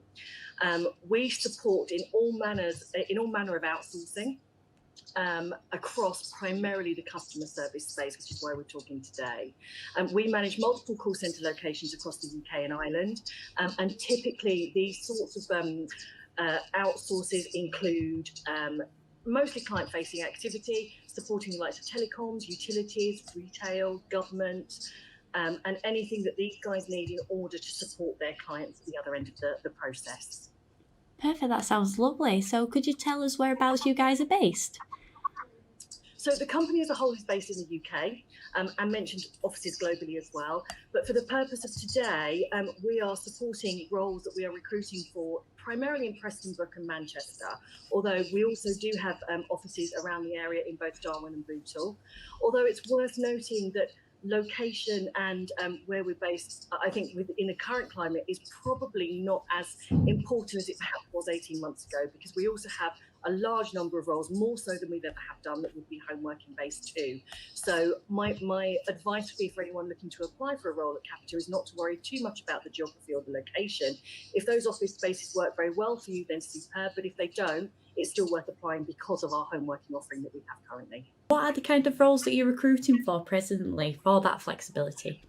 Sure. So my role, I look after what we call our volume hiring, which is primarily supporting one of the business areas of Capita that's called customer management. And they are responsible for all of the outsourcing to the organisations that I mentioned earlier on. So typically we recruit for the same skill set on a regular basis, and it's often call centre advisors, sales and collections advisors, customer management, operational support officers, field monitoring roles. It tends to be anything that is very call centre based, that is supporting queries and concerns that come in from the customers of our customers. Perfect, that sounds lovely. So what kind of people are you looking for to, one, fill that type of role, and also your organisation? I think I'm very passionate about working for Capita. I think it's a great organisation to work for. And what we're looking for is somebody that brings that enthusiasm with them too. I think customer centricity is at the heart of everything that we do. So somebody that is organised, resilient, a fabulous listener, has a huge amount of empathy and understanding, and is generally solutions focused. In a call centre, in any given day, the queries that a person can look after can vary dramatically. Some of them can be quite emotional, some of them very positive. At times, it's fair to say that we get the odd disgruntled customer. So the resilience piece is key. But somebody that's really solution driven, that wants to be able to help a client from the beginning of their problem through to the resolution, is somebody that would work very well for us. The customer centricity piece is the piece that I can't emphasise enough. Perfect, that sounds amazing. So why would someone want to come and work at Capita and work for you? Sure, I think there are a number of reasons. So as an organisation, over the last couple of years, we have been evolving. We've been on a path of transition. And I think it's clear that we have looked at simplification and really trying to make things better, both for our colleagues and for our customer base. And I think because of that, we were able to adapt so well to the first UK lockdown and to the second thereafter. Well, that sounds just amazing and a great place to work. So do you have any hints or tips for anybody that might be wanting to apply today? I think my biggest hint would be, don't worry or don't be concerned if you don't have a lengthy call centre background. For us, we are really we really want to attract people with the right behaviours rather than a typical skill set. It's all around, like I said earlier on, about supporting the customer. And if you're able to demonstrate throughout the assessment process that you have that level of dedication, solution driven, then you'll fare well through the process. So don't worry if you don't have the skill set that you think is required to do the role. We will provide the training that's necessary and the upskilling that you would need in order to do the role effectively. Throughout the process, there are a number of assessments that a person will go through, and some of them are quite funky. We work with a company called Arctic Shores, who looks after our AI, and you'll go through what is quite a dynamic assessment piece that's quite gamified and quite interesting, and you'll get a profile that comes out of the back of that. And that assessment allows us to assess your behaviours and your fit for our culture and our values, as opposed to looking at your core capabilities, which is secondary for us. So my view would be, if you feel like you are passionate about customer services, you're goal oriented, and you like the idea of problem solving, then Capita would be a fabulous organisation for you to work with. And like I say, if that fits your brief, apply. You wouldn't be, there'd be a myriad of opportunities available to you. Amazing. Well, thank you so much, Tanya, for your time today. But unfortunately, that is all. Well, hopefully we'll be able to see you again on the Jobs Live channel very soon. But unfortunately for now, I must pass now back to Stuart. But thank you so much again. Thank you very much.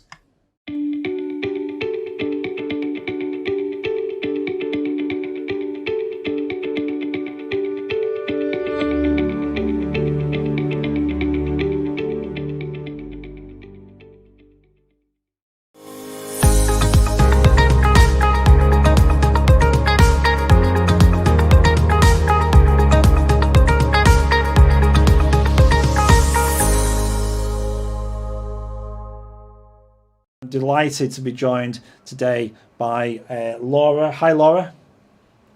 Hi, Stuart. You okay? Yeah, very well, thank you. Thanks so much for joining us here on the Jobs Live channel for this Northwest Works for You event. Just tell us, before we get into what Kier does, what's your role there within Kier Construction? Yeah, so I work on the highways sector of the business, and I'm an assistant HR business partner, so I look after all our highways contracts that we've got currently in the northwest of the Kier business, basically.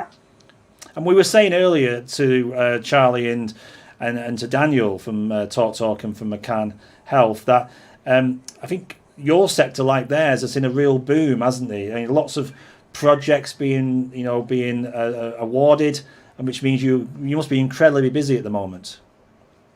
Yeah, if anything, we've got busier during COVID times as well. You know, a lot more demand from clients and things, a lot of infrastructure going up, and new contracts, awards. It's quite an exciting time, especially in the northwest where I'm based. It's a lot of exciting projects coming up, that's for certain. And for those who may not have heard of Kia, just tell us briefly what you do as an organisation. Yeah, so Kia is a construction company. We're up and down the UK, so we're not just in the Northwest, we're all over. We have 4 core business units, which is in highways, infrastructure, construction and utilities. So we've got thousands of employees. We're one of the leaders in the market in construction. We try and collaborate together as one big company, even though we fall under 4 different sectors. So I'm primarily from the highways part of the business, and Lara, who you've seen before, my colleague, was from the build side. So from the highways point of view, we maintain motorways, so places like the M6 Spaghetti Junction, we'll do all the maintenance and repairs on there, the potholes. We also work with a lot of local authority contracts up and down the business, fixing and maintaining, building new bypasses. And in terms of the build side, we'll build a lot of places like your office space, your schools, universities, prisons. There's all sorts going on. We built the Mersey Gateway as well in Merseyside. So really big infrastructure, exciting projects. And we have a big contract with utilities as well, where we work alongside Virgin Media and help with all aspects of it as well. Certainly sounds like there's a lot going on there. And the perception of construction, as you'll know from people who look out inside to you and look at your organisation and think, I don't want to work on a building site. It's much more than that, isn't it? Oh, definitely. And that's one of the messages that we try and put out there quite a lot. For me, working highways, people just assume, it's just, road workers, people filling potholes, this, that and the other. But there's so much more to it. We've got roles like graphic designers and the communication side, the marketing side, IT, everything like that, really. Human resources, there's so much more. The design element around it all as well, the project management. It's not just a case of being a builder on site or roadworks. Yeah, and I think that's getting through to people watching this broadcast today, because Ben, who's just put up, and I think one of your colleagues, Kane, who's on the chat today, I was wondering if any of your jobs relate to advertising, marketing, or even sales. So even with an organisation like yours in construction, you need those people, don't you? Oh, yeah, definitely. I mean, our marketing and comms space at the moment is, the stakeholder side of it all, dealing with the public, going out there, liaising with the public and making sure, we're doing our job the best and not disturbing people. And to the point of internal comms, we've got to have all that set up in place for not just our internal employees, but everyone else out there external as well. It's a very, very big department we've got in Kia. Sounds great. And I think a lot of these opportunities exist on your careers page. So if you haven't already, go to the Kia careers page and you'll see lots of what Laura's been mentioning there. Can I just talk about the different people that apply to you then? I mean, obviously, you have a certain type of individual that you're attracted to, that wants to work for you, or you want to work with them. Can you give us an insight as to kind of people you're looking for to join Kia? Yeah, so our values are basically collaborative, forward thinking and trusted. So if you feel that you can match them values, then you're the person for us, basically. I mean, we try, our best to attract a diverse range of different people from different backgrounds, whether that's, people just starting off on career journeys such as early careers, work experience, apprentices, graduates, all the way through to, to senior employers. We do a lot of work, trying to get people in from different backgrounds and to transfer them skills into the business. For example, we're working a lot with ex-military at the moment, because there's so many transferable skills out there that they can bring into our business, whether you're from construction, retail, gas, anywhere. There's so many transferable skills into the construction industry. We want to really pass that message out there. It doesn't matter who you are, where you're from, come to us. We are an inclusive employer. And the kind of the benefits of working for Kia then, just touch on them if you may. Why would someone want to work for Kia in the first place? I mean, overall, this is from my personal experience. They're a really supportive employer. We have many things in place from, we have line manager training. We know managers are a big part of someone's employment. So we have a lot of manager training to make sure they can actually look after the employee, not look after, but you know what I mean, ensure they're supported. We have many benefits in place to attract people to the business, but it goes a lot deeper than that in terms of, I suppose, upskilling people. You might think, oh, we've come into a job and that's it. We, you know, for those who are really willing, we will put time, money and effort into you to upskill you to the best you can. For example, myself, you know, I started off as a HR administrator. I've been here nearly 7 years now, and they've put me through my level 3 HR qualification, level 5, and I've just recently passed my master's. So I came from not a lot of GCSEs coming into this environment, and they're really, really willing to upskill you and put the money and effort into you if you're willing to give that back. So it's a really good employer. Thank you, Laura. And it's great to see that support is in place, and that's one of the reasons why companies are getting involved with this pledge and this event, because it is more than just, like you say, taking people on. It's supporting them, it's mentoring them and making sure they're as successful as they can be. You also take on apprentices, like a lot of construction companies. Like, you know, coming in as an apprentice is another great way of joining your industry, isn't it? It really is. And again, just to pick up on the mentoring comment that you came with, you know, we have dedicated early careers teams within the business. So it's not just the case of getting an apprentice in or a graduate or work experience. We actually have staff there employed to actually take them through that career journey, and you know, it won't just stop once they become a permanent employee. You know, we really are dedicated to looking after the apprentices and supporting them through the journey and making sure that they get everything they can do out of it.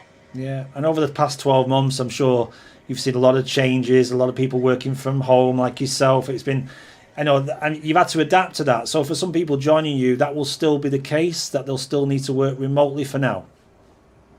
For now, I mean, we've been operating as business as usual in the construction industry. You know, if anything, like I say, we've got busy, so we do still have quite a lot of sites, of COVID secure, safe sites up and running. So we like to see it as that person's preference quite a lot of the time. You know, if people do have to work from home, do you want to work from home that first day, or would you prefer to come into the office for a couple of days a week perhaps and work it that way? We give it as the person's preference going forward. Yeah, absolutely.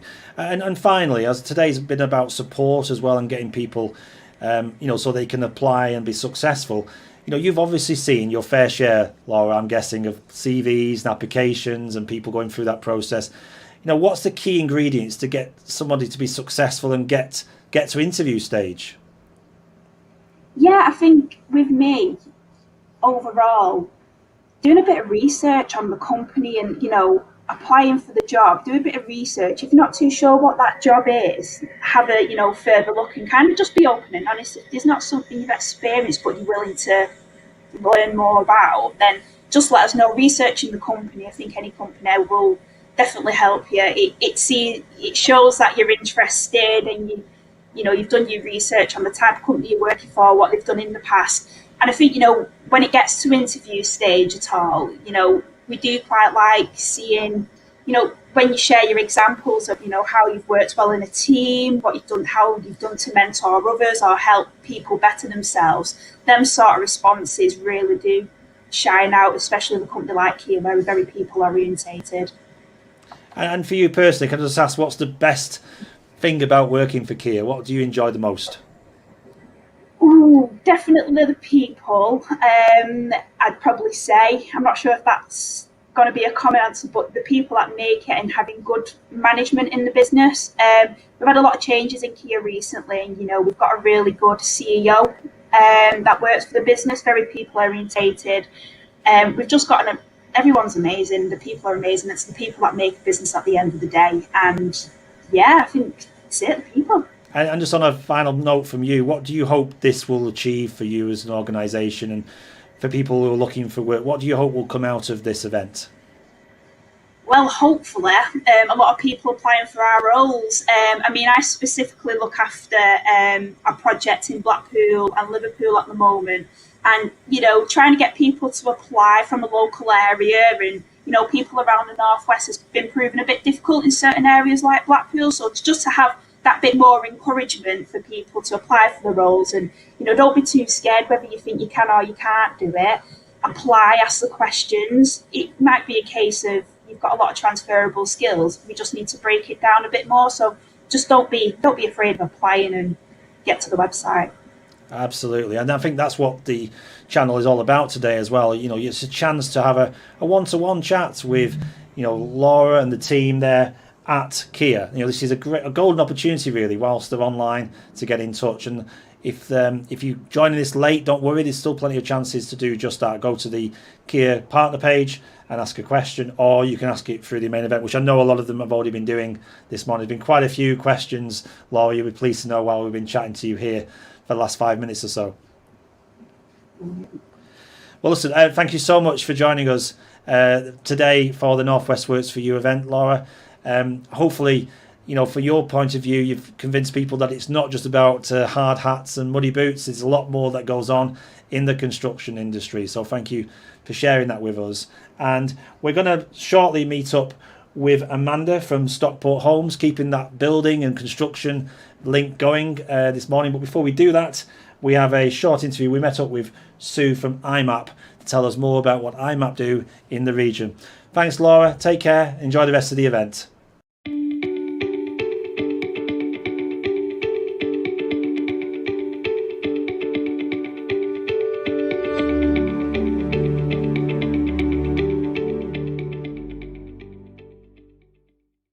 So next up, we're going to meet up with Darren Appleby from Pathways CIC. Hi, Darren. Pleased to meet you. Hi, Stuart. You okay there? Yeah, very good. Thanks so much for joining us here on the Jobs Live channel. I know before you just get into your presentation, you're going to just tell us a little bit about what your role is there. What's your sort of day-to-day role there at Pathways CIC? Well, I'm the project coordinator, so my role is primarily focused on supporting the individual link workers out in practice, and also primarily around data analysis. So most of my time is spent looking at spreadsheets, which is nice. Well, someone has to. So, and I'm sure you enjoy it. You can't be. I do indeed. Yeah. You can't beat a good spreadsheet, can you? So, no. So I know I'm going to let you crack on with your presentation. You're going to talk to us about the organisation and the roles you've got and the kind of people you're looking for to work for you in the future. But just quickly, whereabouts are you based, by the way? Whereabouts is Pathways CIC? We're based in Crewe, but our projects cover pretty much the whole of the Northwest, from South Cheshire right the way up to Greater Manchester. So you'd be interested in hearing from anybody really in the region who's interested in joining you in the future? I think so, yeah, because our primary care networks, and I'll go into this in more detail, but we cover from South Cheshire up to the north of Vale Royal, so Northwich, Winsford, those kind of areas, and then coming down towards Middlewich, Sandbach and Crewe. So that's our patch. Perfect. Thanks so much. I think you're going to attempt anyway. This is the first time we try this live. We're going to do a screen share. So if you could try that, and then we'll get on with your presentation. Thank you very much. Yeah, no problem at all. Thank you, Stuart. Let's give Darren a few seconds to show us his presentation. I think we can see it now. There we go. So yeah, we can see it all clear on the screen. So over to you, please, Darren. Thank you very much, Stuart. So yeah, welcome everybody. I'm Darren Appleby. I'm the Social Prescribing Coordinator for Pathways CIC. As Stuart has mentioned there, we're based over in Crewe, but we predominantly cover from South Cheshire through up to Greater Manchester, so a lot of the Northwest area. I'm going to be talking to you a little bit about our organisation and particularly the roles that we cover and the roles that we are particularly looking to recruit for most recently. I'll go through this in a fairly rapid, but if anybody's got any questions, please feel free. So our organisation was formed in 2006 with a social enterprise based on innovation and forward thinking. We deliver health, work and wellbeing programs designed to create sustainable change for individuals and local communities. And it's all based around enabling people to live happier and healthier lives. We are one of the top 100 social enterprises in the UK. We hold gold accreditation from Investors in People, and we're identified as one of the top 10% of IIP employers. And we recently gained the Small Business of the Year 2020 award. As a consequence of our commitment for delivering best practice, we hold contracts both across the public and private sector, within local authorities and within NHS England. We've supported in excess of 55,000 people. We've saved over 1,265,000 days of waiting time for access into primary care services. And we've saved the country in excess of over £29 million in economic benefits for the communities we serve.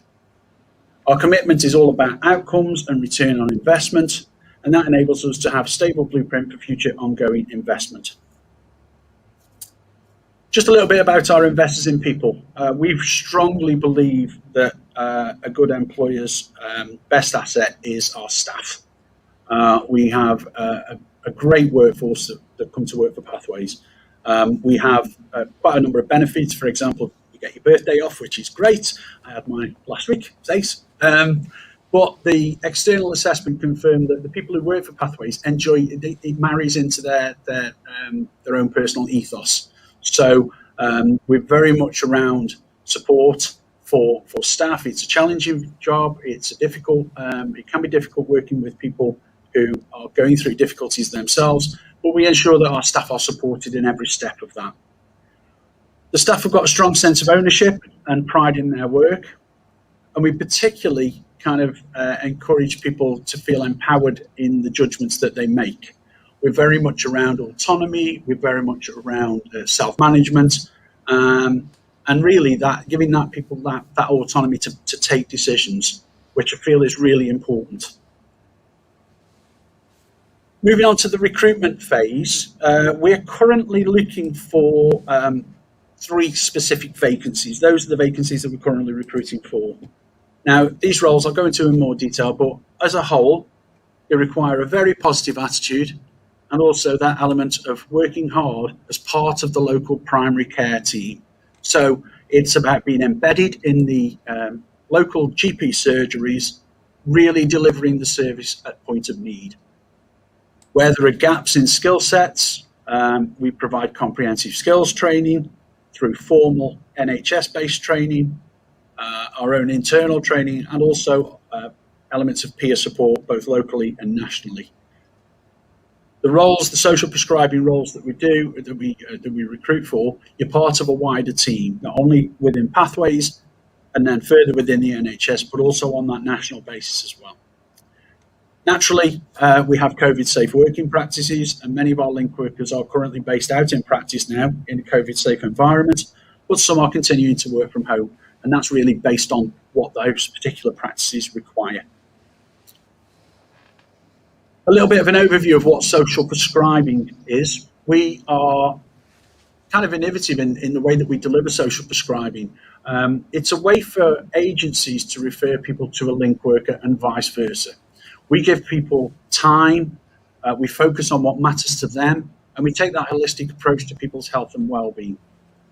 We connect people to community groups and statutory services for practical and emotional support. And we support existing community groups to be accessible and sustainable. We also help people to start new groups, and we work very much in partnership with all our local partners. We can't do our jobs without that local partnership framework in place. What social prescribing actually is primarily finding different ways of treating people's barriers. Many of the barriers that people face are potentially social, but also have that potential to be negatively impacting on their health. So by working with people with one or more long-term conditions, maybe people who need support with mental health, people who are lonely or isolated, or have complex social needs, those can all affect their health and their well-being. We believe very strongly that people, given the options and the empowerment, we believe very much that people can actually make the right choice and get towards their end goal. Now, the roles that we're currently recruiting for, we're looking for generalist social prescribing link workers. So those are people who will work with a range of patients being referred by GP practices, and we create additionality. So in other words, we're offering an additional level of service to what a GP would normally offer. We're non-clinical in that respect, so we don't prescribe medication, but what we do prescribe is kind of a different way of thinking about health. So it might be, for example, we know that the links between physical health and mental health are really strong. So by doing our holistic assessments at the start of the engagement, we can clearly understand what the needs of patients are. We can look at their health behaviours, their management of health and their self-care strategies, and we can connect then patients to the appropriate support beneficial to their lifestyle needs. A whole reason to do this is to reduce pressure on primary care by supporting dependency on primary care, and particularly with GP appointments by addressing the non-medical needs of patients and those wider determinants of ill health. We do recognise that up to 20% of all GP appointments are actually non-clinical. People sometimes just need advice, and that's where we step in. The mental health link workers, however, are slightly more specialised. Those are trained counsellors, therapists who play an active role in a patient's healthcare, and they engage particularly patients in their mental health needs through undertaking assessments to understand that mental health need and their health behaviour. We connect again patients to appropriate support, and we reduce again that particular pressure on primary care by supporting those patients who perhaps are a little bit dependent on primary care. We've got the potential to reduce medication costs as well, because we look at different things like health and well-being in terms of mindfulness, in terms of counselling and those other kinds of forms of therapeutic care, which actually might go some way to actually give people the empowerment to make those changes. Social prescribers play a variety of different roles, and on the screen at the moment, you've got key areas. We promote physical and emotional health and well-being. We're about cost effectiveness and sustainability by preventing many people having that dependency on primary care, and also we do actually affect people's prescribing of medication as well. We build up local communities, so as part of the third sector, we play our part within the local community groups and the local community framework. Where we've got gaps in community organisations, we can help to fill them. We can help people to promote their own groups. We can also help people to develop and establish their own groups as well. We focus on behaviour change, so things like lifestyle, abilities to self-care, patient activation and motivation, plus also learning new skills. The capacity to build up the voluntary care sector is through things like volunteering, and we've encouraged and supported people into volunteering roles. That happens quite a lot.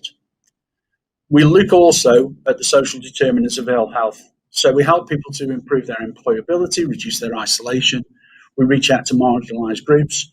We also provide key advice and support in a range of different areas where people might sometimes feel that they are slightly excluded from their own control over their health. What kind of people are we looking for? Well, in terms of our social prescribing link worker roles, we're looking for people for the mental health side who are working towards or currently hold BACP accreditation. We're looking for people with again, on the mental health side, who have clinical knowledge and expertise and want to develop that further. From a more general perspective, we're looking for solution-focused people that can see an end goal and can map out a route towards that.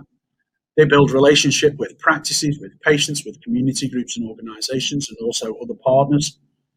A lot of it is around effective time management and caseload management, but we very much believe in the person-centred approach.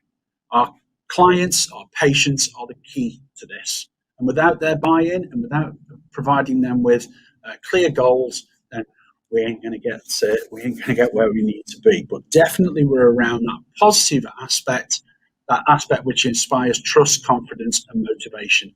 And as a result, we encourage people to be self-managing and working towards that end goal.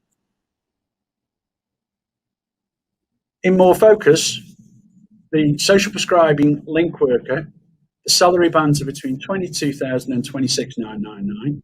We do consider part-time, we do consider flexible working. We're based in local GP practices in and around the South Cheshire and Vale Roy area. We're currently at the moment looking for a social prescribing link worker on a 0.4 basis in Nantwich, but we also have vacancies ongoing and upcoming for a variety of areas through the SMASH PCM, which is Sandbach, Middlewich, Scholar Green and Haslington, the Winsford area, and the Chelford and Hanforth, Alderley Edge and Wilmslow. We have another role which is available to us at the moment, which we're currently recruiting for, and that's a care coordinator. It's a slightly different role than the social prescriber because they actually provide extra time and capacity to support patients preparing for or in following up clinical conversations they've had with their primary care professionals. Again, they will work closely with GP practices and they'll make sure that appropriate support is made available to patients and their carers and ensuring that their changing needs are addressed. What that means on a day-to-day basis is that you support patients by putting in place care support plans. You make sure that their care is connected and prioritized. You ensure that people don't fall through the cracks, especially where there's patient changes to health or healthcare needs. And you'll focus again on what matters to the patient, supporting them to take an active role in their own healthcare. It is all about supporting patients, helping them to take an active part of decision-making around their care. You'll be a vital part of the primary care team. And again, you'll be working in the practices as a member of that primary care team. Sometimes you might even be involved in the COVID-19 response, and some of our care coordinators have recently been involved in vaccination programs and also administrating some of the vaccination program as well. So it's a really diverse role, the care coordinator. Very similar kind of basis around the people that we want. We want people with excellent communication skills and understanding of health and social care, either formally or informally. We need positivity. We need people that can adapt and maintain professional relationships. We're looking for that organisational skills, the time management skills. It's a very busy role. It's around good written skills for report writing, but also data management and IT skills. Many of our programs are based on the EMIS system, but don't worry, loads of training on hand to get you up to speed on that one. As regarding the care coordinator's salary band is slightly low, but it's still an important role. It's 19,000 to 23,000. Again, we will consider part-time and flexible working patterns, and we currently have vacancies working in GP practices in Crewe and in Northwich. The key thing now is how to actually apply. Because our Pathways website is just gone through an update, all our vacancies are posted on there, and we also post our vacancies upon Indeed. Please feel free to take a look at our website for our latest vacancies, and it's an ongoing process. So even if you find that there isn't anything available for your particular locality, by all means, if we're interested, if you're interested in joining us, then we're interested in speaking to you. Send your CVs over to Jeanette.Harradine@Pathways CIC, and we'll go through an initial conversation to try and find out exactly where your skills lie and how they can fit together with our programs. We'll go through an interview with a panel with recommendations then to the primary care network who conduct the final interview. So that's the end of the information. If you need any further information, please send any questions, any details to yvonne.clark@pathwayscic.co.uk or jeanette.harradine@pathwayscic.co.uk. And again, our website at pathwayscic.co.uk has all our vacancies, plus there's loads of information on there around the kind of services that we deliver, the case studies of people who we've actually worked with. I think it's fairly safe to say that we have actually changed people's lives, and we continue to do that on a day-to-day basis. Thanks very much for your time, and I'm more than happy to have a chat about any further questions that you might have, Stuart. Thank you so much for that, Darren. Very comprehensive review there of the vacancies and, of course, what Pathways CIC do. There's been a few people on the chat as well talking about the presentation. So if you and your team wouldn't mind jumping on there. Joe, in particular, Joe C, was asking, I'm training to be a mindfulness teacher, and as a BACP counsellor, would I be able to work as a social prescriber before I qualify? Don't need to answer that right now, but if you could just jump on the chat and maybe respond to Joe and anybody else. And I know your team are supporting us throughout the rest of this event, so thank you for that.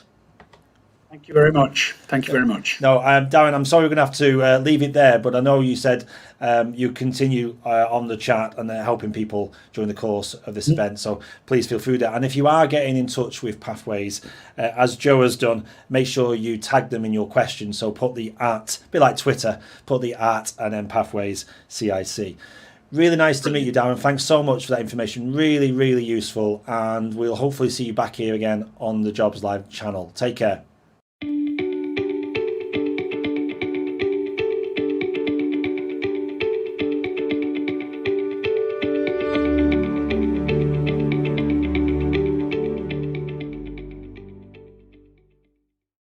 we're going to meet up with Natasha from Creative Support. Hi, Natasha. Hi, Stuart. Thanks so much for joining us live here on the Jobs Live channel to talk about a little bit more about what your organisation does. But before we do that, what's your role there, Natasha, at Creative Support? What do you do? So I'm the recruitment manager for Creative Support, and I've been with the company, for over 12 years now. And I think that says a lot about the company. We're a not-for-profit, and we're based in Stockport. We work in over 65 local authorities. And my role really today is just to talk about the company. Obviously, with COVID and with the furlough scheme, we have a lot of people who may have worked in hospitality or retail or different sectors, who may not have been in paid employment before. And I recognise how scary that is when you're going to a new role, especially if it's health and social care. So I just want to talk a bit about how easy it is to get into health and social care, what you need, in terms of experience and qualifications, and just to ease people into getting back into work and to applying to ourselves, hopefully. So what kind of roles are we talking about there? It seems to be quite a variety, and for some people maybe sometimes they don't know what those roles truly are. So do you also help them understand what those roles mean in beyond the title? Absolutely, Stuart. So we have our support worker roles. So that's generally supporting adults with, it might be somebody with a learning disability who lives in their own home.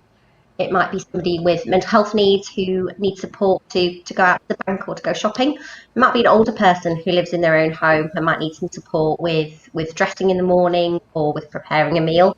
We support adults all over England, and it really depends on the person. So, people are different, people's needs are different. So our goal is to give somebody the support that they need based on who they are and what they require. And yet you're absolutely right, our roles vary. So we have support worker roles, but we also have roles based on head office or regional offices. So we're looking for an IT technician at the minute, looking for someone to join our learning and development team.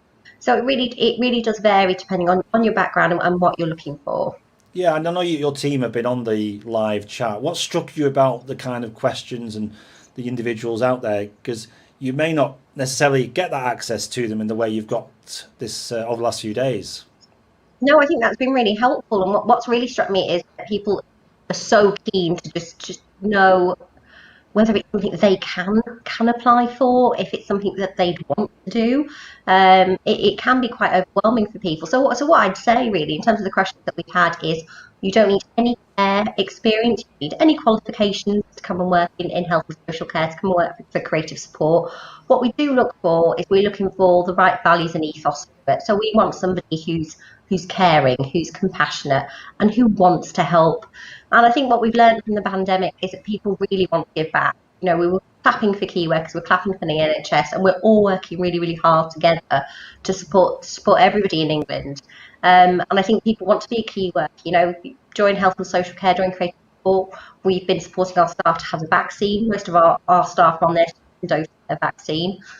It's a great role to come into if you want to make a difference, you want to do something different, and you get to go home every day, and you get to tell your family you love them, you've helped someone, and it's a fun job and it's a safe job. Every day is genuinely different. No 2 days are the same at Creative Support, and you get to do things that you might want to do. So you might be supporting somebody who wants to go for long walks in the countryside. For you, that's great. That's a great match. You might be supporting somebody to apply for jobs or go shopping on their own for their first time. It's a huge remit in terms of things that you can do and the change somebody make. And I just want to pick up on what you just said there, Natasha, is because of the pandemic, have you seen a notable increase in the number of people who do want to help people? And has that brought people forward that may not have considered this industry in the first place, do you think? Yeah, absolutely true. So we have lots of applications. We have applications from 17, 18-year-olds who are at college, who are doing a health and social care course, who want to roll, want to work, and want to make a difference in their community. We have people who've worked, at Debenhams or at Topshop for 20 years and want to do something different now that those companies have gone under. It really does vary, and we do take people with a wide variety of backgrounds. We're Investors in People Silver Employer. So that's really important to us in terms of what we put into it to our staff. We're not for profit, so that's hugely important to what we give to our service users. We're a Stonewall Diversity Champion as well, so that means we encourage people from different backgrounds, from LGBTQ community, LGBT plus Q community, as well as BAME groups. Brilliant. And can I just ask about, I mean, we ask this from all the employees who come in, is that those hints and tips, to get people seen by you, because I'm sure you've seen your fair share as recruiting manager of CVs.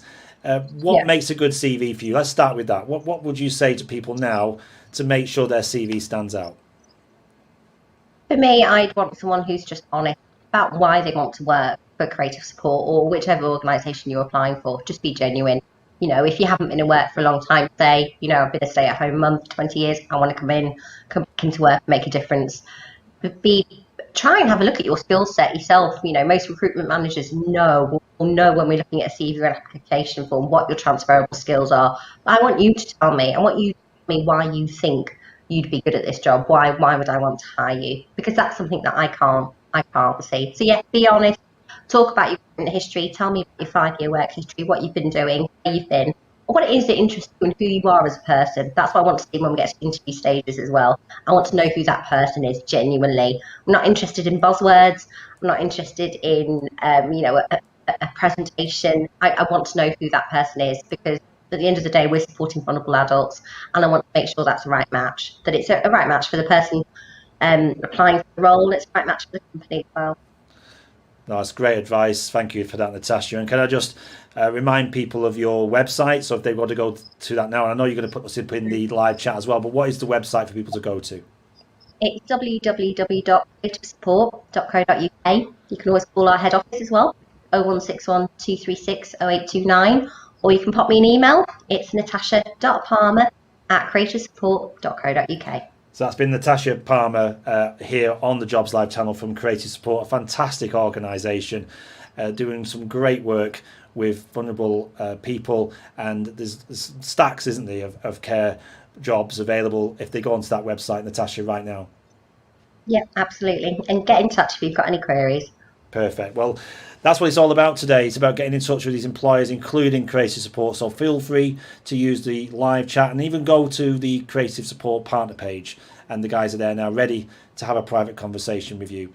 Thanks so much for your time, Natasha, here on the Jobs Live channel. Thanks for giving up your time to talk to us about your organisation, and stay in touch. That's great. Thanks, Stuart. Take care.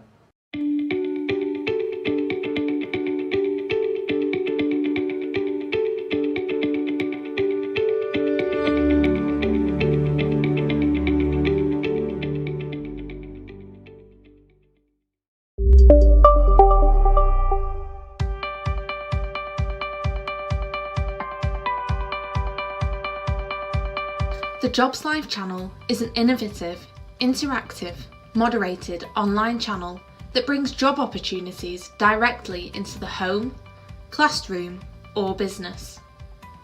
The Jobs Live channel is free to the end user and does not require any additional equipment to be purchased or licenses to be downloaded. Since 2016, the Jobs Live channel and the Learn Live channel have supported the futures of people across the UK by delivering over 2,000 live broadcasts and reaching over 10 million people in schools, colleges, and the wider community. The Jobs Live channel can be attended by an unlimited number of individuals simply by logging into the channel and joining the live broadcast.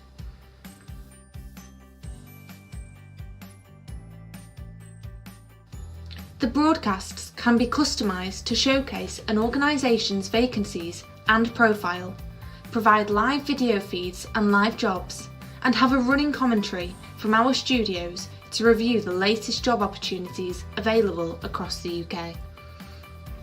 The Jobs Live channel is a partnership with businesses and the DWP and works continuously to link job seekers to employers and educate them about the types of companies available within the economy. The channel is already working successfully with companies like Balfour Beatty, Network Rail, the NHS, alongside hundreds of businesses supported by the local economic partnerships. Individuals and employees are encouraged to ask questions during the broadcasts via the channel's moderated live chat facility, directly to the Jobs Live channel partners. The Jobs Live channel can offer you the following: a channel which gives employers and partners the opportunities to promote and discuss their current vacancies to a captive audience of job seekers. Dedicated channel pages for your business to host video content both live and on demand. An innovative, moderated live chat facility on your channel page to provide real-time interaction between customers and businesses. Fully searchable live jobs applet for customers to locate the latest vacancies and watch videos from employers discussing the roles available.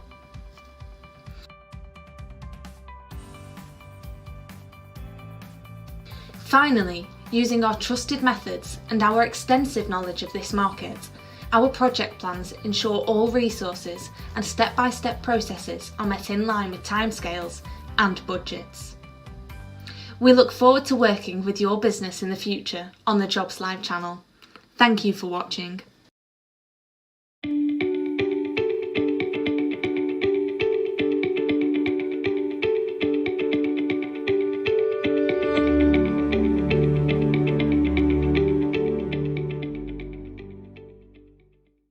Delighted now to be joined by Colin Stewart from the DWP. Hello, Colin. Hi, Stuart. Hello, folks. Thanks so much for joining us live here on the Jobs Live channel. We have met you before. I know I've seen your video from when we met you when we were talking about this event, and now we're here doing it live. Before we get into things, just tell us very quickly what your role is there, please, at the DWP. So yeah, hi. So I look after all our job centres and our service centres, basically job seeker services and universal credit in the northwest and big parts of Yorkshire as well.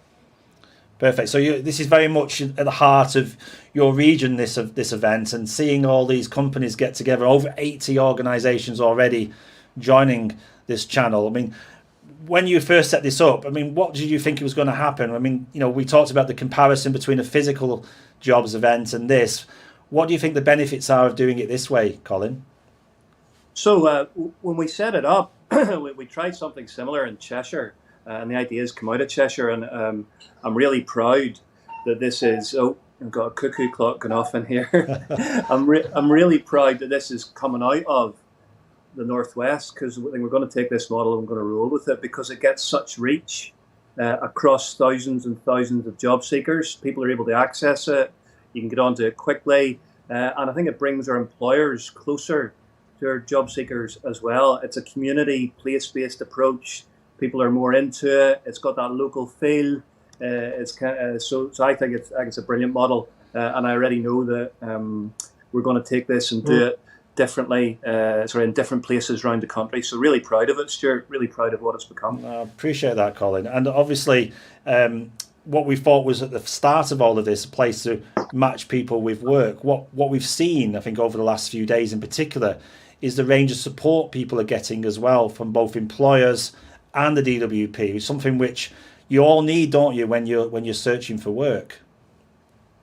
Yeah, totally. So we've all been in that position. I think, you know, I've been there 3 or 4 times. I've been redundant 3 times, actually, in my career. I think it's pretty common now. So we need the support. DWP provide loads of support. And I know the employers in this event have been fantastic at helping people understand, you know, what they're going to see at interview or how to shape their applications to give them the best opportunities. Just remember, folks, anyone listening to this or watching it, we've got nearly 4,000 work coaches in the northwest. And they're there. You can access through your journal or on the phone or on email to help you get ready. Lots of different training, lots of different ways we can do that. And we're getting some good feedback already, I think, from employers and from job seekers who are at the event on how we can do that. So don't be shy, is what I'd say, to ask for the support and help. For many of us, certainly when I was in that position, I hadn't done anything like that for quite a long time. And I had a book I got from the library in about 1995 or something. Things change. the world changes and the process changes. So use us. Yeah, and you can only be what you can see. That's the truth, isn't it, Colin? So if you don't know about these organisations on your doorstep, or even in the region, you're never going to know about them, and you may miss some great opportunities. So it is about educating people as well today, isn't it? Yeah, completely. So I think there's something like 80, Stu, 80 employers that you guys and everybody have brought together here, and thousands of vacancies.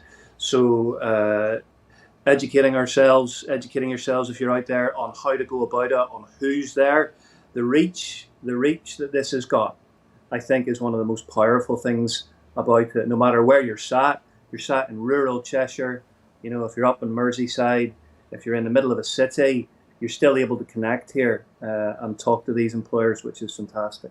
Absolutely. And what we've seen as well over the last few days, and we've seen it before in the Cheshire event, is those connections being made, where you can just find out more, the employer can find out a bit more about you and then take you on to the next level of application. We're just going to bring up, while you're chatting, Colin, if I may, the latest situation for vacancies across the Northwest. We've got 14,898 opportunities. Looking at the website now, this is the findajob.dwp.gov.uk, and I'm sure you'll promote this and tell people this is the go-to place, isn't it? Yeah, absolutely. So listen, there's 15,000 odd, as you say, vacancies on there.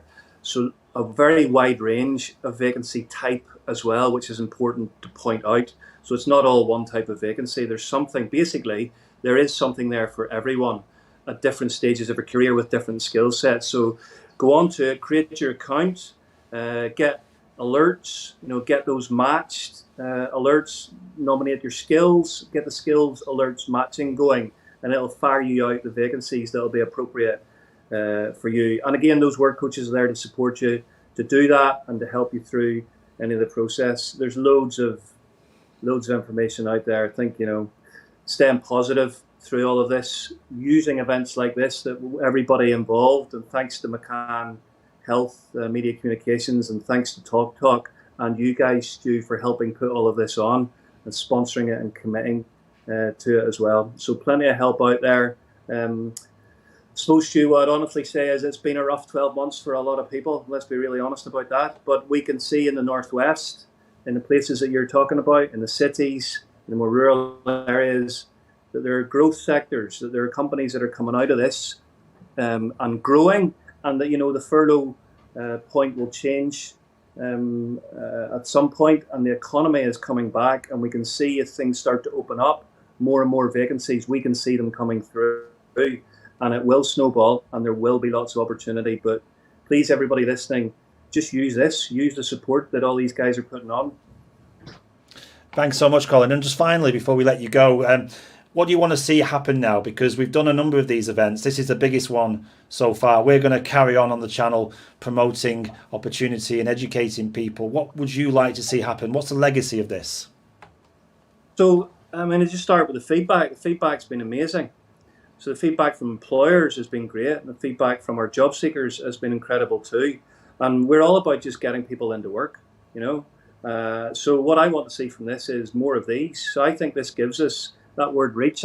Gives us a connection and the reach that brings together the local employers through this kind of way of working with all the job seekers. So I know we've had some, illustrious names come and support this. And the reason they do that is because it's not small scale, and it's big hitting, and it's going to get lots of people into work. So I'll be trying to take this model and the way we do it and do it again across the north, in the Midlands, down through London. And hopefully we can use this as just another tool, because what we're all about is desperately trying to help people get the skills they need and get into work. And that's what we're all about. Brilliant. Well, it's a pleasure again to meet you, Colin, here on the Jobs Live channel. Thanks so much for your time today. Love to have you back on as well at some point to give us another update as we do roll this out across the regions, and to keep updated with what's going on in DWP. So thank you so much for your time, and enjoy the rest of your Easter, I hope. Have we had a chance to have some downtime? Yeah, a little bit. And thanks to you, Stu, and to everybody involved, Jobs Live, everything we're doing here. Thanks to all the employers. Thanks to everybody that's taking part. It's fantastic what we're doing. It really is. Brilliant. Thanks very much, Colin. Take care.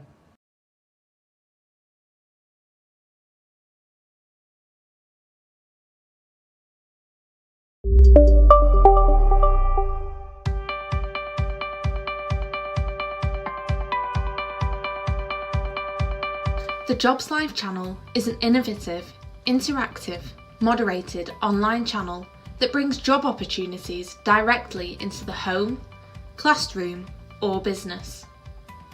The Jobs Live channel is free to the end user and does not require any additional equipment to be purchased or licenses to be downloaded. Since 2016, the Jobs Live channel and the Learn Live channel have supported the futures of people across the UK by delivering over 2,000 live broadcasts and reaching over 10 million people in schools, colleges, and the wider community.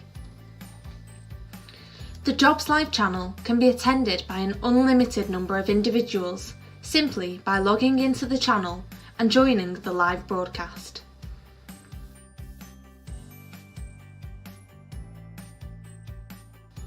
The broadcasts can be customised to showcase an organisation's vacancies and profile, provide live video feeds and live jobs, and have a running commentary from our studios to review the latest job opportunities available across the UK.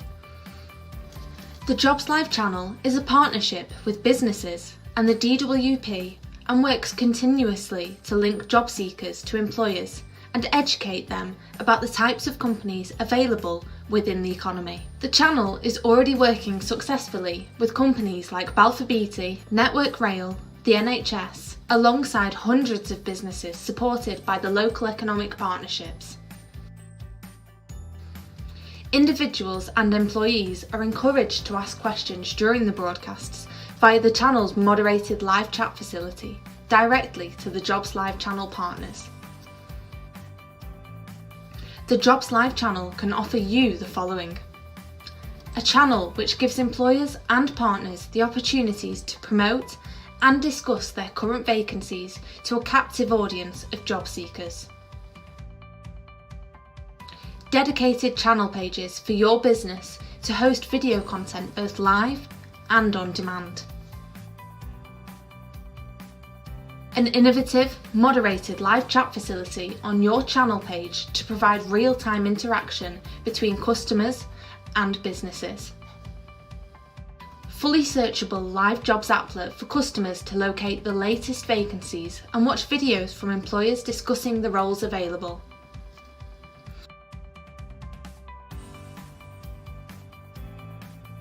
Finally, using our trusted methods and our extensive knowledge of this market, our project plans ensure all resources and step-by-step processes are met in line with timescales and budgets. We look forward to working with your business in the future on the Jobs Live channel. Thank you for watching.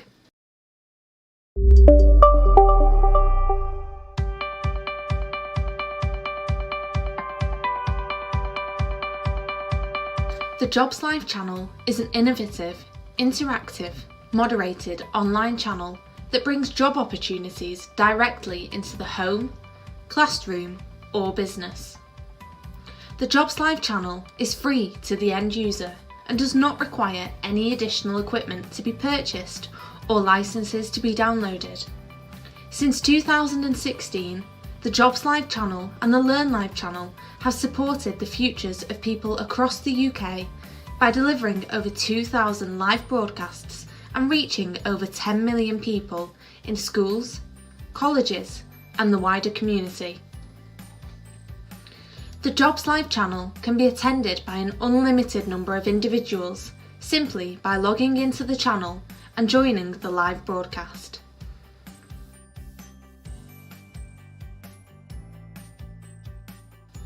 The broadcasts can be customised to showcase an organisation's vacancies and profile, provide live video feeds and live jobs, and have a running commentary from our studios to review the latest job opportunities available across the UK. The Jobs Live channel is a partnership with businesses and the DWP and works continuously to link job seekers to employers and educate them about the types of companies available within the economy. The channel is already working successfully with companies like Balfour Beatty, Network Rail, the NHS, alongside hundreds of businesses supported by the local economic partnerships. Individuals and employees are encouraged to ask questions during the broadcasts via the channel's moderated live chat facility, directly to the Jobs Live channel partners. The Jobs Live channel can offer you the following: a channel which gives employers and partners the opportunities to promote and discuss their current vacancies to a captive audience of job seekers. Dedicated channel pages for your business to host video content both live and on demand. An innovative, moderated live chat facility on your channel page to provide real-time interaction between customers and businesses. Fully searchable live jobs applet for customers to locate the latest vacancies and watch videos from employers discussing the roles available.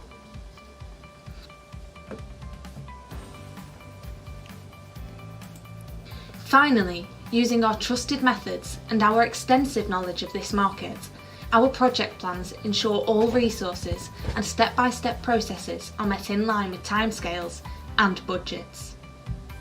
We look forward to working with your business in the future on the Jobs Live channel. Thank you for watching. So welcome back to the Jobs Live channel. Thanks so much for joining us today. As you know, all day we've been meeting companies who've got current vacancies and finding out more about what they do. This is Thursday, the 22nd of April. Hope you're well. Now we're joined next by Rachel. She'll be on the line from Blue Whale Media. Hi, Rachel. Hi, you okay?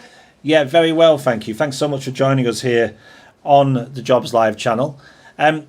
It sounds like you've got a very exciting role, which we're going to find out about in a second. But just tell us a little bit more about Blue Whale Media, please. What do you do? Yeah, basically we're a digital design agency, so everything from web design to SEO, search engine optimization, to marketing, running social media. We are a family-run company, so Steph and Gary, the managing directors, they're husband and wife. And we're based in Warrington, so local run, family business. There's only 15 of us in the office, and half of them are apprentices. So we've got a lot of people who are sort of young, up and coming. I mean, we just work really well as a team, and what we do, I think it's one of them. It changes every day. Every day is different. Sometimes you have insane, crazy days that are manic, and other days it's nice, it's quiet.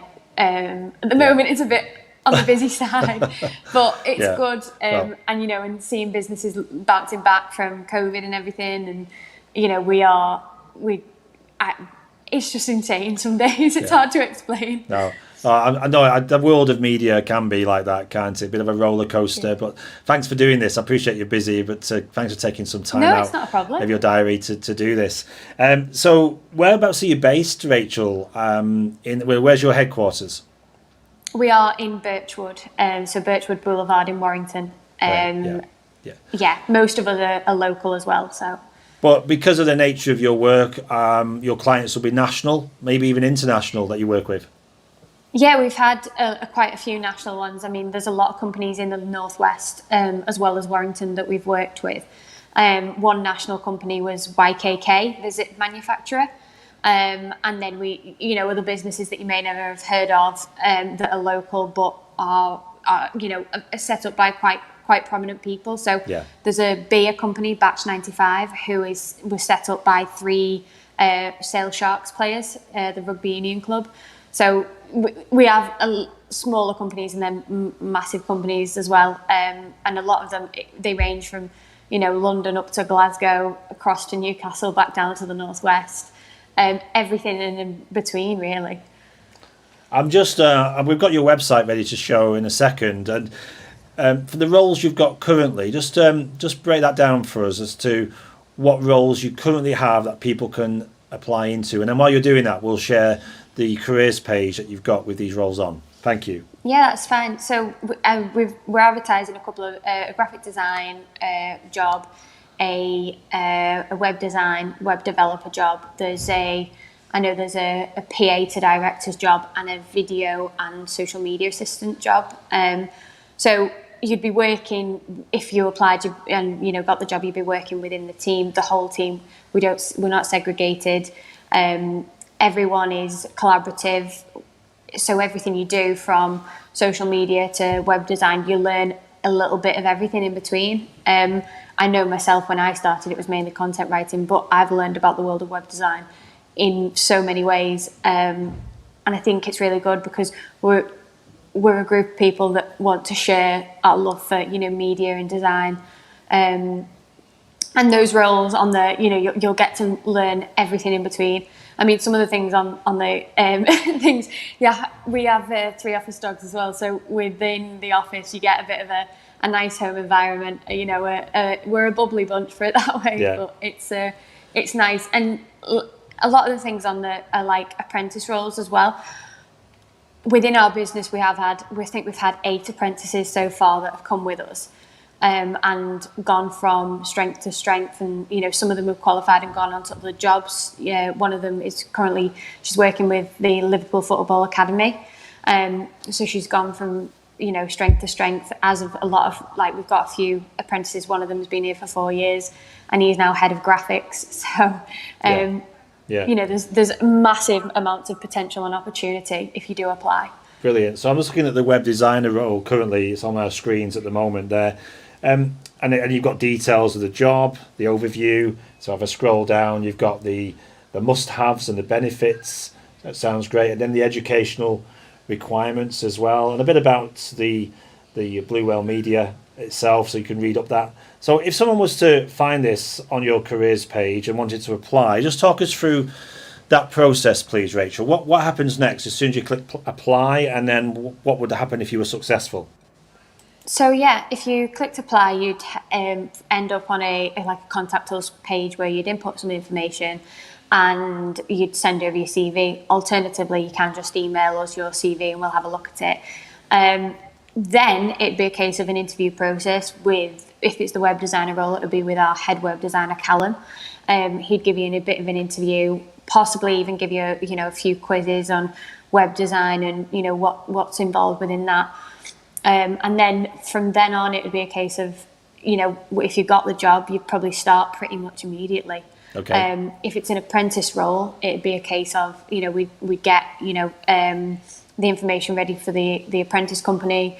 You'd then start with us, and it'd be a case of you'd do some of our work first, and then you'd run into the sort of the apprentice work as well. But when you do apply, we are keen to get people in and get them interviewed and get them working on the job straight away. I mean, there's a lot of people out there who will be looking for a job, whether you've just come from college or university, or you've been working from home for the past year and you need to get back to an office.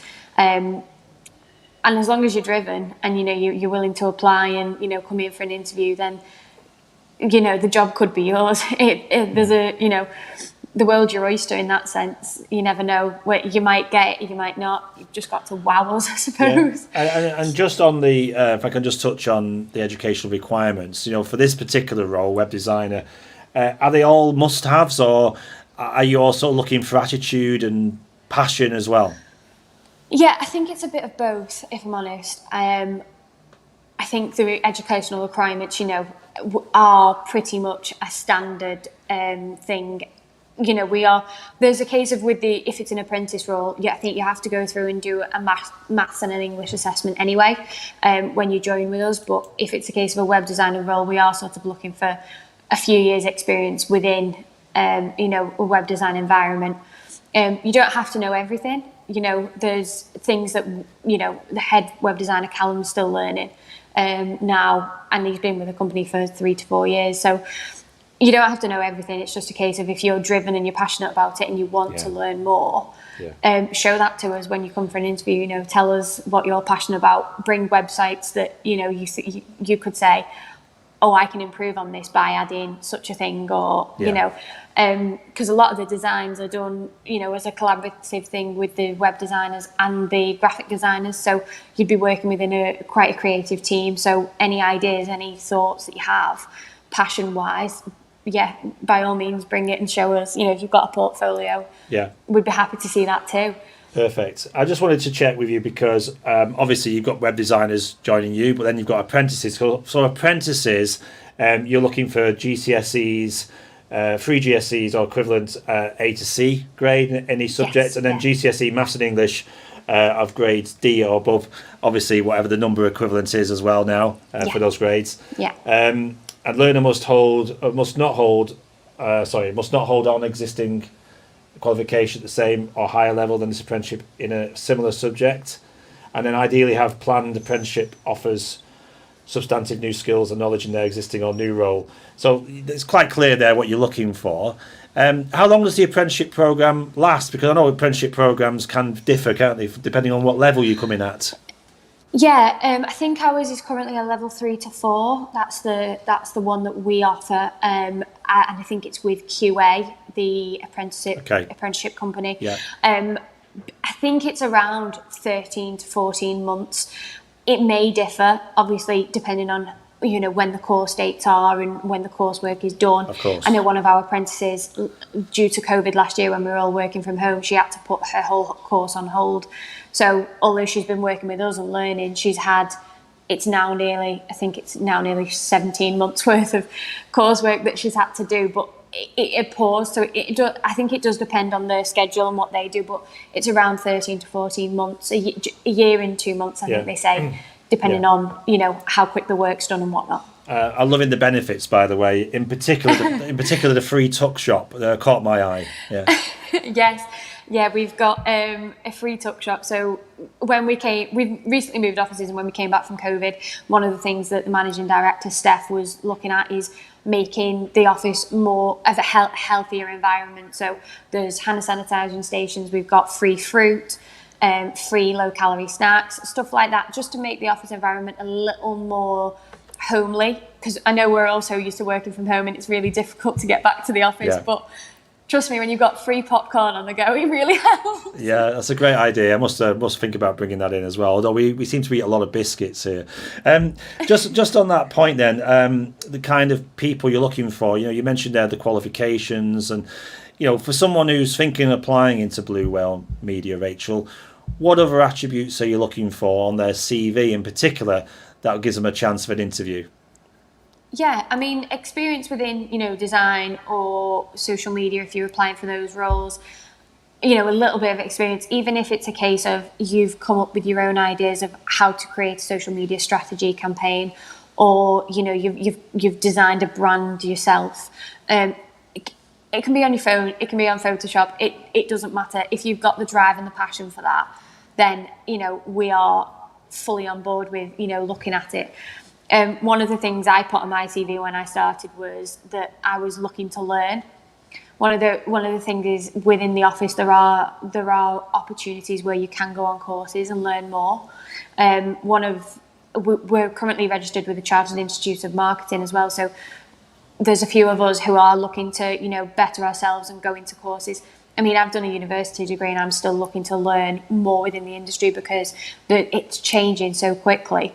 But I mean, if you put on your CV you're driven, you're creative, you can mix well. Working with a team, that's pretty important in what we do. We have a lot of team meetings, team talks, creative things that we do within the office. So if you're great with working in a team, then you'll fit right in with us, because I mean we are a lively bunch. But I mean the idea is if you're creative and you've got the opportunity to apply, please do, because we are always looking for people to bring on and better the team as the years go on, especially when it comes to the end of June, July, when people are finishing college or school and they're looking for an apprenticeship, or you finished your degree and you're looking for a job.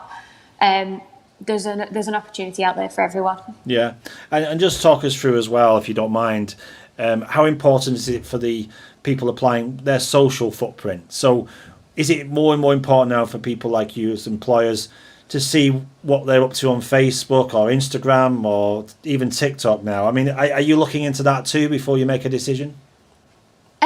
I think so, yeah, especially Instagram, because I know a lot of us do things within the office that then we tag, Blue Whale in them. And a lot of our stuff, a lot of websites that we put live go on our social medias, platforms especially. We don't really work with TikTok. It's a case of, I think we really don't get time to do it. But I mean, if you're creative in that sense and you've got a platform to share on, it might be something we're looking to branch out into the future. But yeah, I think Facebook less so. We wouldn't sort of search for a person and, have a bit of a nosy. But if you're, active on Instagram and things like that, and you can help us, an online, gain a better online presence, and you've got the ideas there and you've done it yourself, then that's great. If you want to put your, your tagline on there and let us have a look and just say, look, I've put a lot of my designs or my work on my social media. Again, if you've got a platform, you might as well use it for the better. Yeah, in a positive way, of course. Yeah, exactly. So can I just clarify as well, of course, with the current restrictions, a lot of people working remotely. These roles that we've talked about today, are they working in the office, or is there opportunities for people to work remotely as well? We are in the office. There's only 15 of us, so we are sort of socially distanced. We're fully COVID compliant. We've currently got the testing kits ready to go, so we're doing those twice a week as well, from the local authority, which is really good. When it comes to coursework, we'd say if you want to work from home, you can do, because obviously a lot of the apprenticeship roles end up being a face-to-face on a Zoom call, and it can be quite noisy in the office. So there is possibilities for you to work from home if you really need to, but ideally, it would be within the office and an office environment that, if you're coming on as a web designer or a graphic designer, then yeah, it'd be an office-based role. Yeah, perfect. I just wanted to clarify that, because we do meet a lot of companies on Jobs Live who are still working remotely, and in fact recruiting for people to work remotely. So it's nice to know. It's nice to know that you guys have got it all covered and people can work in an office environment. I'm sure people will relish that after being maybe stuck at home for the last year or so.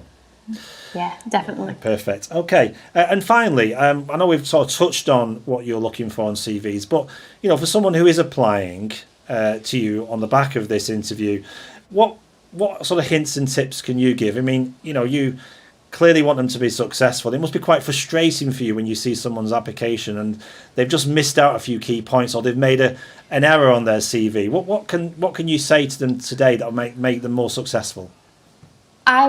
Personally, I would always go with get a second opinion. One of the things that I did when I was applying for jobs, I mean, I came straight out of school and went into a job working in retail. Hated it, but it was one of those things, you've got to get out there in the world. And I got one of my teachers to check my CV and just see what they said. One of the things as well, there's a tool we use called Grammarly.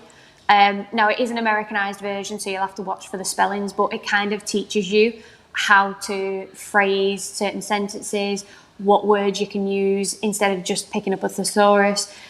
I would use one of those. I would get a second opinion, and I'd use a grammar tool online, because sometimes for me as a content writer, it does get a bit frustrating. But if you're learning and you're young, I totally understand where you're coming from, because there's not always going to be a second opinion there. But with Grammarly, I think it's easier to use if you're sort of doing it off your own back. I'd always put in sections as well within a CV. So, have sections of your education and your experience, and a bit about you. Tell us who you are, where you're from, what do you like, what don't you like, what hobbies do you have. One of the things is getting to know you as a person on paper is really hard. And personally, I find looking at them that sometimes I feel like I need a picture as well. So if you want to put a picture on there, if you've got a headshot, or you've got, a picture of you graduating or something like that, put it on there, and because then we've got an idea of what you look like and who you are, rather than just basing it on what experience you have, and what qualifications you have. It's not always about that. I mean, you look at people who are really mega successful now, and they only had like 6 GCSEs. They didn't go do A levels. They didn't go to university. It's not always about the qualifications. It's more about you as a person. And I think showing that within a CV is really, really important. Yeah, and one of the other things we find after speaking to a number of employers here on the channel is people cut and paste their CV. So it's maybe even got the company they applied for before you, and that's a bit of a killer, isn't it, when it comes to the application process? Yeah, and I have been victim of that myself. You do find that it's just easier, but honestly, it would be a case of I don't even think we'd even look at that, especially within our industry. You know, if you've applied for a competitor, it hits a little bit hard. Yeah. But it's one of them. I mean, I would always save a second draft. I would always, make a first, second, third draft even. And if you are cutting and pasting, make sure you're really careful, because you can fall victim to it really easily. Yeah. One of the things I'd say is always save it with the name of the company on. So have the name of the company that you're applying for at the top, and then take it out before you're about to apply, so you know which company it is. A cover letter is always a good idea as well, just in case. Why you want to apply for the role, what you're doing, to better yourself, why you want an opportunity within the industry. Something like that would be good, because then you can put Dear Blue Whale Media, or, to directors of Blue Whale Media. And then we know it's directed at us, rather than it just being a random CV turn up in our email box. Yeah. Just finally, something you said there about you left school, went into retail. Is this industry, for somebody who maybe leaving school this year, not sure what they want to do, did you always want to work in this industry, or did you join retail still not knowing what you wanted to do, really? Yeah, I did. I went from school to retail, and then I did English language, English literature, and media studies. So quite creative, but originally I wanted to write my own book, realised that I didn't have the time for that, especially with my A-levels, and then went off to university and I did journalism. And then halfway through university, I realised that I didn't want to be a journalist, and I wanted to do stuff, content creation, as in, articles, yes, but more PR and social media. And then I finished university and attempted as a receptionist. So my career has been a bit up in the air, but then I applied for Blue Whale and got a content writer's job. One of the things I did in my spare time was I created my own blog, and I made sure every week there was an article going up, whether it was about, sport, the latest football game, the latest rugby game, something about, interesting things that you've done on a weekend. If you visited somewhere brand new, or somewhere new's opened up and you visited it, write a review about it. I did all those things. So I think that kind of helped, because when I came out of university and then applied for a lot of jobs, didn't get them, I didn't know what to do then. But I found that, earning a bit of money on the side and, bettering myself and, showcasing myself as a writer really, really helped. Yeah. So any advice to any 16-year-olds this today on Jobs Live? I mean, what would you say to them about your journey?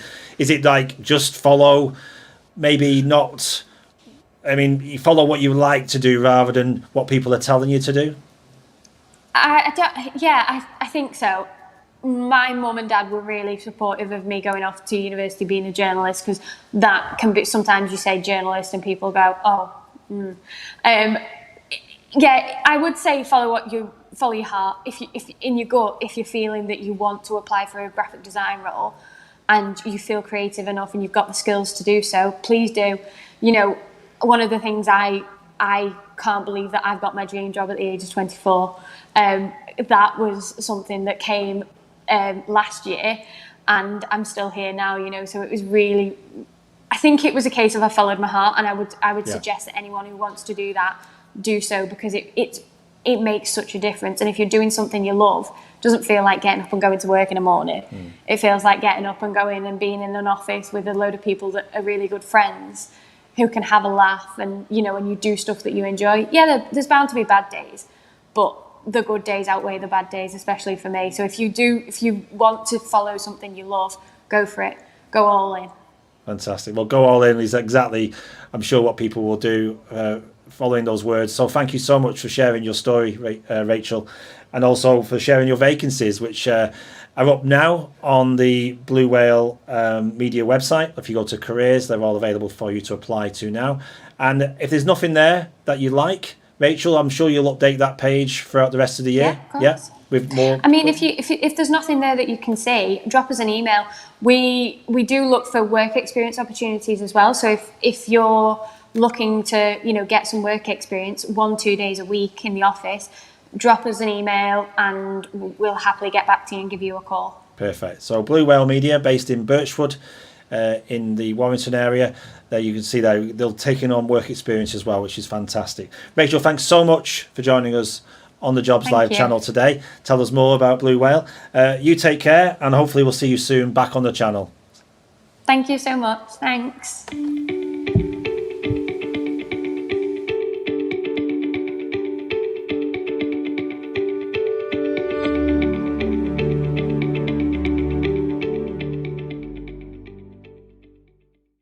We've now been joined by Sarah Williams. Hi, Sarah. Hi. Good morning, everybody. Yeah, thank you so much for joining us on the Jobs Live channel. Are you well? I'm very well, thank you. I'm really pleased to be here this morning. Yeah, and thanks for taking some time out to talk to us about what sounds like a really exciting and useful jobs portal you have there that covers the Cheshire and Warrington. And just remind people, you're part of the LEP in that area, aren't you, at Cheshire and Warrington? Is that correct? Yeah, that's correct. So I work with the Local Enterprise Partnership and I lead on digital skills. Yeah, brilliant. Okay, so without further ado, I'm going to let you just show us this exciting website. So if you could share your screen and then show us a bit more about it. Thank you. Yeah, absolutely. So hopefully you can see my screen there. Yeah, and we're just going to put a link to this website as well up, Sarah, as you're talking in the live chat. So if anybody wants to go straight to this website now, they can do that. So tell us a bit more about how it works. Great, thank you. So the Cheshire and Warrington Opportunities portal, it's free to use and it's a single place to search for jobs, apprenticeships and training courses. It has 12,000 to 14,000 vacancies that are updated every 30 minutes and it pulls those vacancies from a whole range of different websites, job posting websites, so it's quite a rich source. If you know the sort of job you're looking for, you can just type in the keyword, so I've just put digital in here. To spell it correctly. You can choose to search for all apprenticeships, courses or jobs, or just choose one of them. I'll leave it on all. And you can also change the distance, so you can have all of Cheshire and Warrington, or you can pop in a postcode.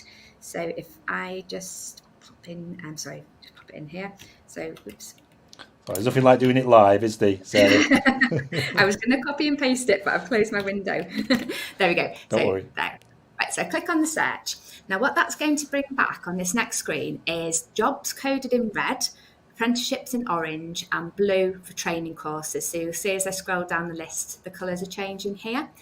And then you can just click apply now to directly apply for that job on the job site that it's been posted from. Now, if you don't know the sorts of keywords to type in, we've pre-populated some searches for industries in sectors that are growing in Cheshire and Warrington, and then those that have the highest levels of employment as well. So if I click on logistics and distribution, it's exactly the same sort of screen it's going to take me to with the same coding, but it's automatically put the keywords in for me here. If you want to find out more about different sectors, you can either click on industry sectors here. So if you're not too sure maybe what we mean by digital and tech, or down here I can click and then it shows me the same headings, but where I can find more information out now. So if I click on digital and technology, it gives me some key facts and figures about working in that area, the sorts of skills I might need, and then it pulls the jobs related to that directly onto that page, links to local employers, so you can click and link off to their website, and then pulls in the apprenticeships and courses further down the screen.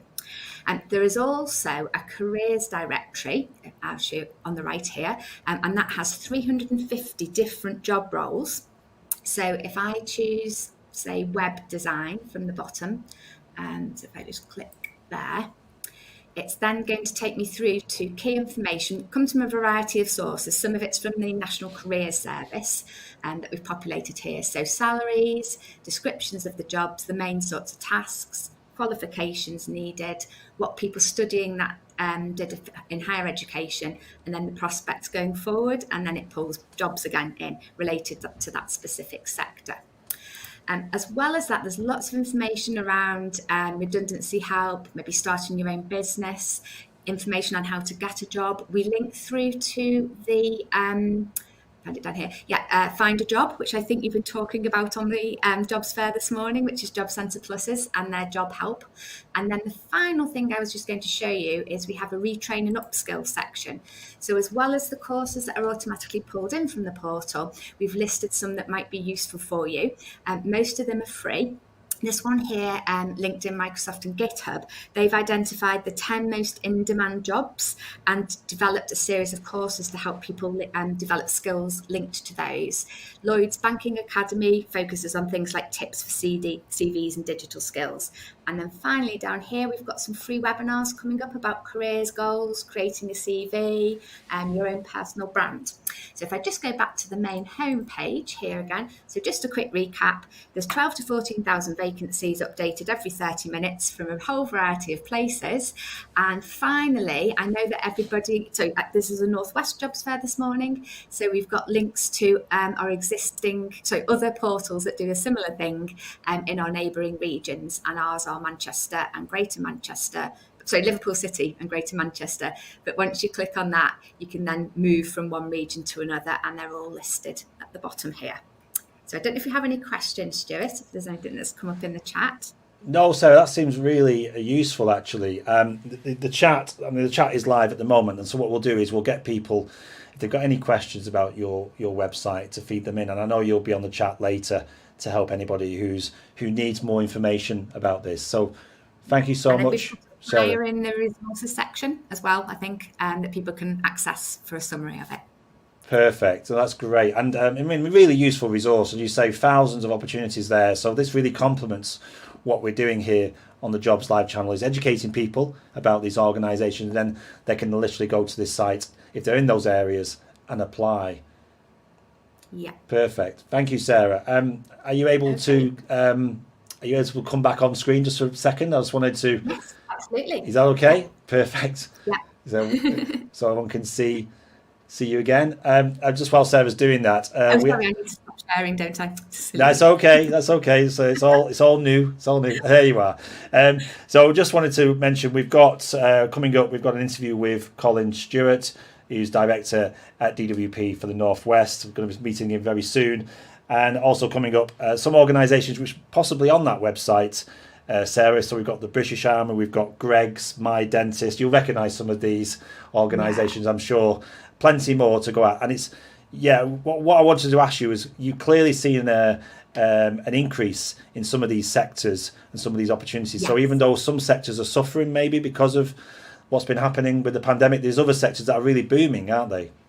Absolutely, they are, yes. And the way that we've listed the sectors by sectors that are growing or those with the highest levels of employment has been based on the work and research that the Cheshire and Warrington LEP have been doing, so what we call our data labour market work. So it really is informed by what's happening live. Perfect. Well, listen, thank you for joining us live here on the Jobs Live channel today as part of this Northwest Works for You event, sponsored by McCann Health and TalkTalk, and of course the DWP as well. But brilliant work your colleagues are doing there, Sarah, to join all the dots really and help us make it easier for people to find work, which is the main thing I think I've taken from today, is you're trying to make it as simple as possible. So thank you for all your work you've been putting into that portal. I know a lot of energy and effort's gone into it. It has. Well, we hope it helps people find an opportunity quicker, and I really wish everybody lots of luck who's on the Jobs Fair today and finding a job for them. Thank you, Sarah. We'll definitely pass that on, and I know you're going to stay on the live chat as well. So if anyone's got any questions for Sarah, feel free to get them through. Thanks so much to Sarah Williams, that's from the Cheshire and Warrington LEP, and your fantastic jobs portal there. Just remind us of the web address again, Sarah, before you go. Yeah. So it's C&W opportunities.co.uk. C and W for Cheshire and Warrington. Yeah, thank you. And we will put that link up if it hasn't gone already on the live chat, so people can go and look at it and hopefully find work today. Thanks again for your time. We'll see you soon. Thank you so much. On Jobs Live. Thank you. Okay.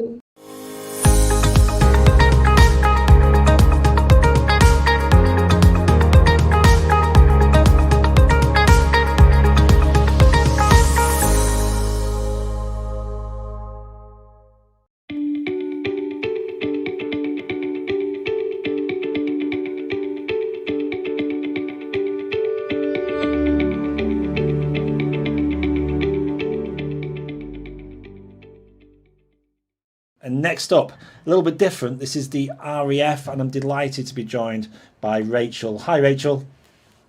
Hi, everyone. Great to have you live here on the Jobs Live channel today for this Northwest Works for You event. Rachel, you're no stranger to our channels. I know you're really passionate about this is on meeting people digitally and what it can achieve. Have you enjoyed the last day or so? Oh, absolutely. It's great to meet different people and actually help people, because a lot of people aren't aware about what the RAF can actually do. And yes, you are moving away from the Northwest area, but providing you're happy to do that, there are lots and lots of opportunities out there for you. Yeah. I know your colleagues are on the live chat as we speak, so I'm sure if you've got any questions for Rachel and the team, use the live chat or go to their partner page and have a direct conversation with them. So Rachel, just tell us a little bit about your role there. I see you've got your RAF banner, or Royal Air Force banner there so you're all branded up, but what's your sort of day-to-day role there at the RAF? Well, I'm actually a weapons systems operator, which means that I fly around on helicopters. And up until coming into the recruitment world, I was flying around on the Sea Kings. But I've also flown on the Chinook helicopter, and I've also done flight operations roles as well. So I've had quite a diverse kind of life within the RAF itself. I'm going to say, where did it all start for you? I mean, did you always wanted to do this, or were you going in a different direction? To be fair, I actually got a sixth form scholarship from the Royal Air Force at age 16. So I got £2,000 while studying at college. And I'm going to embarrass myself, something rotten now, but the reason I got interested in the RAF is I watched Top Gun. And I just thought, oh, cool, blimey, I want to be like Tom Cruise, flying around the skies. And I know that he was a naval aviator, as they call it, but I always wanted the Royal Air Force, because for me, it's all about flying and being in the RAF. And I mean, you make a good point there, actually, because I think it's a perception thing that, and we see it a lot on the chat, that you're all about pilots. You know, people think it's the only job available, but you're on here today to correct that, aren't you, and tell people there's so much more that you can apply into the RAF. Absolutely. Actually, only 8% of our personnel, if you will, are aircrew. So we have around 50% of technical and engineering roles. We've got an awful lot of medical personnel. We've got force protection, logistics. So if you wanted to be an air-to-ground steward, if you wanted to be a chef, if you wanted to load aircraft, if you wanted to be into warehousing, I know we've had quite a few people on the chat that are looking into all of these roles.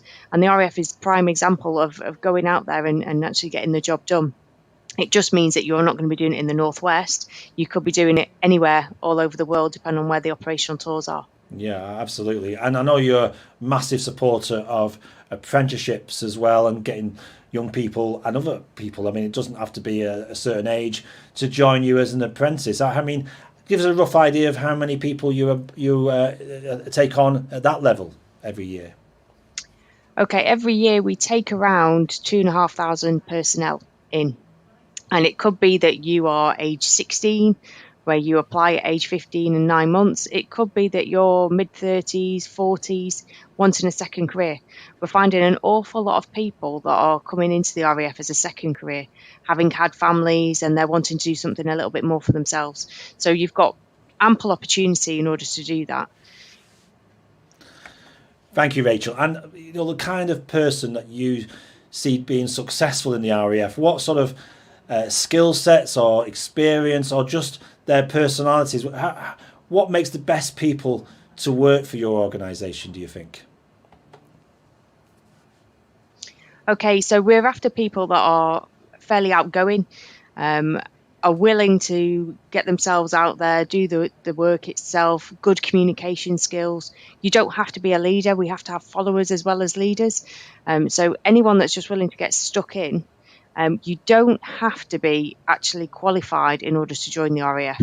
So we can take you from having no qualifications at all, and we can put you all the way through your educational qualifications to the role that you want to do, all the way up to degree level, maybe even masters if that's how you wanted to go. So don't think just because you haven't got the qualifications initially that you can't join the RAF. There are lots of different routes in. For example, a lot of the logistics roles and force protection roles, you don't need any GCSEs whatsoever.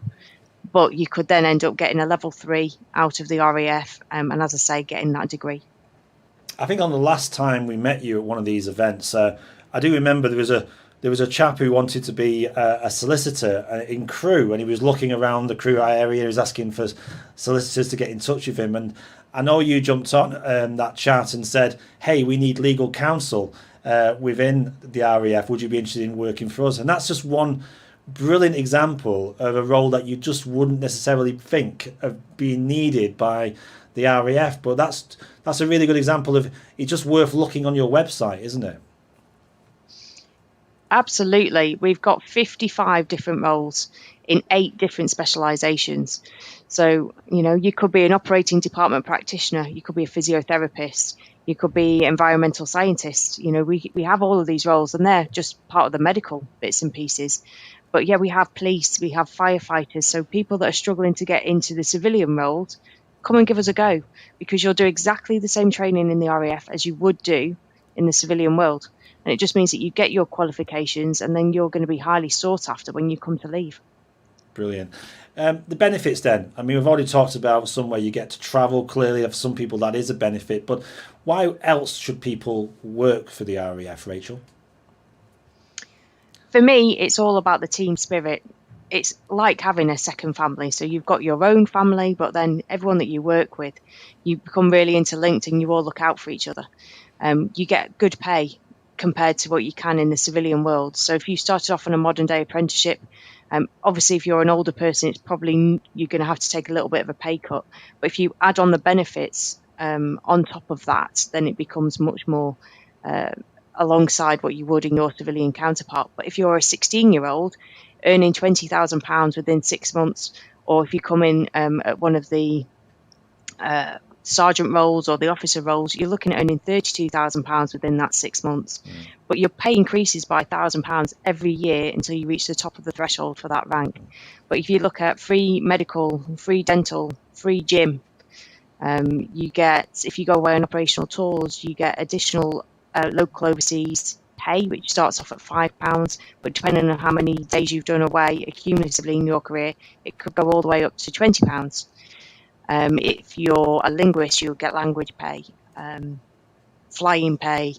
There's lots and lots of different things monetary wise, but also you get your pension paid for by the government. So you're saving 10% of your wages as well. Food's about £5 a day, and your accommodation for a 2-bedroom house, for example, is about £200. And if you live in the single accommodation, you're looking at anywhere between £75 a month to about £120 a month. So we really look after our people. Yeah, and lots of information there about how you can get in and the allowances and everything else. So thanks for all of that. I think if anybody needs any further information, I would strongly recommend you use the live chat right now to get in touch with the team at the RAF, who can put some more detail against that if you're now thinking that might be a route you want to take. Rachel, we've been asking people over the last couple of days who see a lot of people applying into their organisation and lots of CVs. For you personally, what makes a good application, and what would give that person a chance to be interviewed by the RAF? Okay, for me, it's the eligibility check. So you need to make sure that you've got the right academics in order to come in. You then will have to sit either the airman or the airwoman selection test, or if you're going for one of the officer or sergeant roles that have computer-based aptitude tests, you have to pass those. Providing you've got the aptitude, the RAF will always give you an interview. So the first bit is actually passing that test, and we do have trials on the RAF website that you can practice on, making sure that you get your mindset going into the right kind of space, because it's quite tricky, especially if you've not done it for a while. It's time critical, and you've got different areas to go through, such as workload, mathematical reasoning, verbal reasoning, electrical, mechanical, and we put different kind of aspects on different roles within the RAF. So you'll always get an interview providing you've passed that eligibility test. Yeah, perfect. Well, look, this has been really helpful, and thanks so much for your time here on the North West Works For You event on Jobs Live. It's always a pleasure to meet you, Rachel, and I know you'll be back again, I'm sure, telling us about the great roles that are available. But just a massive thank you as well to your team for helping people today? Because I know it's not just been about them applying into you. You're just generally trying to help them as well, aren't you? Get back into employment for those who are finding it quite challenging at the moment. Absolutely. I know it's been a very tricky time for everyone, and anything we can do to help out with that, then, you know, that's what we want to do, really. Yeah. And good luck to everyone. Yeah. You know, I hope you get something out the next few days. Yeah, and are you looking? I have to ask, are you looking forward to Top Gun 2? I am. I can't wait. Well, look, please let us know, because I'm on the fence about that one. So please let us know when you've seen it, if it's worth a watch. Okay, will do. Take care, everyone. Thank you. Thanks very much, Rachel. Take care. Speak to you soon. Bye. Bye-bye.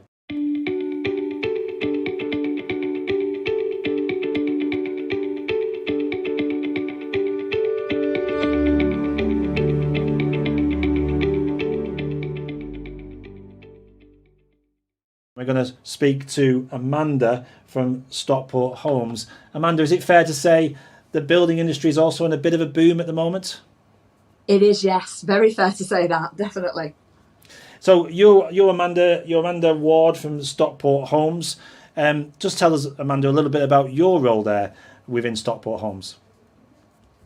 So yes, Amanda Ward, Stockport Homes. I'm the employment support manager. So essentially one might think that our business is just generally about rent collection or buildings or properties, but it's really about communities. It's absolutely, we've got our mission, which is one team transforming lives. So essentially my job as the employment support manager, I manage a team that support our customers to get back into employment, because that's really important to us to be able to support our customers. And I guess the clue's in the title, but Stockport Homes as a company, what do you do? So we've got quite a lot of different areas that we work on.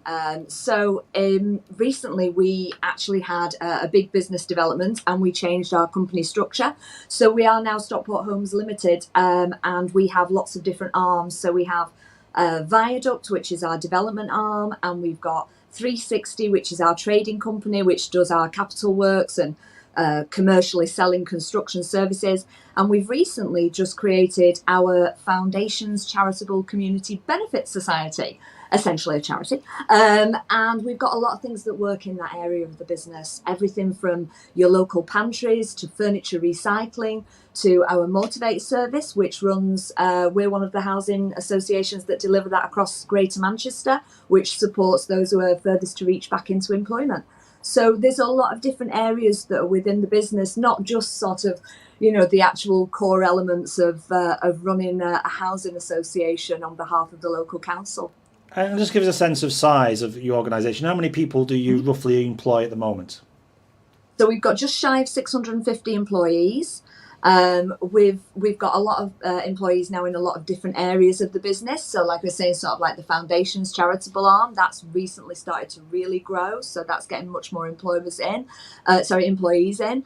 And we've also got as well our 360, which is growing all the time, as you referenced right at the start, Stuart. Construction really is booming. So it's a lot of work that we're doing there. We don't just do a lot of work in Stockport. We've also recently been installing fire doors in schools in Rochdale. We do a lot of different work over a lot of different regions, and there's a lot of kind of different community elements that make up Stockport Homes as well, because we really are very much a values-based employer, and it's about how we manage to support our community and how we can make sure that our workforce represents our community as well. We're very keen to employ local people so that we know that we've got our workforce representing the people that we support and serve. No, that's fantastic. And we're here at the channel, Jobs Live channel, is to educate, inspire, and connect people. And one of the things that I very obvious from talking to organisations today is that education piece around people may look at Stockport Homes and go, "No, that's not really for me." But actually, if they drill down a little bit deeper, there's so many roles that you bring in people with transferable skills from different sectors. Mm-hmm. You must see that every day, people who've never worked in your sector being able to find a home in your company. Oh, I think it's the classic line. We always say it. Nobody Nobody dreams of a life in housing. Nobody starts their career and thinks, right, crikey, housing, that's where I need to be. Nearly everybody in the organisation has come from somewhere else, some other kind of industry, some different elements, and we really do bring a lot of that together, and then people start to come and work for us. I was looking recently to prepare for sort of like this morning, and we've got so many different jobs that we've recruited for in the past 6 months alone, not just sort of like those construction and joinery jobs, but antisocial behaviour team leaders and key workers and housing support officers, so many different elements of the business. And I think a lot of people don't always think that a housing association has so many component parts. We've got finance, we've got HR, we've got our marketing and comms team, which do external work for the organisation and also as well for other organisations. So there's a lot of different elements to working for a housing association. It really is quite a wide and diverse field. But you're right, Stuart, not everybody thinks of housing. That's the key area for me to move into.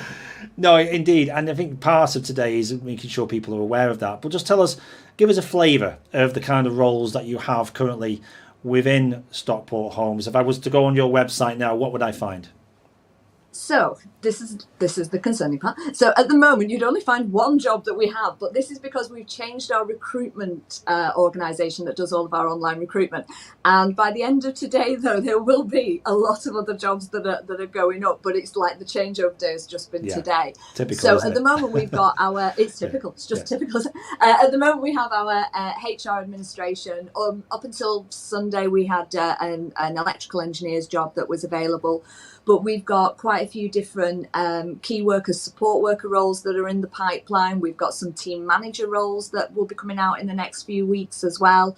And I've been reassured by HR this morning that there are at least 10 other positions that will be on the website by this afternoon. That's brilliant. So if someone wants to get in touch with you, you could send them that information, those links, so they can refresh the page later on today and hopefully see a lot more roles there.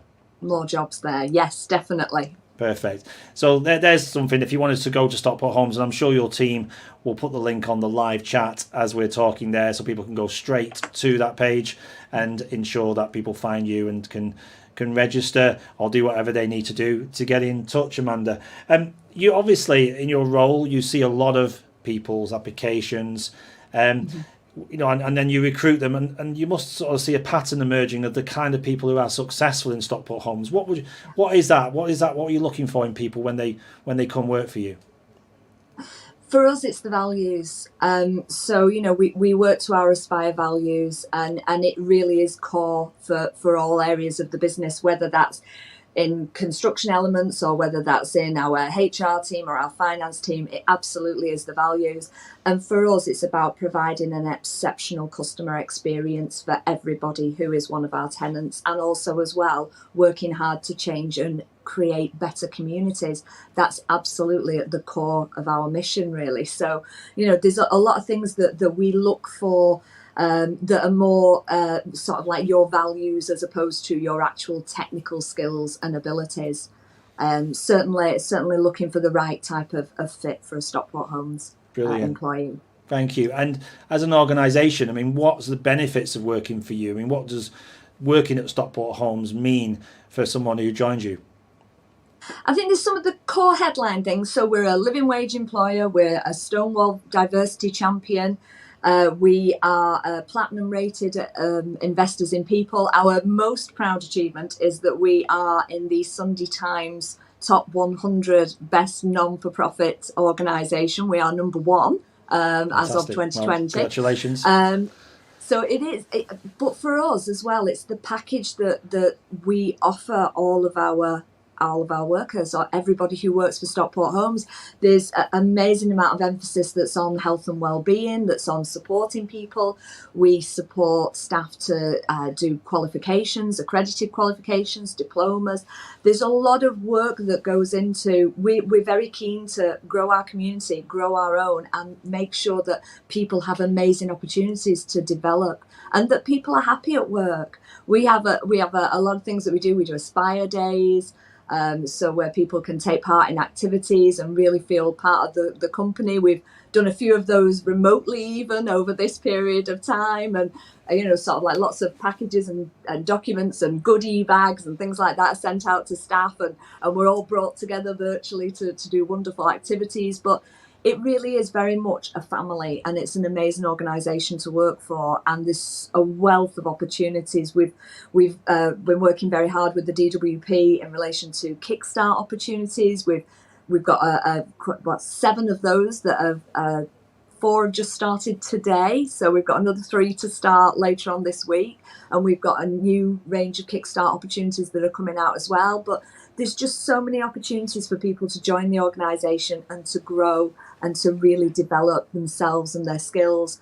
We work really hard with people to make sure that your working pattern and your working life balance is where it should be as well. So we do a lot of we all do a lot of working from home now, don't we? But there's a lot of that working from home, but also as well flexible working if somebody wants to do compressed hours.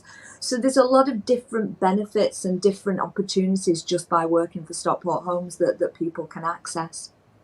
Thanks, Amanda. Thanks for sharing that with us. And regarding, you've talked there about the people who work for you and what they bring to the organisation. And of course the benefits of working for you as well.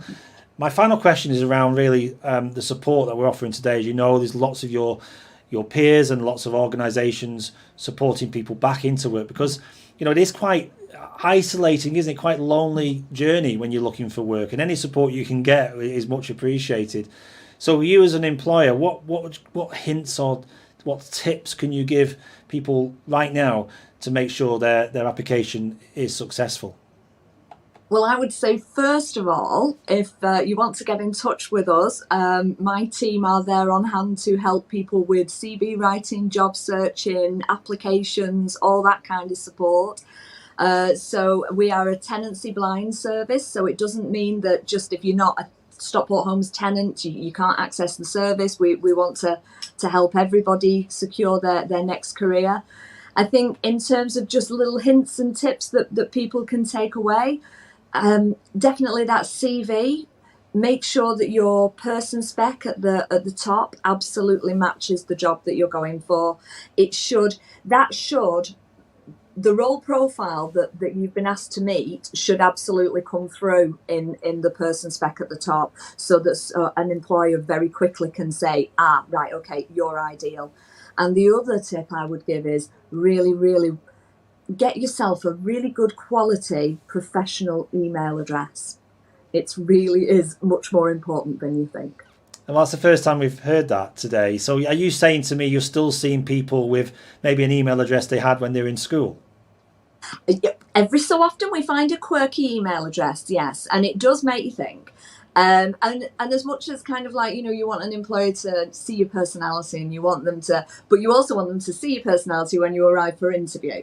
So it's really important that even if you just got that generic one, just because it makes it easier. It makes it easier for you as well when you're job searching, because those emails will go back to that one address, and just make sure it is quite a good quality email address. And the other tip I would give as well is make sure if you're applying for lots and lots of jobs all in one time frame, make sure you do keep all the documentation, the role profile that you've applied for and what it is you're looking for. You'll be surprised how many people email an employer to ask them for the role profile for the job that they've applied for. So it is, just keep that record.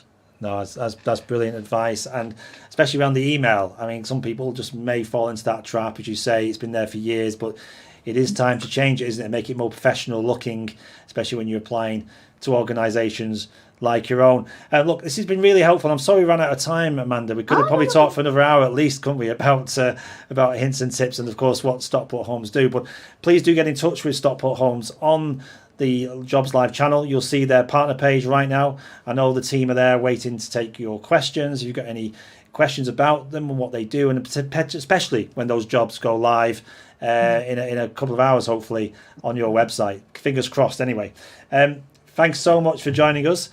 We've got another interview coming up very soon. We're going to meet up with Waits, who are also in that construction space. So lots of construction opportunities today here on Jobs Live. In the meantime, thanks so much, Amanda. Take care, and we'll see you soon on the Jobs Live channel. Thank you. Bye.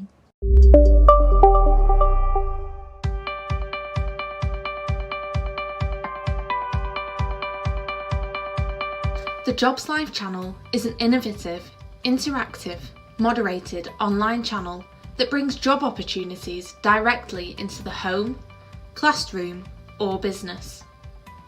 The Jobs Live channel is free to the end user and does not require any additional equipment to be purchased or licenses to be downloaded.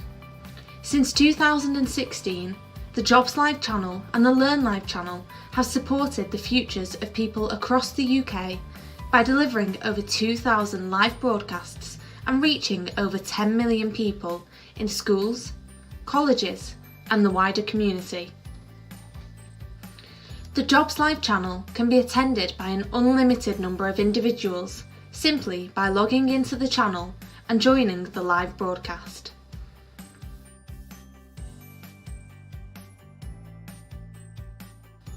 The broadcasts can be customised to showcase an organisation's vacancies and profile, provide live video feeds and live jobs, and have a running commentary from our studios to review the latest job opportunities available across the UK. The Jobs Live channel is a partnership with businesses and the DWP and works continuously to link job seekers to employers and educate them about the types of companies available within the economy. The channel is already working successfully with companies like Balfour Beatty, Network Rail, the NHS, alongside hundreds of businesses supported by the local economic partnerships. Individuals and employees are encouraged to ask questions during the broadcasts via the channel's moderated live chat facility directly to the Jobs Live channel partners. The Jobs Live channel can offer you the following: a channel which gives employers and partners the opportunities to promote and discuss their current vacancies to a captive audience of job seekers. Dedicated channel pages for your business to host video content both live and on demand. An innovative, moderated live chat facility on your channel page to provide real-time interaction between customers and businesses. Fully searchable live jobs applet for customers to locate the latest vacancies and watch videos from employers discussing the roles available.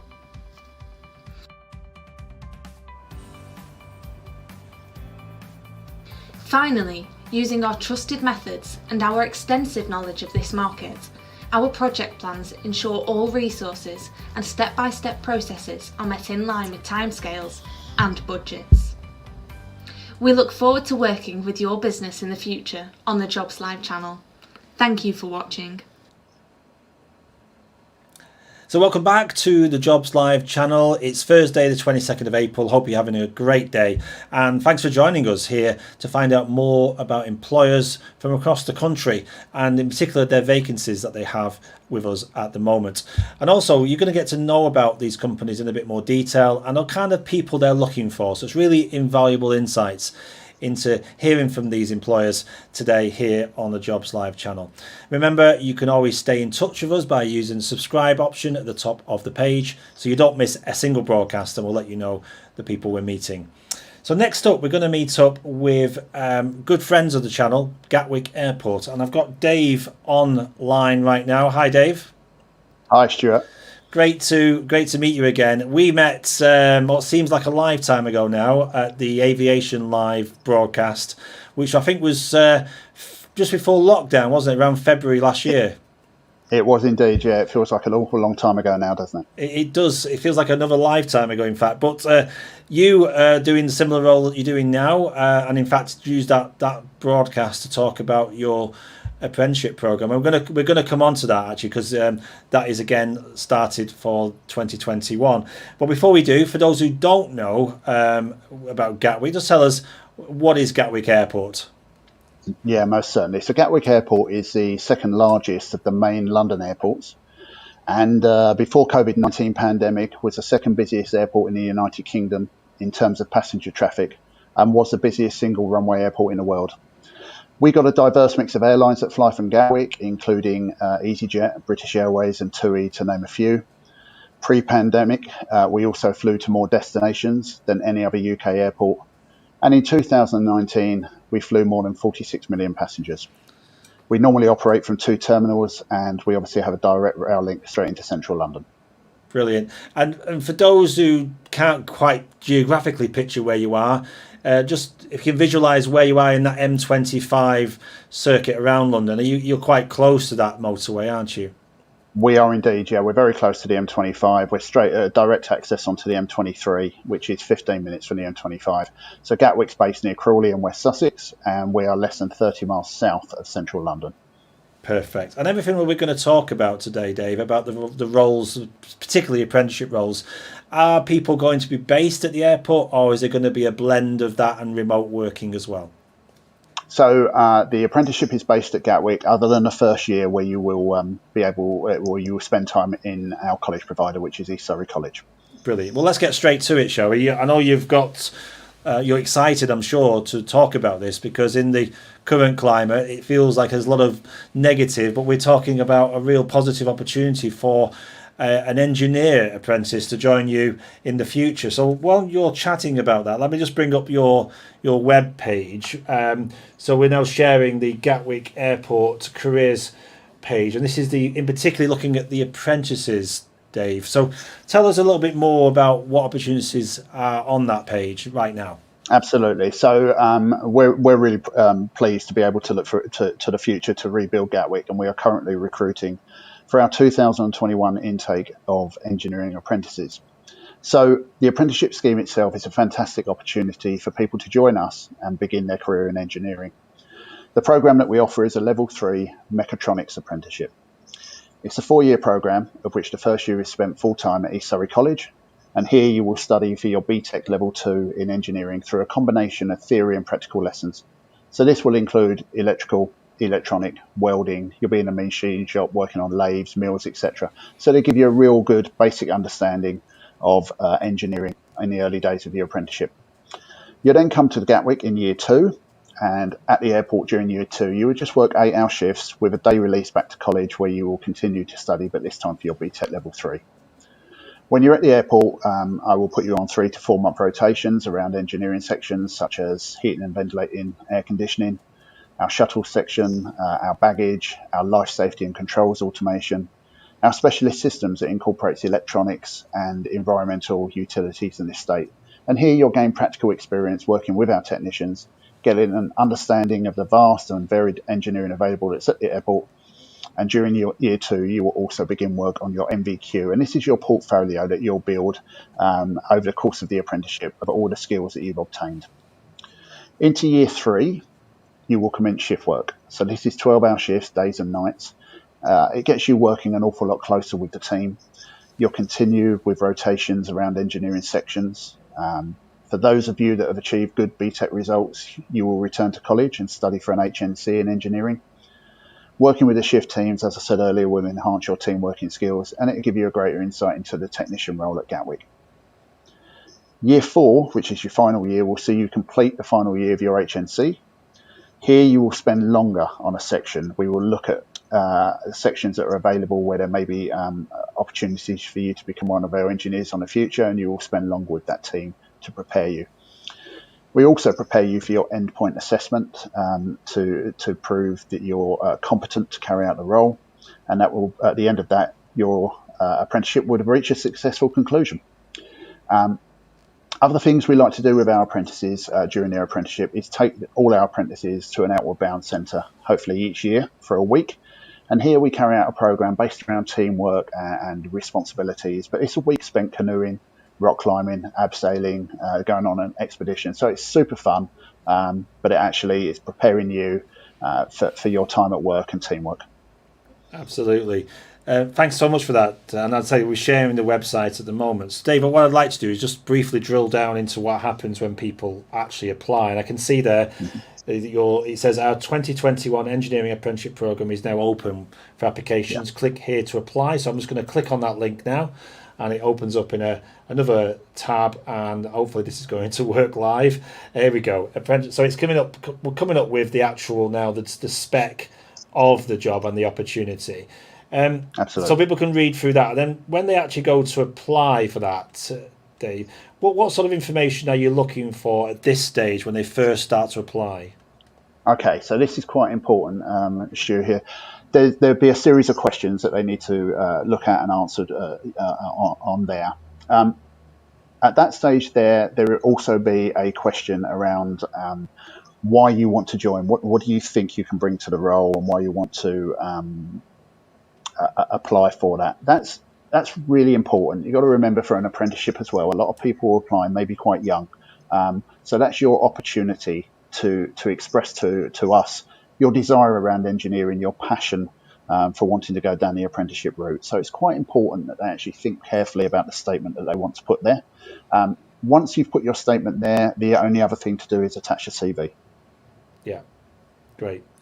So I'm just looking at the bottom there. If I click apply now, it'll let you do that, and then you can, as you say, go through those questions, and then literally then you need to just add your CV. So for someone who's seen quite a number of CVs, Dave, let's make sure as many people are successful at this stage. What to you makes a good CV when people are applying into this particular role?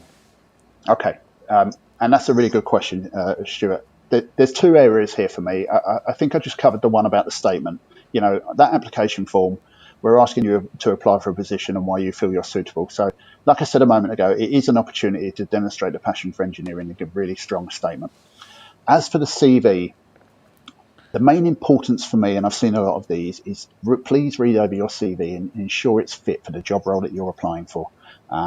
I get too many each year that are just a generic CV that someone has and just attaches it to an application. And actually, you know, when you read it, they may be applying for a job in retail or finance or something like that. If you're applying for this engineering role, please tailor your CV to show that. Yeah, absolutely. So, and also we hear a lot about doing your research as well. So Correct. Make sure your CV defines the role you're going for, as you rightly say. You've already, from the program you've got 4 years there of seeing people on that program, and you'll know the ones who make it and those who don't through that process. What is it that you feel what is the sort of things you're looking for, the kind of the attributes and the sort of the softer skills that are going to make young people successful? Absolutely. So, you're looking for someone who has a genuine passion around engineering. We've already mentioned that.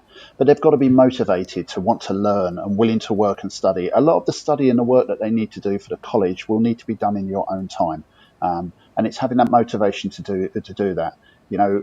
Gatwick's a family-friendly organisation. We really want to embrace our young people into the business. And actually, it's becoming part of that business. Putting the work in, you've got to be a good team player, but mainly you've really got to, want to achieve high standards, be proud to work for Gatwick, respect our values, and be motivated to be one of our future engineers. And going on to that about the future as well, what we've met on the channel over the last couple of years is people who've done very well at Gatwick, who've moved into very senior roles after starting as an apprenticeship. So you must pride yourself really on those progression routes for your apprentices when they come in. It's something we've always had, and you're right, we do pride ourselves on that. We work hard with our apprentices over a 4-year period, and we want them to be our engineers of the future. A huge amount of our technician workforce is carried out their apprenticeship at Gatwick Airport. I carried out my apprenticeship at Gatwick Airport, albeit an awful long time ago. Some of them have chosen to remain as technicians, which is fantastic. Some are team leaders, engineering leaders. We've got principal engineers, senior business managers. I've gone full circle. I run our apprenticeship program now, and as I say, I started here as an apprentice. So there are wonderful opportunities for our people at Gatwick to progress into different areas. And is it something that, when someone applies and they think engineering, it might just put them off? They think that they've never done anything like that before. Are you finding people who apply, who've not necessarily done engineering, are still just as successful as those who have done it before?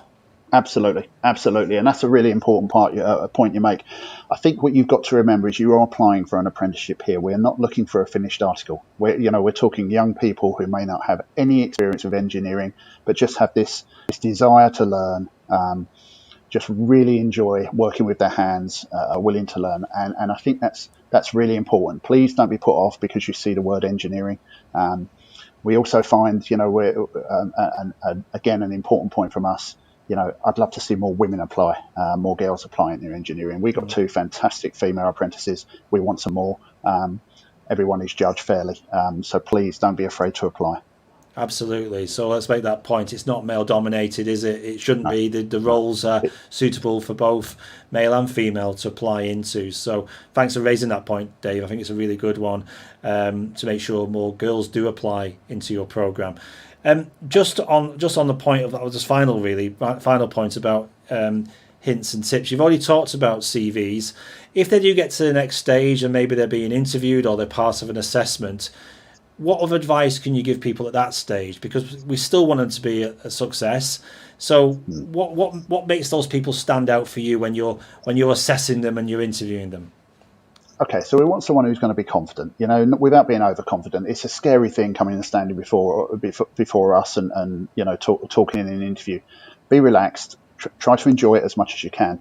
Prepare. That's really important. If you've done a little bit of engineering work, and when I say engineering work, this could be building a shed with your mum, dad, or your granddad in the garden. This could be fixing your bike. Take some photos of it. Show us what you've done. Prepare a small presentation. Just be confident in your abilities. As I said, you're not applying for a job here where we're looking for the finished article. We understand you're possibly young people. Could be your first ever time going for an interview or into the workplace. We're going to make you as welcome as we possibly can. But it's actually, if you can prepare, do some research on a company, and you'll be an asset. Yeah, and I suppose there's that point, isn't it? The last 12 months it's been difficult, especially for young people working remotely at home, with lots of more spare time maybe than they had before. Are you looking for sort of asking that question, what have you been doing with the last 12 months? Have you been doing any projects? Will that hold them in good stead if they've been working on a project or a hobby whilst being stuck at home, so to speak? It certainly would, absolutely, without a doubt. I mean, it's been a really tough time for young people and my apprentices as well. My first years who joined us last year, they've just getting into the business and they've spent an awful lot of time having to do their college lessons via Teams. It's been difficult. If people have done any form of projects, bring it to us. It's going to help. Like I said, I'm looking for passion. It may be that they haven't created an engineering project. That's no problem. That's okay. But if you have, bring it along with you. Demonstrate it. Show us. I know you said just finally, you said you started yourself as an apprentice. Everyone remembers their first day, don't they? I mean, can you remember that first day? Driving up to Gatwick or walking up to Gatwick, and when you first arrived there, what was that feeling like, Dave, when you first walked into the operation? I do remember it, Stuart. It was the end of August 1984, which is an awful long time ago. It was so exciting for me. I'd come straight from school, thought I knew everything and realised I knew nothing. And it was wonderful. I was made to feel very welcome. And it was just suddenly I was in this world of work. And it just opened up a world of possibilities. And I thought I knew what went on at an airport. I had no idea what went on behind the scenes. So it really is an exciting time for young people. Thanks so much, Dave. Thanks so much for joining us here on the Jobs Live channel. So that's Dave White from Gatwick Airport, who's the engineering apprentice lead, who will be your man, really, if you were successful, to take you through your programme. And he's seen many young people through that programme over the years and who've gone on to work at Gatwick at a quite senior level, which is fantastic to see. So, Dave, thanks so much for sharing that information. I know you'll jump on the chat later and leave some valuable links where people can go for these jobs. We've already shared one today. I'm just going to flash it back up on screen again. So this is the actual website you need to visit right now. When's the actual closing date, by the way? I should have asked you that earlier. Yeah, no problem, sure. The closing date is the 30th of April, so we haven't got that long. No, but there's still plenty of time if you want to get your application. Correct. It doesn't take long at all. Just go online, submit your CV. But like Dave said, just be careful that the CV is fit for purpose and it does talk about the role you're applying for. That is so important. Otherwise, you may get overlooked. Okay, Dave. Well, listen, really good to get you back here on the Jobs Live channel. Hopefully we can have you back on again later in the year to talk about the success of your programme and look to the future as well. But in the meantime, take care and the very best of luck to you and your colleagues there at Gatwick Airport. Thanks ever so much, Stuart.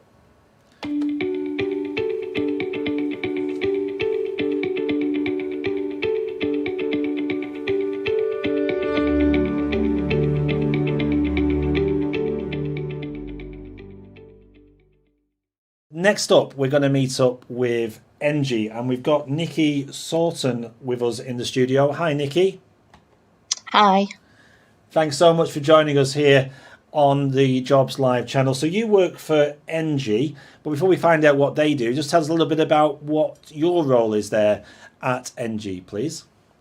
My job is social value officer. So basically, if we're working in an area, we will work with the community, schools, colleges, and we'll do STEM activities, we'll do work placements, we'll apprenticeships. We do loads of different bits and pieces, but it's more dealing with the actual community and the schools and colleges and trying to leave a bit of a legacy behind once we've worked in an area. Perfect. And I know your colleagues are on the chat. They were on the